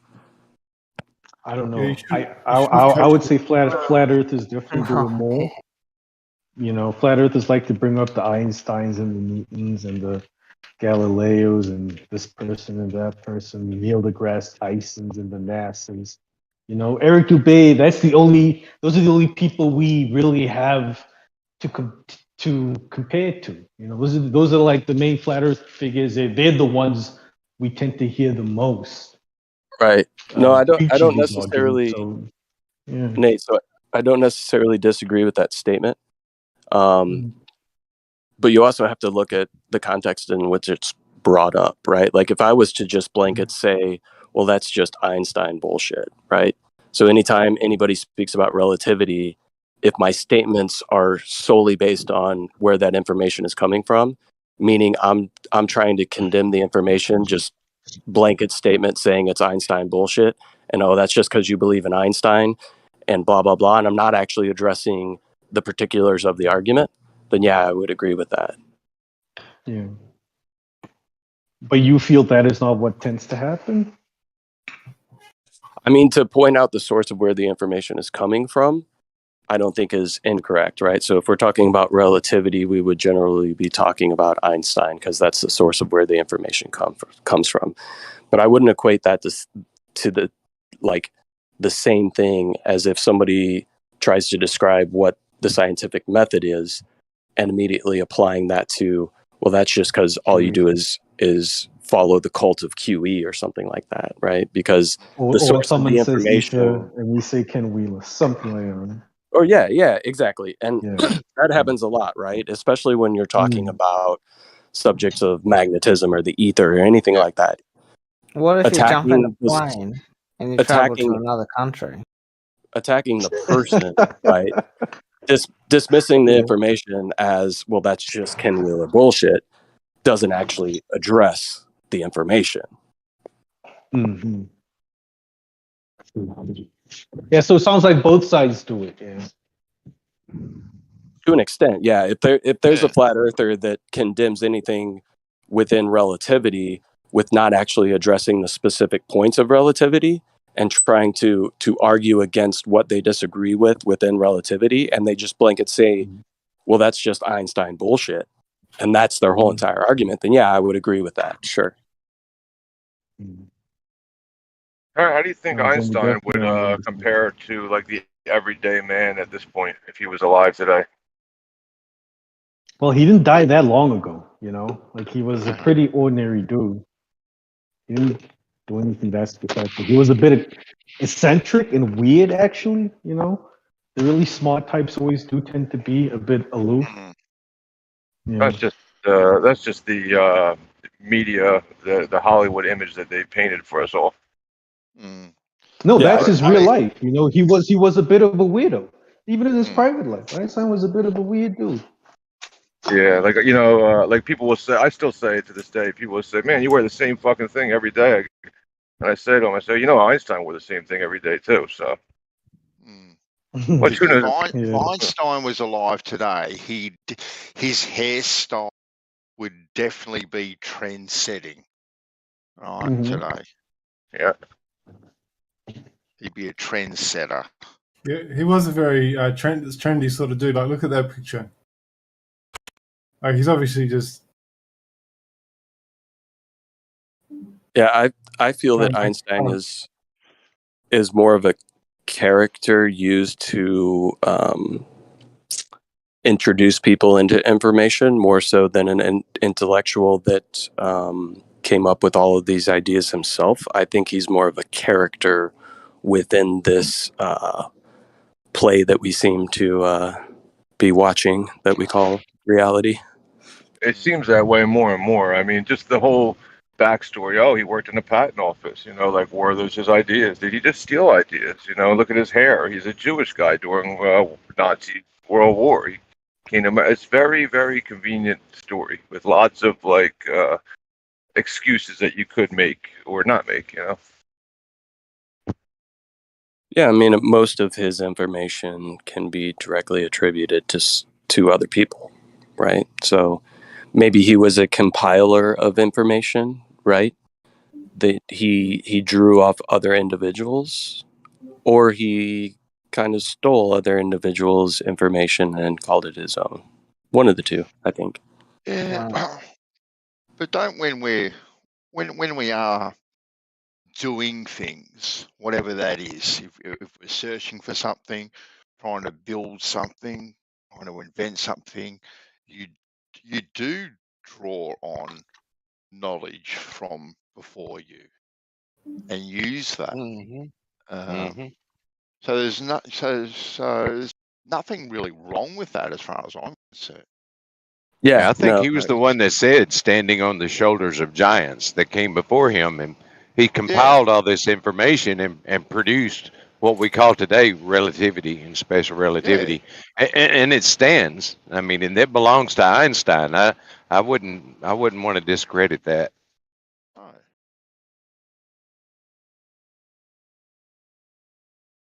Yeah, sometimes I imagine he's like the Shakespeare of science. He's just not a real person, and he's just an accumulation of other people's ideas, and then they got a nice face, and they said, "Hey, dress up like this and like that, and we're gonna sell you with your hair and all these other backstories."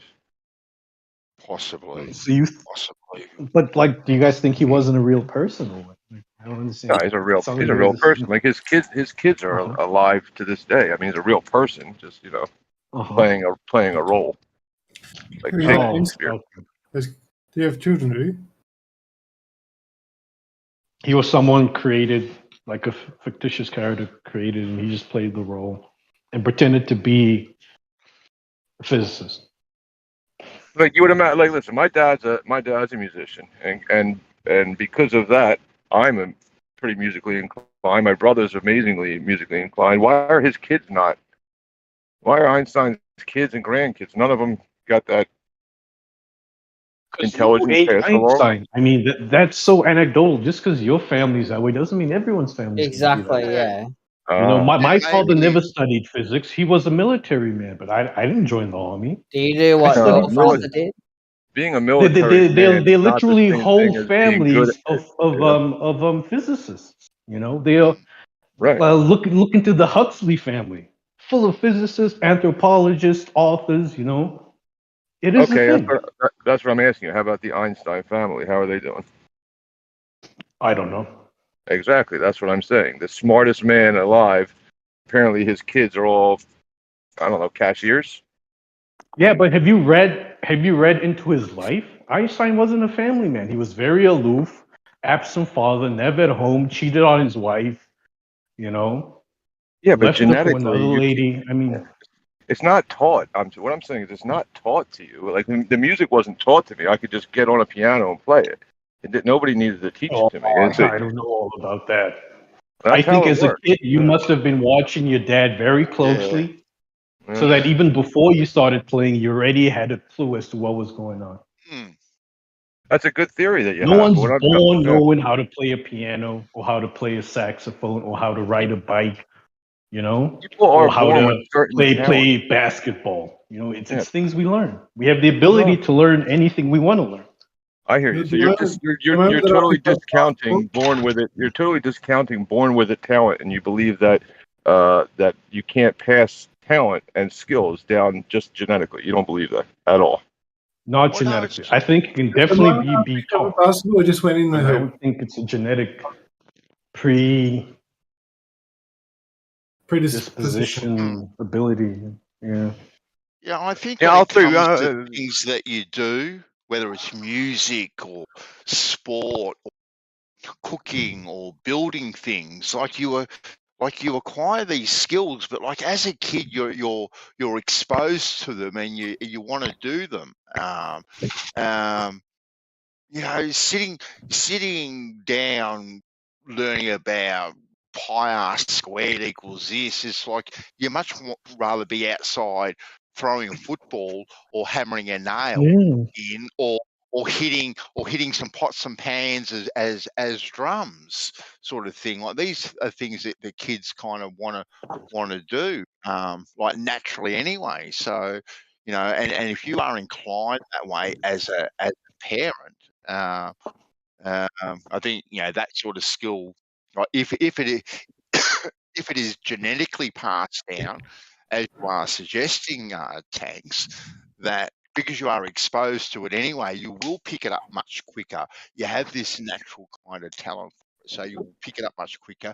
You'll adapt to it much quicker and learn it a lot quicker.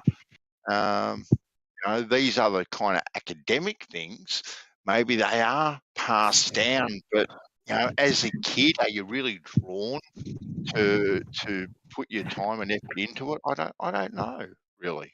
I don't know.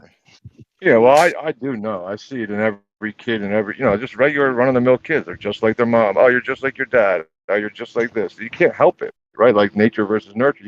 You could separate a family by adoption, and guess what? Their personality traits and their talents still match up. It's been tested. It's been shown, right? So we know that. I don't even really want to debate that part. I'm just saying, isn't it strange that none of Einstein's family or kids or whatever have any such talents? Very strange. Well, Yeah, I don't know if that's what's he good at anyway? Like really? Yeah, I don't know if that's necessarily a good argument, but I see where you're coming from. And it would be it'd be more convincing if it was just like, yeah, they are good at that stuff. Oh, okay, that makes sense. yeah, I wanted to get back. Well, I guess Kool-Aid's gone. Never mind. But what was Einstein good at? Oh, go ahead. No, go ahead. You guys can. Sorry to interrupt. What was he good at anyway, Einstein? Oh, you tell me. Or wasn't someone saying he's good at thieving? He was a good character.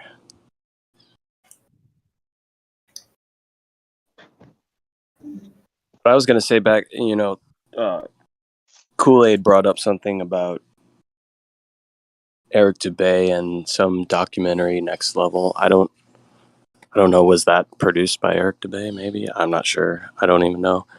But yeah, me neither. But if he finds this deceptive clip within this documentary, this alleged people in the Bass Strait being turned away from Antarctica or something, whatever the story is.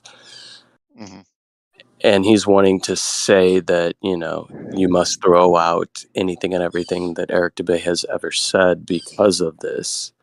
I'm wondering if he's willing to also throw out anything and everything that Stephen Hawking has said and National Geographic when they were shown to be deceptively editing and putting out a deceptive documentary about Flat Earth as well. You're talking about the helicopter? Yeah. Yep. Helicopter. Yeah, I wouldn't have any problem with throwing that out because I don't ever refer to it. I don't refer to Stephen Hawking or National Geographic. Right, and that's what you should do, right? If regardless of the source, if the information is incorrect or is an obvious deception, then you throw it out. But if National Geographic came out and said something that is 100% truthful and factual, it doesn't mean you have to throw out that information because they had done something deceptive as well. It's just a practice in your own self discernment as far as information is concerned. And that's just what I wanted to bring up to Kool-Aid, but I guess he's already left the conversation.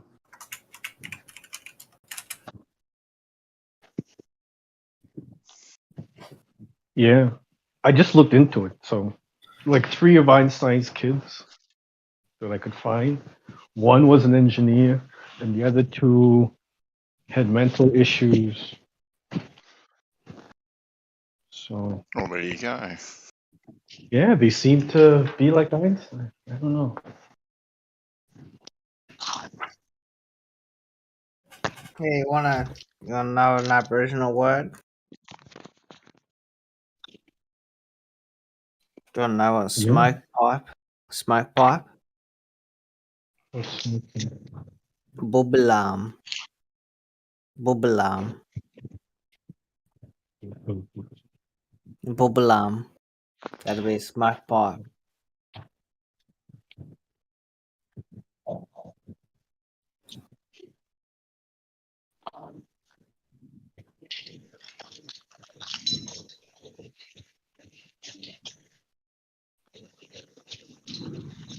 Oh, this cunt reckons he got no. Come on then. What? Tizzle. Tizzle. I'm gonna burst him in the Smoke, mate. chest. I'm gonna make myself.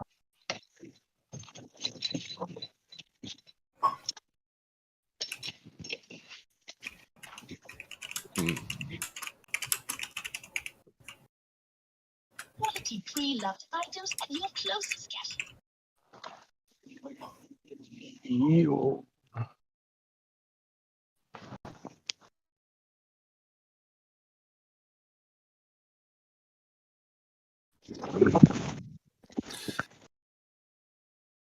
So, what do you think about the stuff not being reported on the TV in America?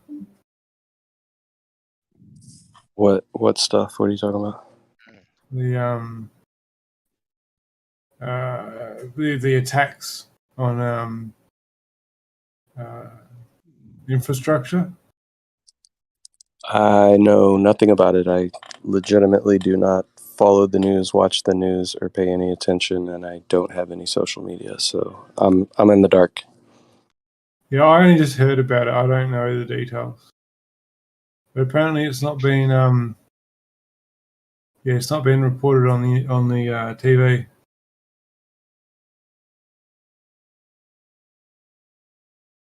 What kind of attacks are you referring to? Yeah, and where were they? Oh, to bring down the electrical grid. Apparently, some foreign actors.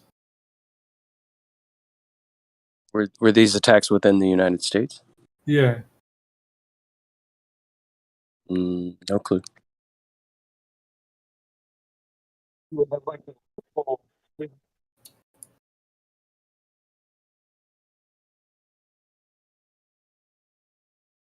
I mean, I've kind of had an idea that something was going to be coming soon. I don't know if this is it per se, but I have a feeling that something within the areas of electricity and the cyber world, some sort of alleged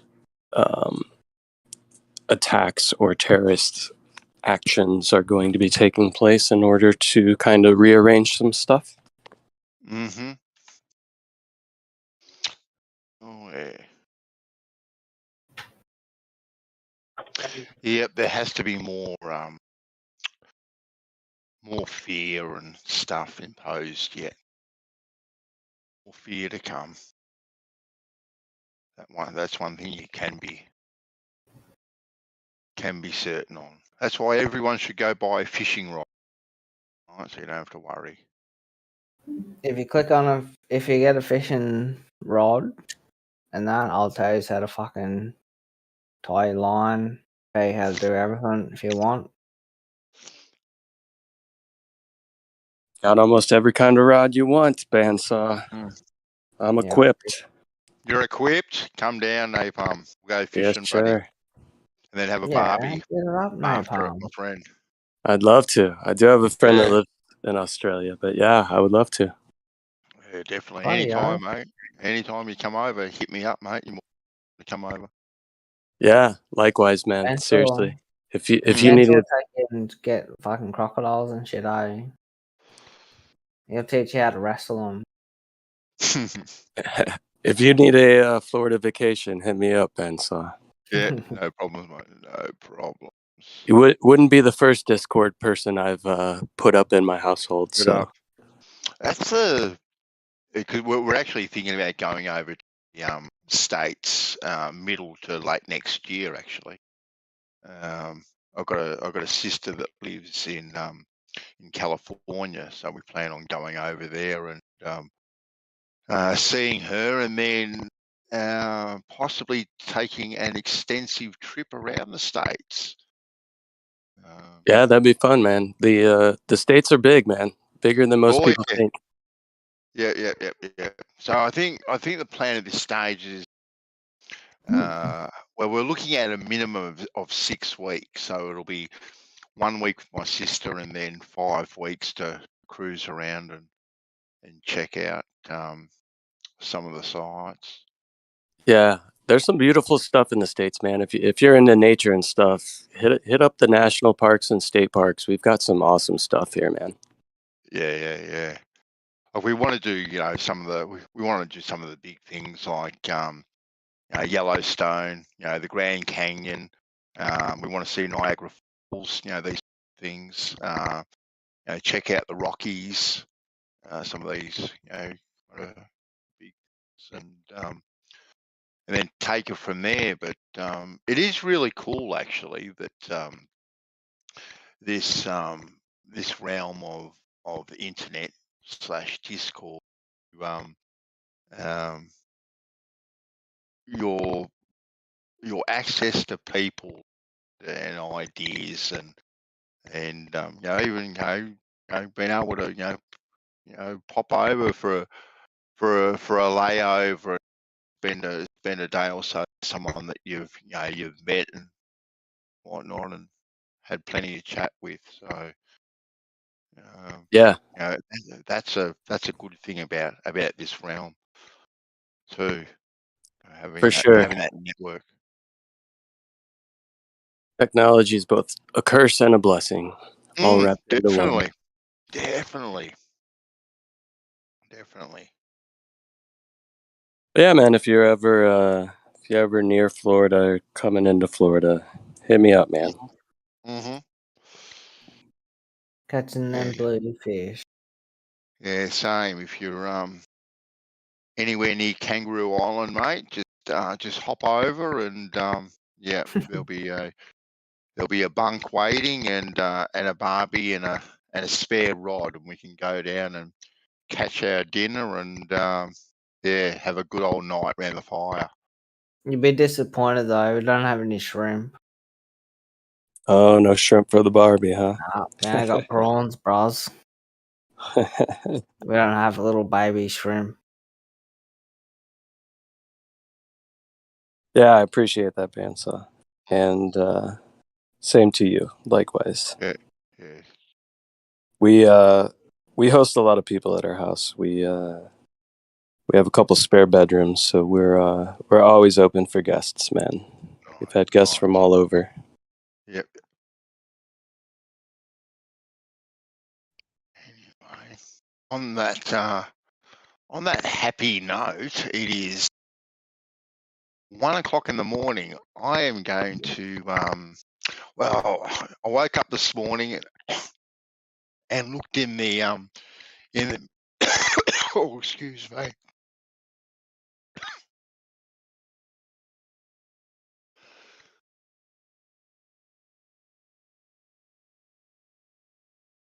Damn. Yeah, looked in the mirror. Voice.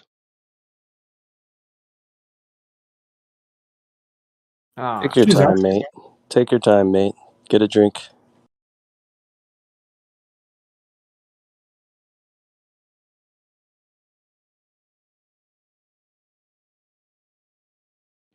Damn, something went down the wrong way there. But anyway, I'm off to get some beauty sleep because I looked in the mirror this morning. Alright, Yeah, Bandsaw. have a good night, Bandsaw.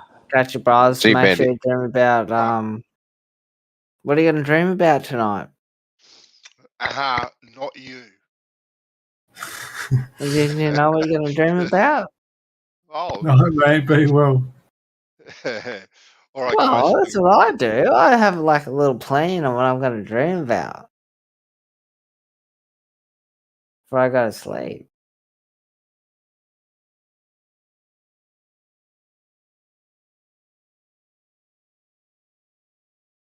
What do you reckon he's going to dream about? I don't know. Can you choose what you dream about? Yeah, what do you mean? Don't you Fucking go and dream about things you want to dream about. How do you do that? What? You like dream, like you just pick, you know.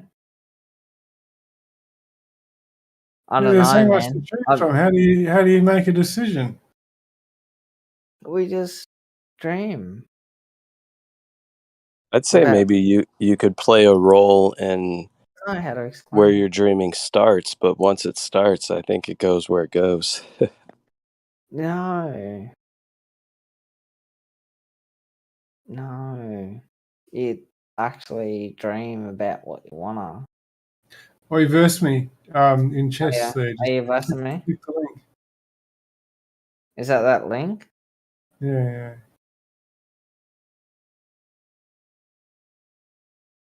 Mm. Hey, you bugger. You better not be fucking hacking me, cunt. I'll kill you.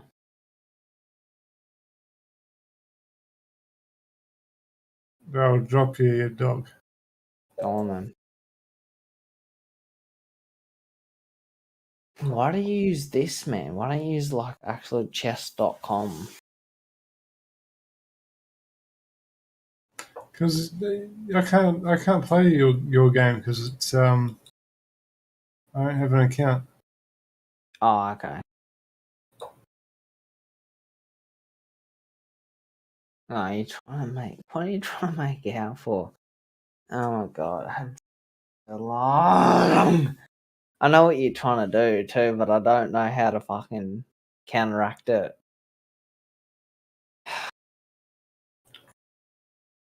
Yeah, I'll give you some advice. You're an ass. Protect the pieces you put out there, and your big pieces don't push them out too far.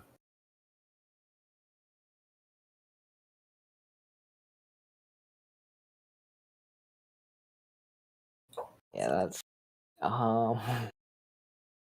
So Cheba, you were talking earlier about some electrical grid attacks. Where did that take place, and kind of what was the scenario? And did electrical power go down for people? Yeah, I don't remember. Okay.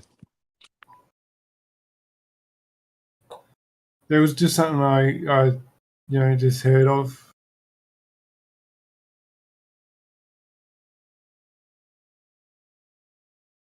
I mean, my electric goes out all the time, but I'm in Detroit. the lightning capital of the world. So Oh, our power goes out with storms quite often. you didn't have to do that, man.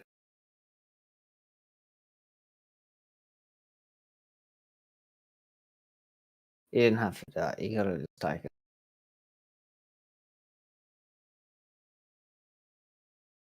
Yeah, I'll see if I can find it. There's should be a fucking story on it.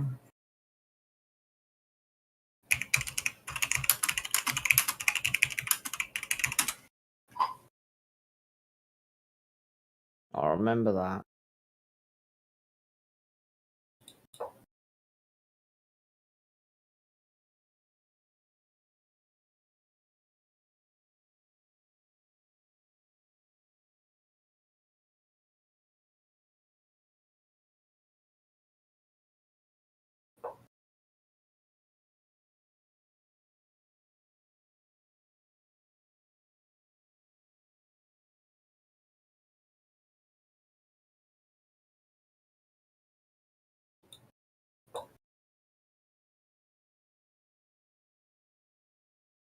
Oh, I forgot what I was going to do. Shit.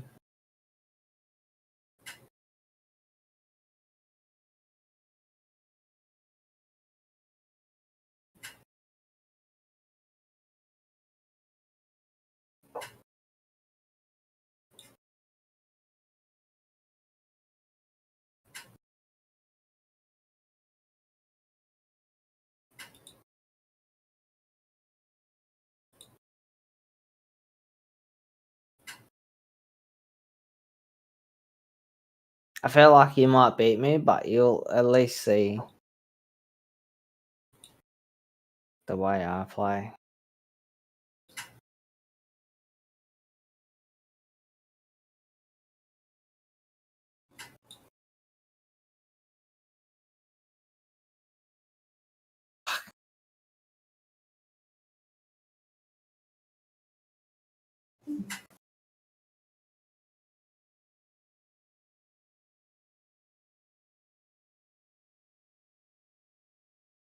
I'm trying to keep you crowded.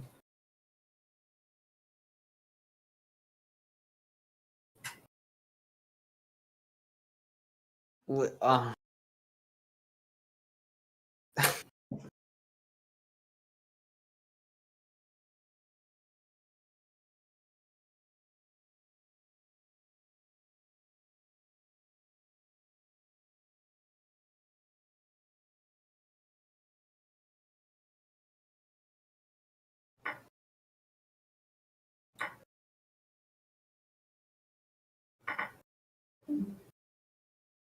oh. I can got you.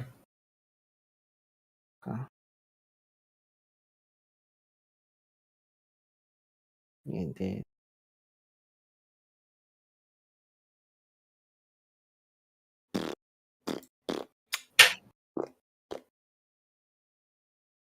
You fucker. Got me.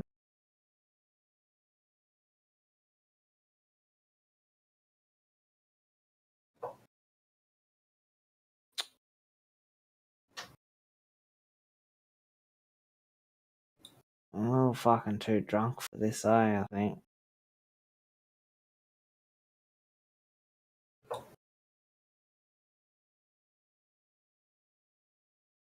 I give up. But it's not over yet.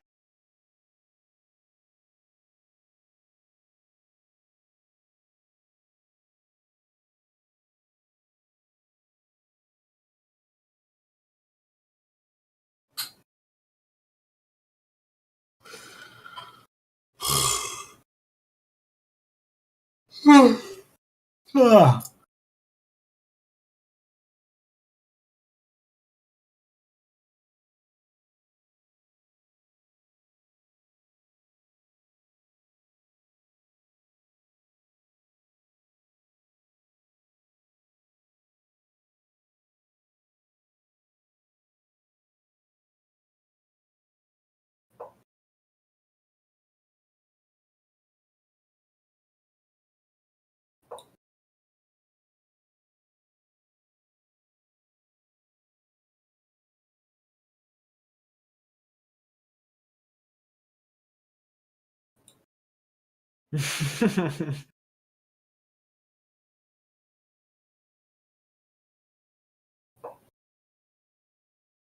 I am the real bush aboriginal. Yeah, I think you got me. I don't think I can get out of this, bro.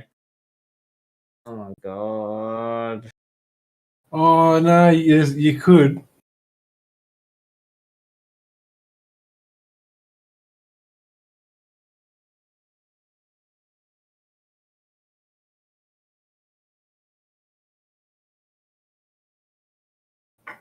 I didn't think you'd be this good at it. Mm.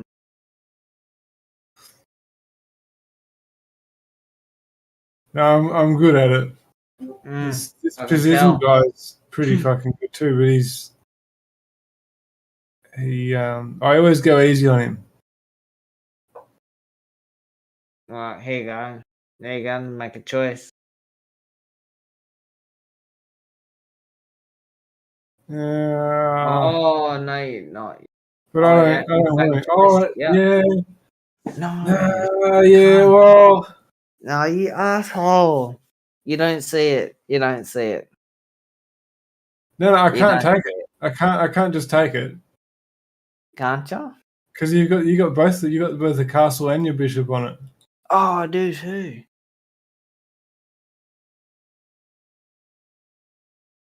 Yeah, you've got a good Oh. defense here. I don't know what to do. Okay, no, I actually might have this one. Well, just this one little fight.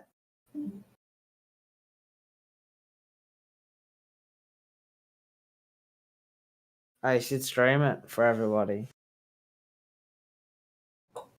So I don't feel left out.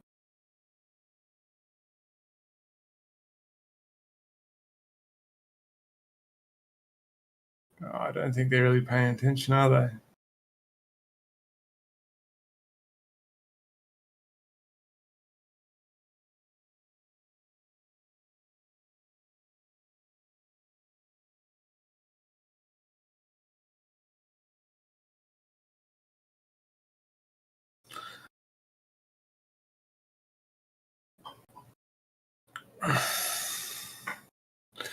Yeah, I saw that. It's too late.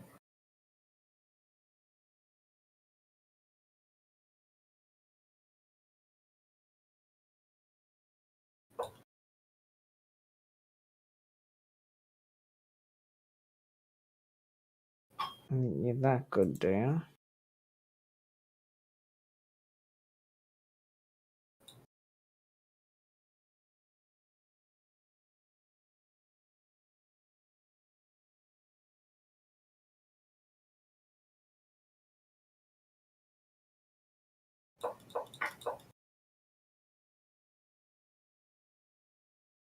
Oh, I could have just taken you. No, you couldn't have. You can take that. But that's not gonna help.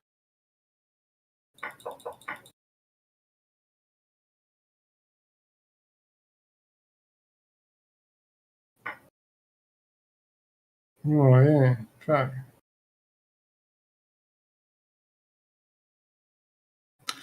Oh, fuck, yeah.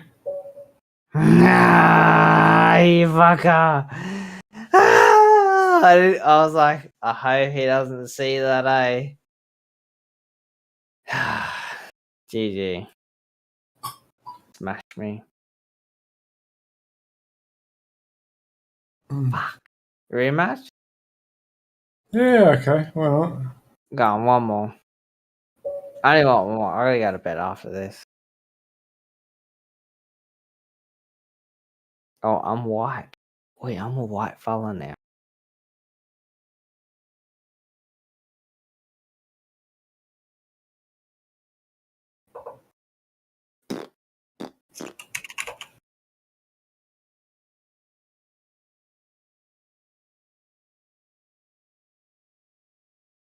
I got on my ass.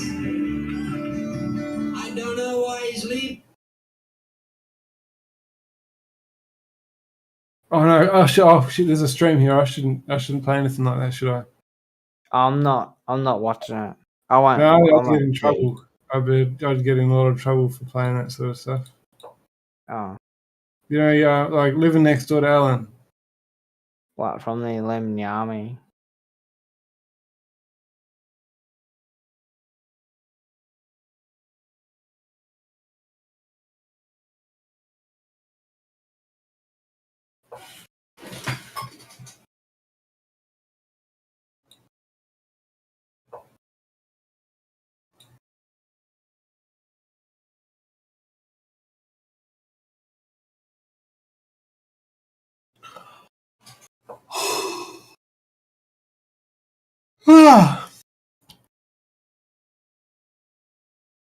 Might take a horse real quickly, eh? Of course. What do you mean, of course? You little fucker. Why you doing to me? Why you hurt me? Why you hurt my soul? You actually hurt my soul right there.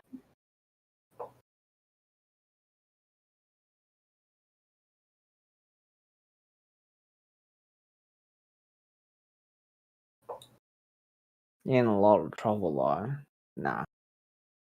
Sorry, bro. It's not gonna. Oh, it's a bit unfair, don't you think?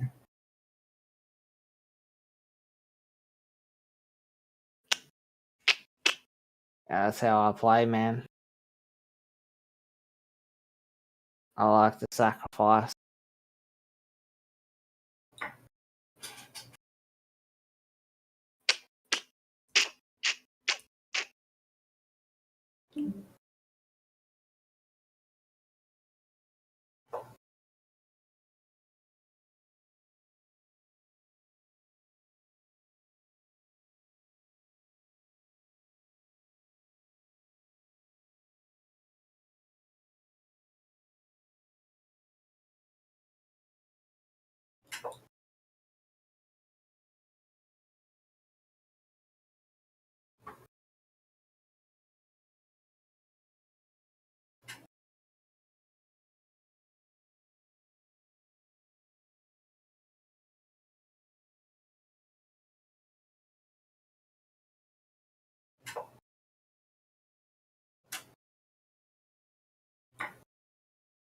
Yeah.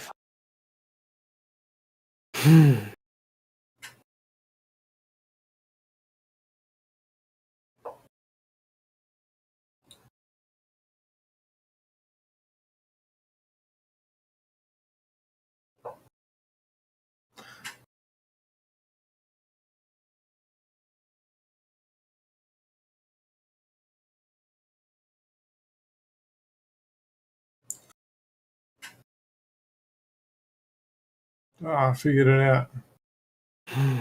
Don't figure it out, you fucker.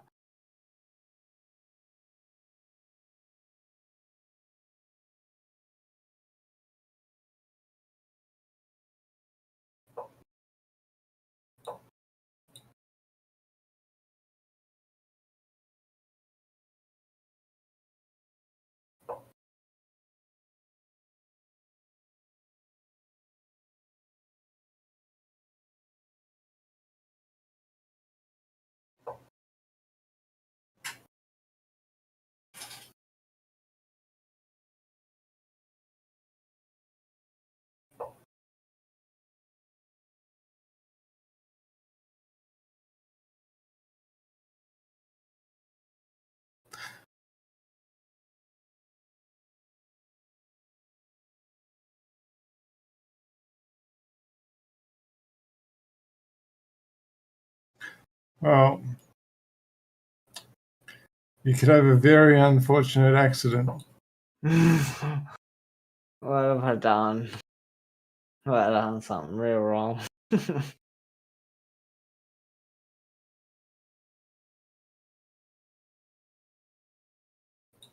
Why did you do that for? Because you're going to take it. Where else? Where else would I do it?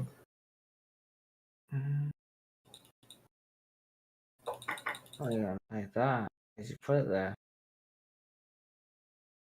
Like I said, I sacrificed my. Um,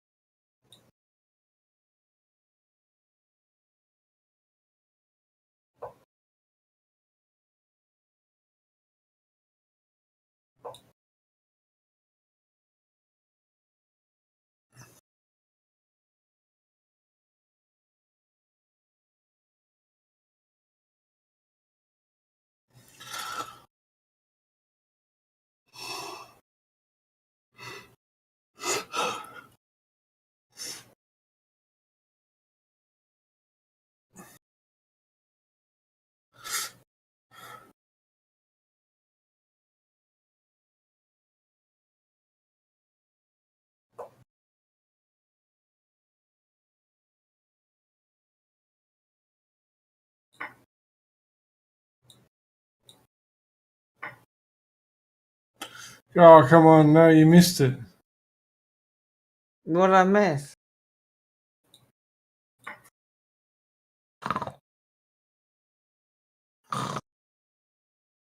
Nah. Alright, I'll take that, but you won it. You won that. Fuck hell.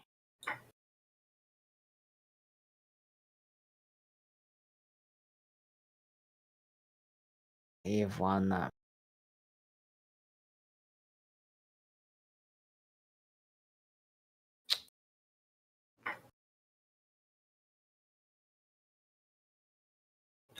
Are you serious? Are you fucking serious? You fucking dog. You're Same thing, eh?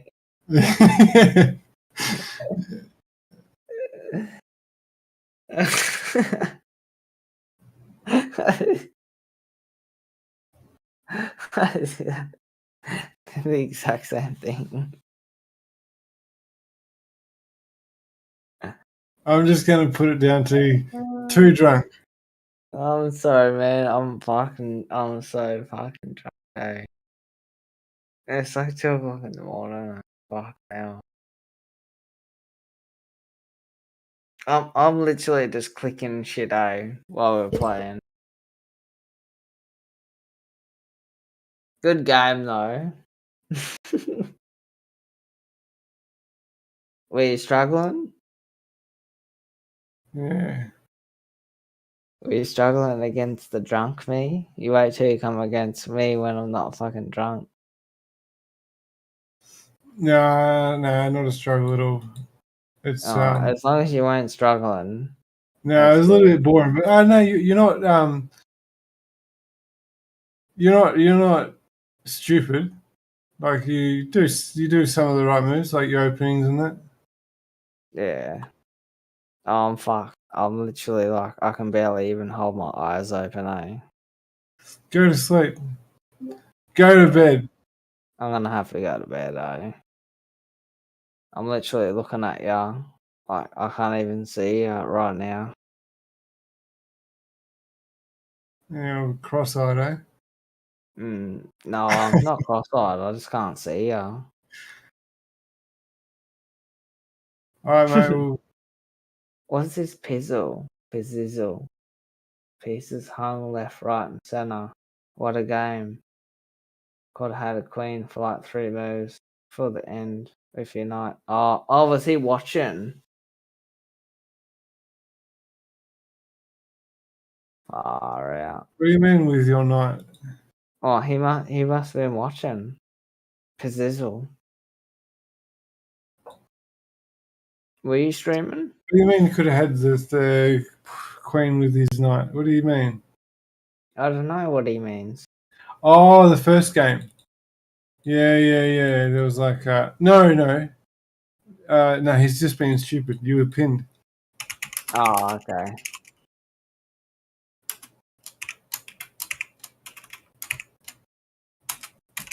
Yeah, nah, I'm like literally, if I actually play it properly, like some of my mates like far out, man.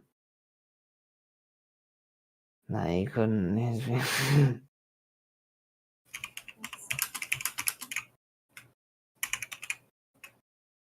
About the song. You can't even know what the scientific method is anyway. I reckon these files don't even know.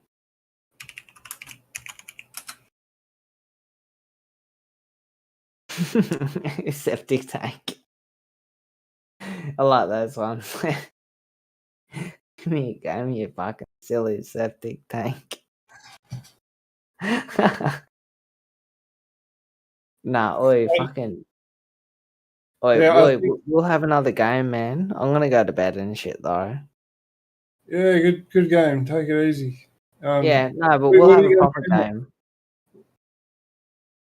When I'm not so fucked, eh? What are you dreaming about? I don't know. I might go and dream about. I don't know yet. I don't actually know. Oh, come on, just tell us. Nah, well, because I've been playing like dinosaurs and shit. I might go and dream about dinosaurs. David Attenborough. But dinosaurs aren't real, bro. You should look into it. What? They faked them. Dinosaurs? No, they're not real. Dinosaurs are 100% real. No. The Thylacine is evidence.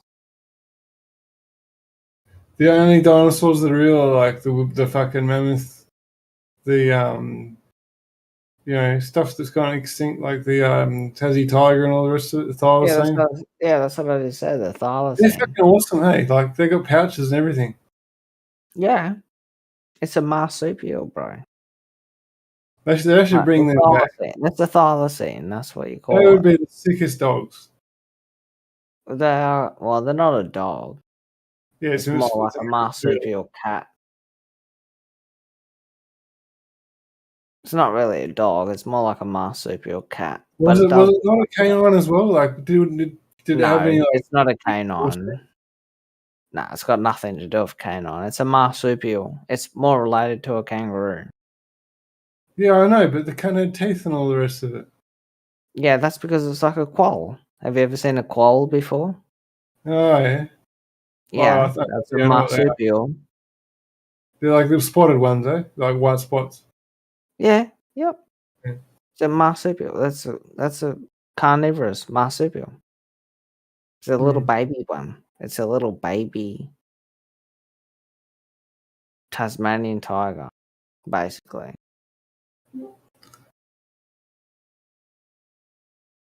But that's a thylacine. Tasmanian tigers are thylacines. That's the last, pretty much the last of the dinosaurs. The thylacine stole me, baby. Nah, that's a dingo. That's a dog. That's actually a dog. A thylacine is not a dog. It's not even close to a dog. Well, I haven't seen one yet.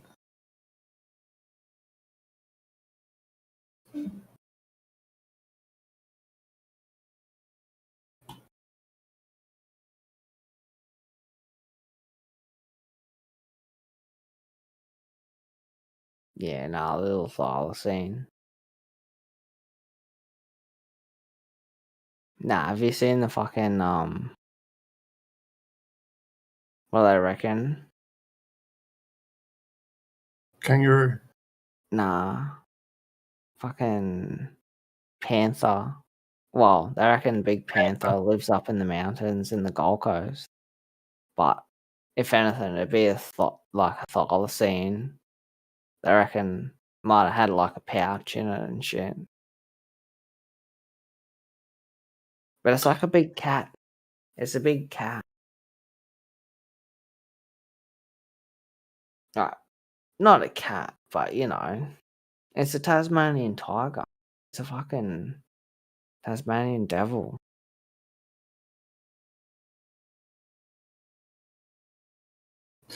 There's like a wildcat you're talking about. These black wildcats.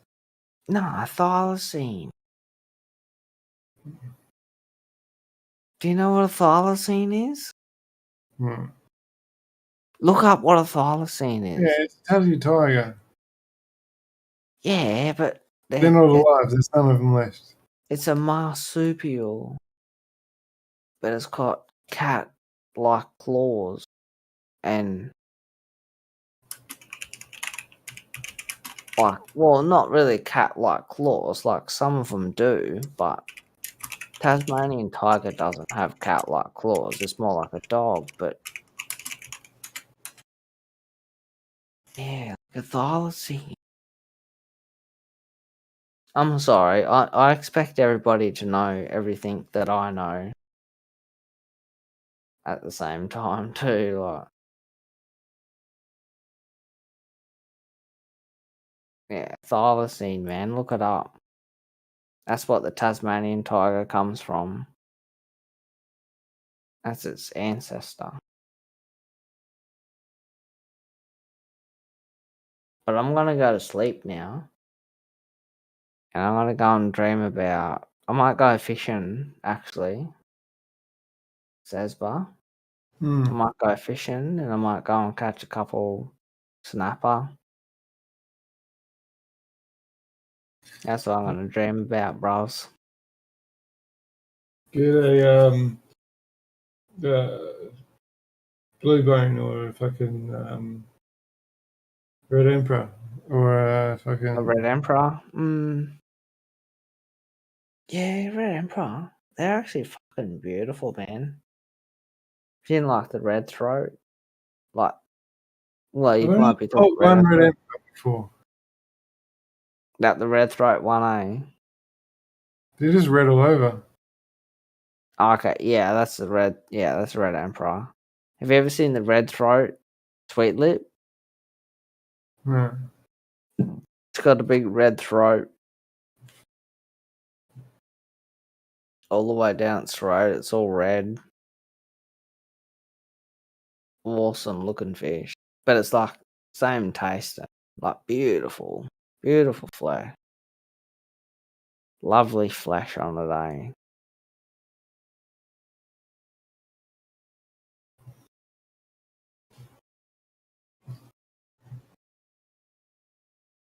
But yeah, I do need to go to sleep, man.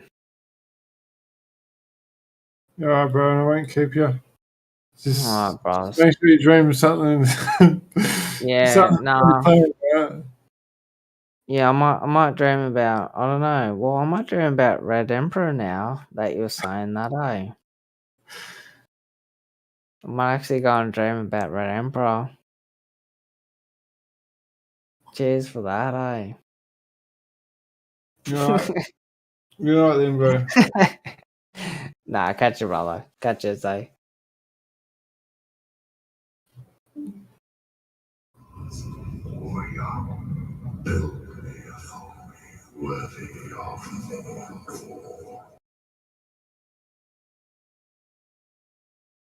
What orders from mortal, my lord? Does the eye command? We have work to do.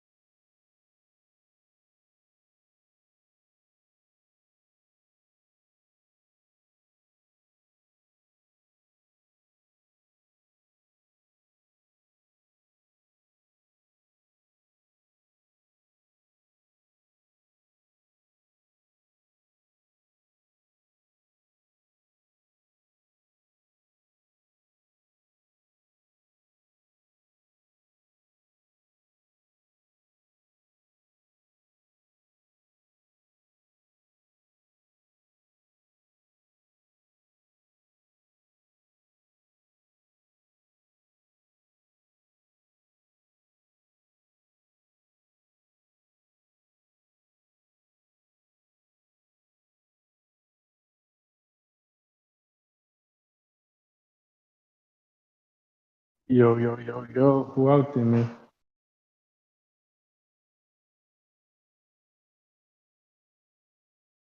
Yo, Jeremy, you there?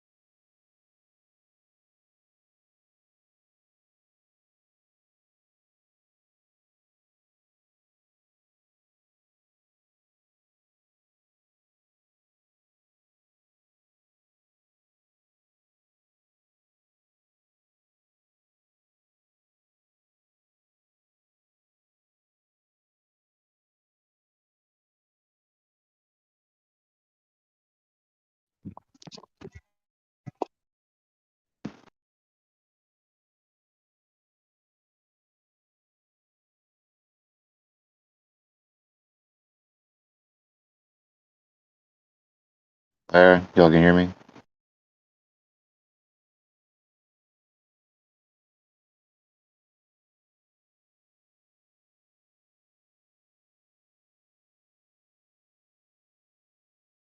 Hello, hello, hello. Mic check.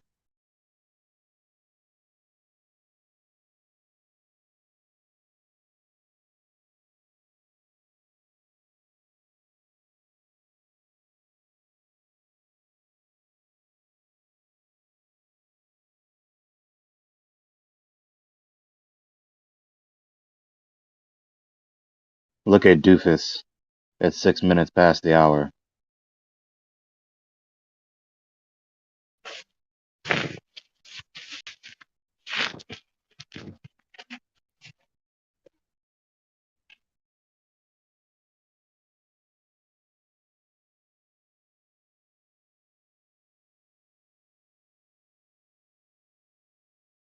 Can I unmute you? I don't have modding powers.